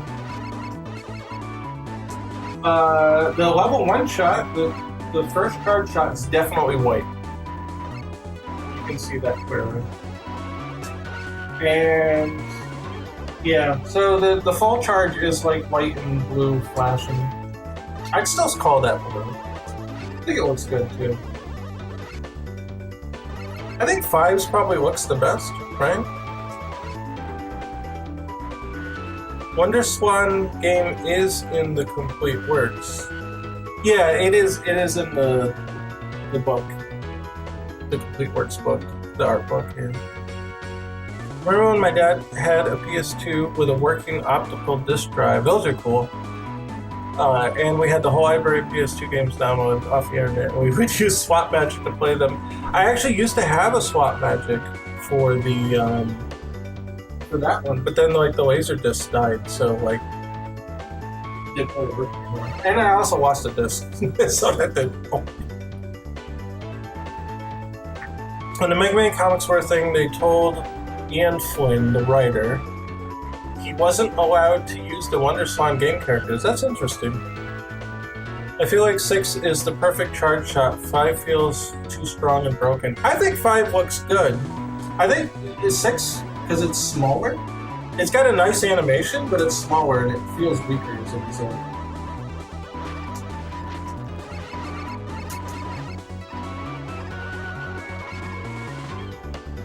Oh, I forgot how the charge or the slide doesn't work right in this game. You can't jump cancel it. Yeah, that's weird. Wait, you have to press back? You have to press back and then jump. But you can't jump cancel it from just neutral. That's weird. I don't like that. That kind of sucks.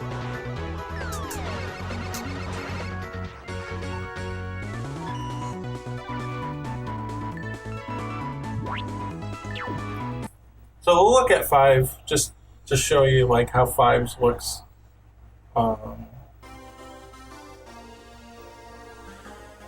It looks bigger. I'm sure I've got to say 5 and 5. I don't really like 5 and 6 for the fact that you lose charge when you get hit. And I know the game's kind of balanced around it, but I really don't like that. It makes me not want to play those games. It's just weird and frustrating. Where like 4 didn't do that, and then now suddenly they nerfed it, and I hate when that shit happens. Which is also why I don't really like 9 and 10, because they took away charge and slide. And I know Proto Man has charge and slide, but that's not Proto Man's signature moves. I don't know why they would give that to Proto Man and make Mega Man lose all his signature moves. That makes me mad.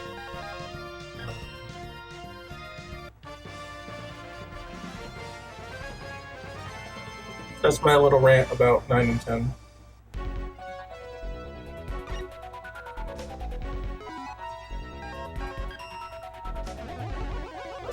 Yeah, look how much bigger and cooler that looks. The thing looks great. That's my philosophy. Bigger is better. Flashier, bigger, better. And that's why we're using the big graphics from the arcades as like the inspiration for all the attacks and stuff. Bigger is better. Flashier.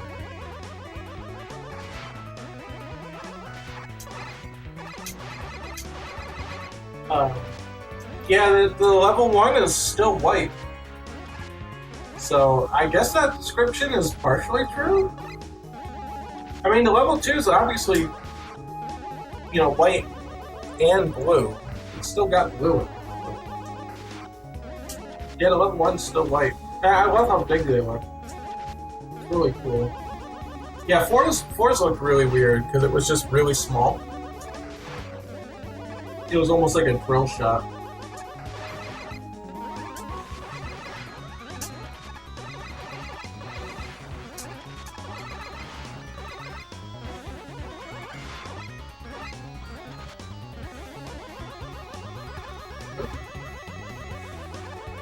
The up and down are actually reversed there too.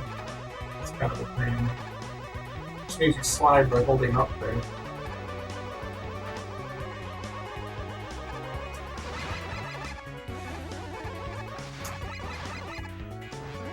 I like a lot of what 5 has to offer. I just don't like the fact that you lose charge when you're hit. And I'm really hoping Sequel Wars has like an option specifically for that. I don't want to change it to like use the Mega Man 4 charge shot, because you can do that in Sequel Wars. You can just select all the Mega Man 4 weapons, including the Buster. I don't want to do that. I want the 5 Buster. I just don't want the charge to be lost when you're hit. It's just weird. I hate it. I hate. It almost completely ruins the game for me to the point that I don't want to play it. But I like 5. I like the Robot Masters. I like the stages. The graphics are great. The music's great. Plot's a little weird. A little not super interesting, but man. But I like everything about it, other than that. I think I might potentially like it more than 4 if it didn't have the stupid Buster charge loss. And again, I realize that they, probably like balance the game around that, but God, I hate it. It's so annoying. Uh-oh, what happened? Oh, my controller. This controller is kind of dying. I notice that sometimes when I'm holding the button, it'll kind of like let go automatically. But yeah, I've got more PS2 controllers, but this is the one I like the best. I like the transparent blue. I like atomic purple, but they don't have one. It is what it is. I like this battle. It's just really simple. You just gotta release at the right time, but I don't know. Something very satisfying about the way it plays. Okay.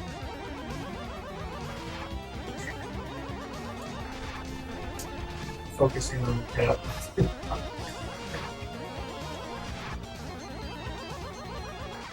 There we go. Jimmy, come here. Hi, Jimmy. You want to see the people? Oh, well, you can't see them, but they can see you. What are you doing?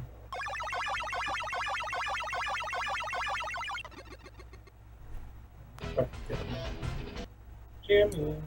Come here. Oh, good boy. Oh, good boy. Here he is. Hi, Jimmy. He comes visit me every couple hours.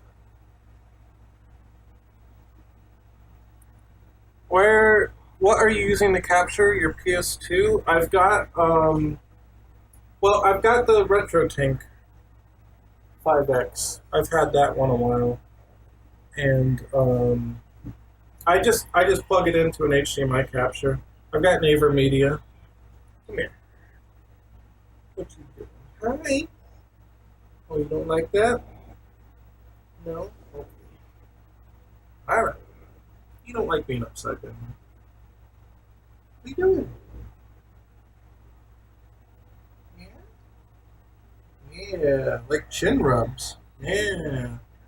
I don't know if you can see him still. Pull back a little.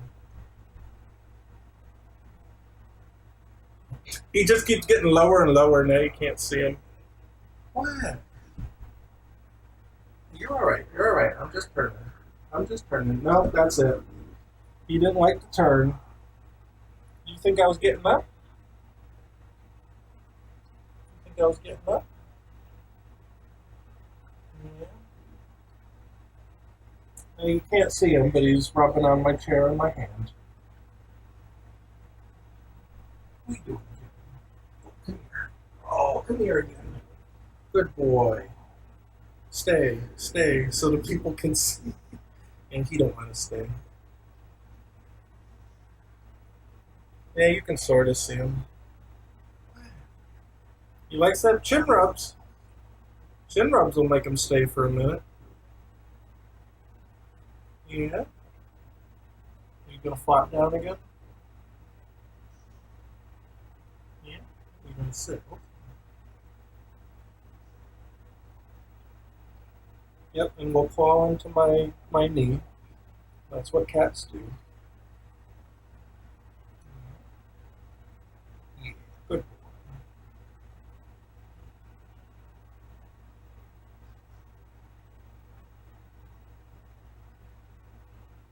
Yeah.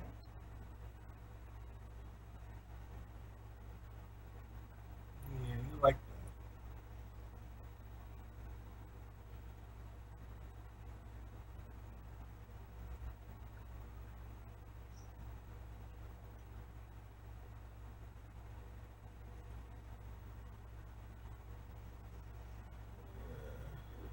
Oh yeah, so I answered the capture question. Yeah, RetroTink 5X, which is a miracle worker, and then that just goes right to a little portable AverMedia thing.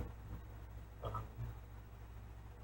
I have to get kind of weird with the setup now because the AverMedia thing will not record off of any signals over 60 hertz, and now I have a 240 hertz monitor, so I can't hook it up to the monitor anymore. So I got to do like a reroute. Oh, is a cat a he or she? It's a he. His name's Jimmy.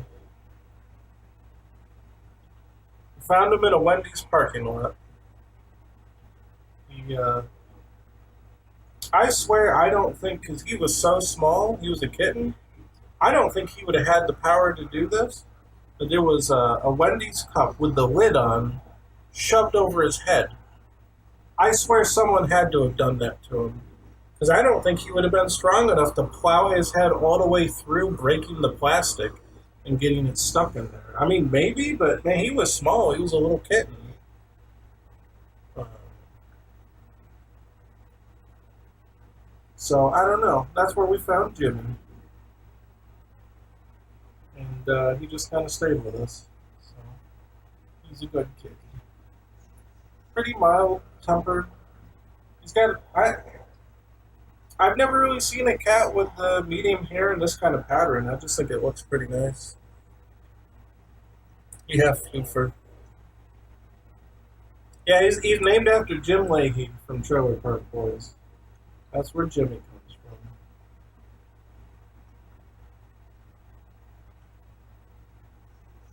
You're not slipping Jimmy. He's the other Jimmy.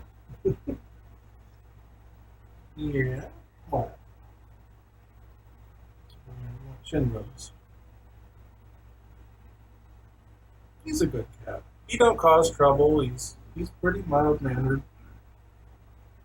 Sometimes he'll get rowdy and chase another pet, but um, not to hurt him or anything. Just a little weird. What moved you to remake Rockman World 5? Well, the short answer is it's pretty inaccessible. I mean, if you want to play the actual game, you have to have the Game Boy cart. It never got ported anywhere. It's in no collections. Um, You want to play it on a TV, you need a Super Game Boy and a Super Nintendo, and it's just kind of weird. And yeah, you can emulate it, but I think a lot of people just don't know it exists. I think a lot of people know the Star Droids exist, and they're kind of popular characters. I think in the in the community, but I think a lot of people just haven't played the game. I mean, some people feel it's old or that it's weird because it's a Game Boy game or whatever. And I mean, essentially, I just want to make it available. I want to make it more appealing as a modern Mega Man title. I don't think there's anything really wrong with the original game, um, but I think it would be more appealing to people if it was modernized. The controls were a little sharper. There's a lot of slowdown in that game. We got to get rid of that. Um, you know, Modernize it like Mega Man 8. You can use the weapons and the buster at the same time. We'll do stuff like that. Add more shop upgrades. Upgrade the graphics, and I think it would be more enticing for people to do. Can you still see him? Oh yeah, you can see him. Uh, yeah, the cat's name is Jimmy. Good old Jimmy. He's not that old. Maybe a year and a half? Maybe? Yeah, it's got to be like a year and a half. Are you done? No, you just shifted? There's not a lot of room on my left. Here, try that. That better? Yeah. Hey. We found him after the flood, so it had to be less than 2 years. I have a black cat at home I adopted from an animal shelter when she was just a kitten. Well, good on you. Um, I I really don't know why anybody would like buy a cat because there's so many. Hell, you can just pick one off the street. You just take one home.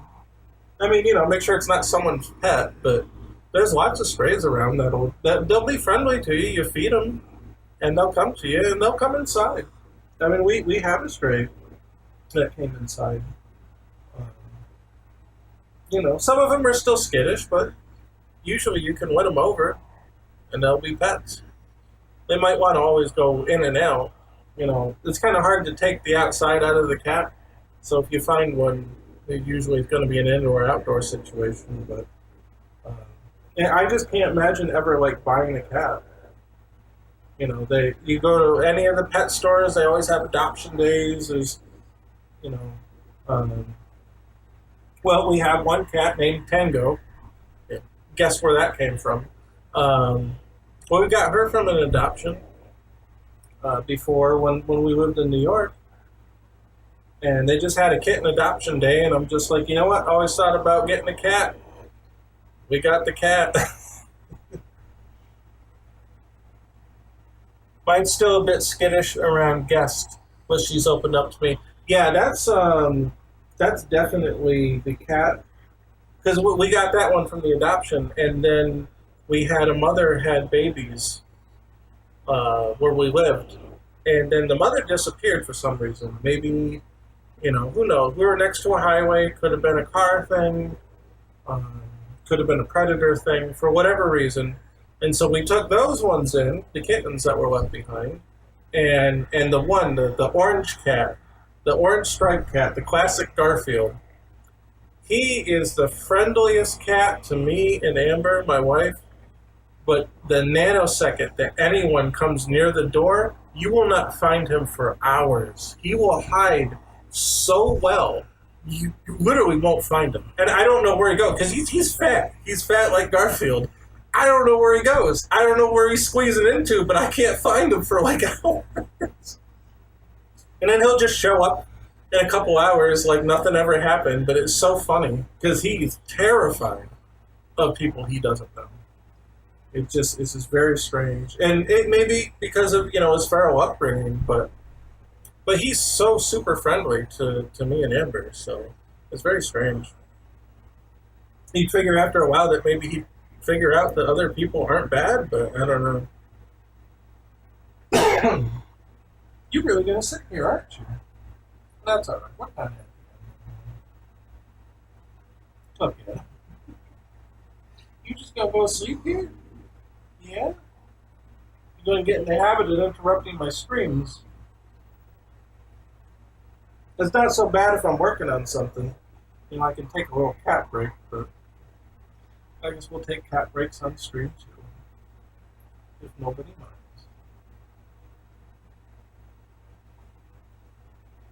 Yeah.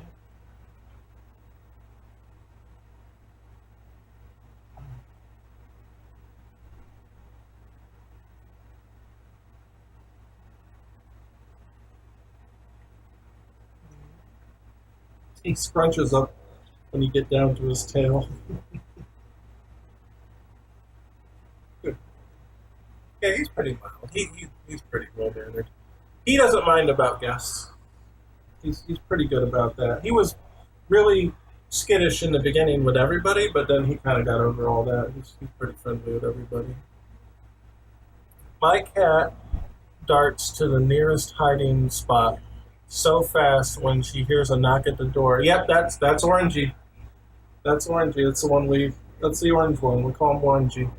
He's the same thing. He just ninja vanishes. He's gone, and you have no idea where he is. Who did we have over? Yeah, it was my wife's cousin and her husband came over, and we were worried because we thought maybe he snuck out or something, when they came in or whatever, because we were coming in and out, and he was just hiding. And we couldn't find him. We tore the whole house apart, looked for him. I don't know where he's hiding. I just have no idea. We tore into everything, every cabinet, everything. No idea where the hell he went. And then he just showed up a couple hours later, like, hey, like what? Where the hell have you been? But at least he didn't get out. He's definitely not equipped for the outside, despite having been born in it. He's very, but the skittish nature is bad because he could get scared off really quickly. But he's just, I don't know, he's kind of fat and he's not very mobile, I guess, and whatever. Oh, are you really going to sleep? Oh, he's going to sleep. You're nice and warm. I'll give you that. I probably should have worn long pants today. It's a little chilly. It's cold out.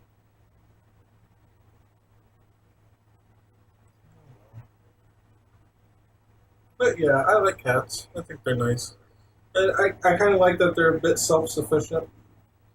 You know, I could serve to have more exercise for sure, but I feel like it's kind of annoying. Like if I'm trying to work on something all day, it's nice if the cat comes sees me. But if I have to like get up and go out and take the dog out or whatever, that's kind of annoying to me. So I like that cats are pretty autonomous. They'll visit you when they feel like it, and then they'll go off usually in a few minutes just to say hi, and then I can get back to work. Unless he's going to do this. Yeah. You like that?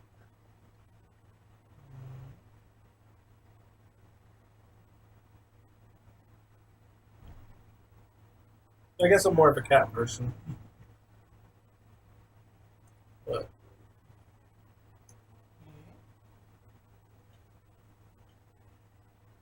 you're really going to stay here the whole time.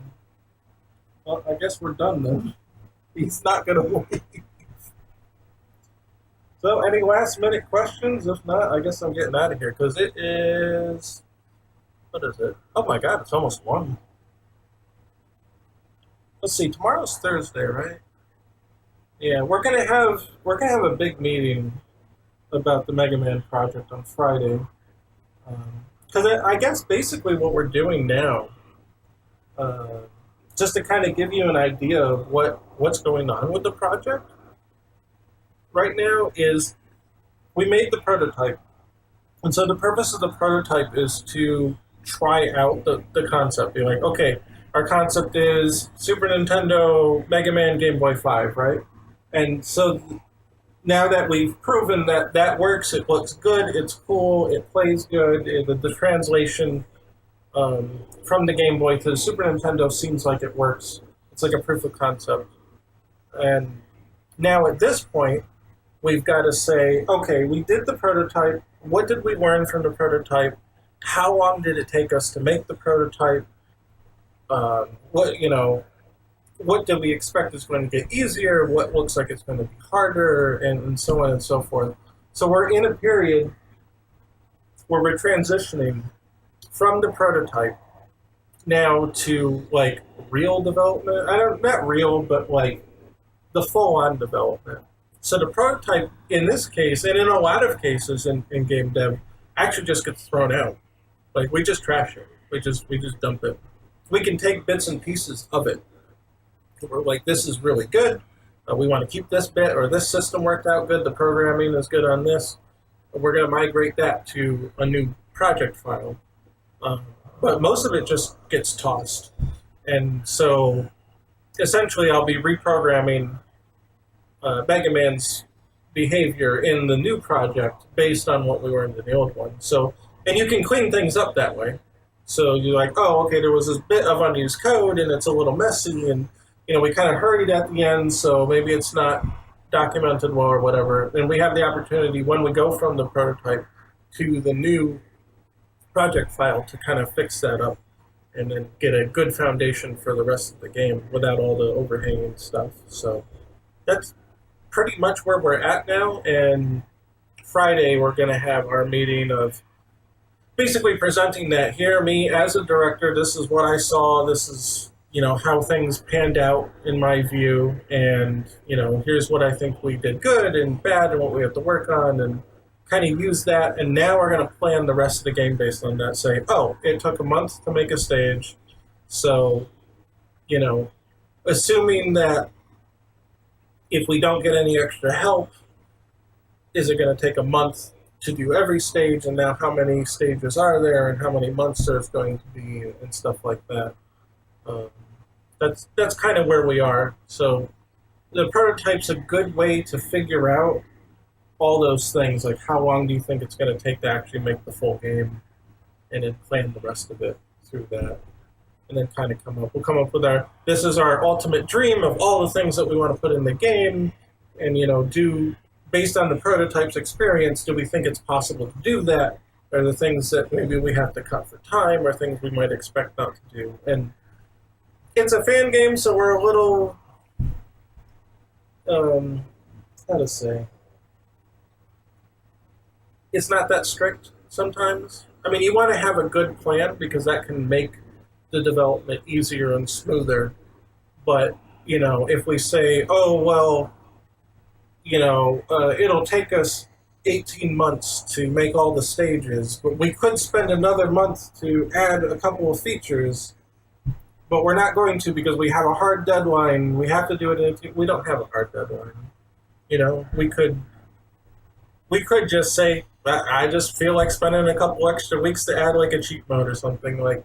So it's not that big a deal, but we don't want to work on the game forever too. So it's a good idea to have an estimate of, okay, if everything kind of goes the way it did with the prototype, how long will it take us to make the game? And I think for me personally, it's got to be under 2 years. I don't want to be doing this for like 5 years.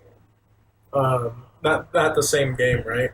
So for me, I want to plan it and scale things so that we can complete it in under 2 years, which I think is very reasonable. I mean, I would say we didn't fully complete the Mercury stage. We maybe got like 80% of it done, and there were some corners that we had to cut for time just to get the footage out for Mega Man 5 Week, which was celebrating the original game on Twitter.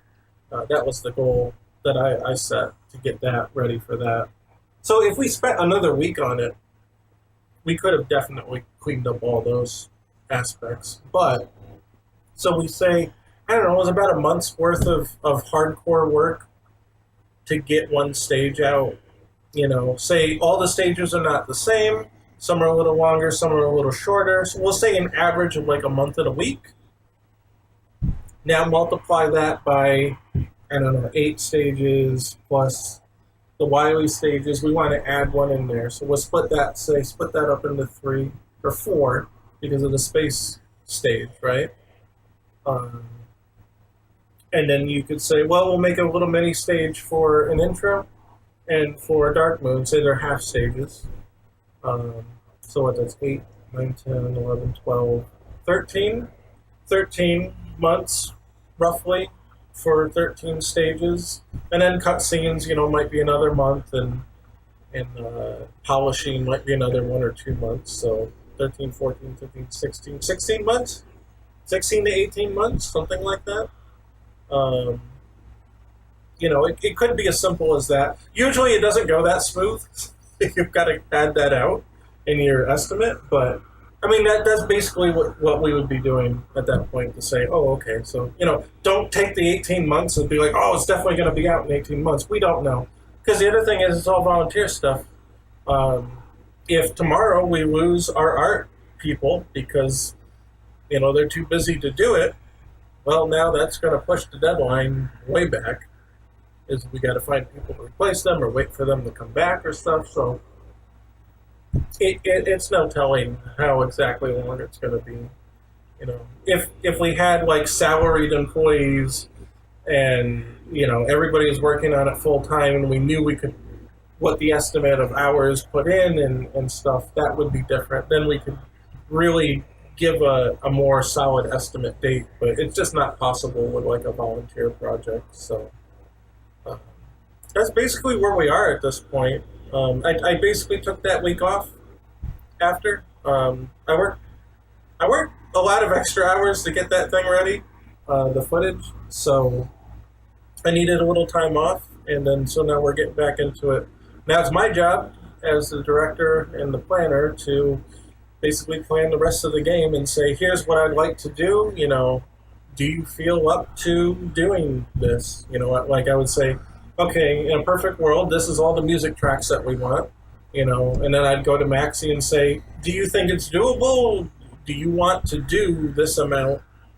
Or do you want to cut this or cut that or whatever? And then, go from there. And, uh, so that's basically where we are and how we're going to proceed from here. So you might not see too many clips, coming up too fast because we've got to kind of redo some stuff to get that clean prototype, all the good parts of the prototype into a new project and continue there. And we've got more things to research. The tile map editor for Unreal is garbage, the one that comes with it. So there's some options, there's third-party options, and we got to look into that. And then I've got to figure out how to integrate that. So I think it'll be a good 2 months of migrating all the stuff, including figuring out, okay, we're gonna use this level utility and integrate that into the workflow and stuff.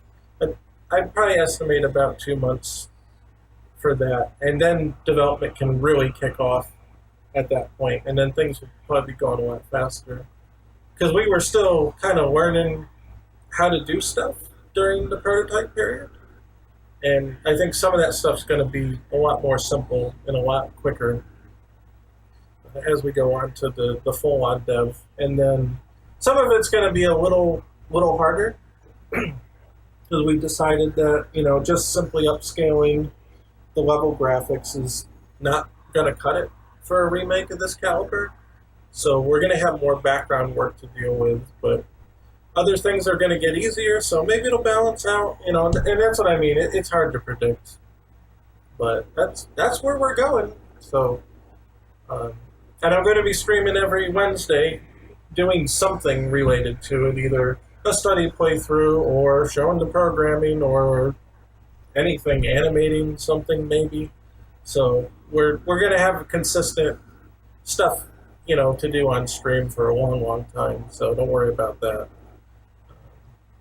So it's a transition period, but there's still going to be stuff, new stuff to see. So I'm excited, and hopefully everyone else is, and we'll keep going that way. You're really just going to sit here, aren't you? He's going to sleep on me. Yeah. So, yeah, I guess that's it. So I'll be back. Oh, I'm excited too. Wow, I'm glad. I really I think the reception was pretty good. I think a lot of people are really excited about that, and then maybe more than I expected. So I'm very happy to see that, obviously. Um, so let's see. I made a working Pac-Man clone in Unity, and I've been polishing it a bit. That's honestly the perfect way to get into actually making games. Do a little clone of a little game like Pac-Man, Snake, something very simple, and do everything about it. Do the gameplay, do the title screen, do the credits screen, the score, the game over, all of it. Do just a very simple game, but do all the screens, all the options, and everything. And you will learn more doing that than you will doing the same amount of time on a big project, but only doing part of it. So that's definitely the way to go. I've always recommended that. And then once you, because what I mean, the same thing with the prototype. You do that to get an idea of what you're in for the whole big thing. So you do the little game, and now all of a sudden you know what it takes to make an option screen. You know what it takes to make a title screen. You know what it takes to make a credits roll. You know what it takes to do the flow of game over to new game to playing the level to losing the life, getting the game over, and so on. And you can just take that knowledge, and then you can just helps you get an idea of what you're in for when you do a bigger project. So that's definitely the way to go. But I also put my own little spin on Pac-Man on the Pac-Man quote. You've got to do that. You got to do something a little different, right? Pac-Man's had a lot of interesting little offshoots over the years. They've actually done some interesting things, like Super Pac-Man, where they're like doors that you could only eat through when you're super and stuff like that, which is cool. But yeah, I guess we're done for now. Yeah.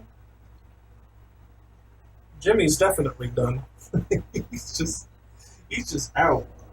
He's just having a nice relaxing time and digging into my foot now. Please don't dig into my foot. That hurts. I know they do it because they love you, but damn does it hurt. He got little razors on the ends of his feet. But yeah, I'll be back Wednesday. Every Wednesday, 8 p.m. Eastern Standard Time. Um, until the end of time, I guess, or unless my schedule changes. But yeah, so thanks everybody for hanging out. And if you feel like throwing me $1, I have a Patreon. Just go to patreon.com/markdwiz, or just Google it or whatever. You'll find it. Um, get Jimmy some cat treats. I will buy Jimmy cat treats if we get a new patron. He already gets cat treats, of course. Why wouldn't he? But he'll get extra cat treats, right? That's worth it, right? Yeah, that's it. So I'll see you guys back next Wednesday again, 8 p.m. Eastern Standard Time, and that's pretty much it. So thanks for hanging out. Thanks for watching the glitched playthrough, and that's pretty much it. I always got spooked because I moved the controller. It's okay, Jimmy. So say goodbye, Jimmy. Say goodbye. We're going. And you don't care. You're just gonna sit here for the next hour. And you don't care. All right. See you guys later. Thanks for hanging out. Have a good one.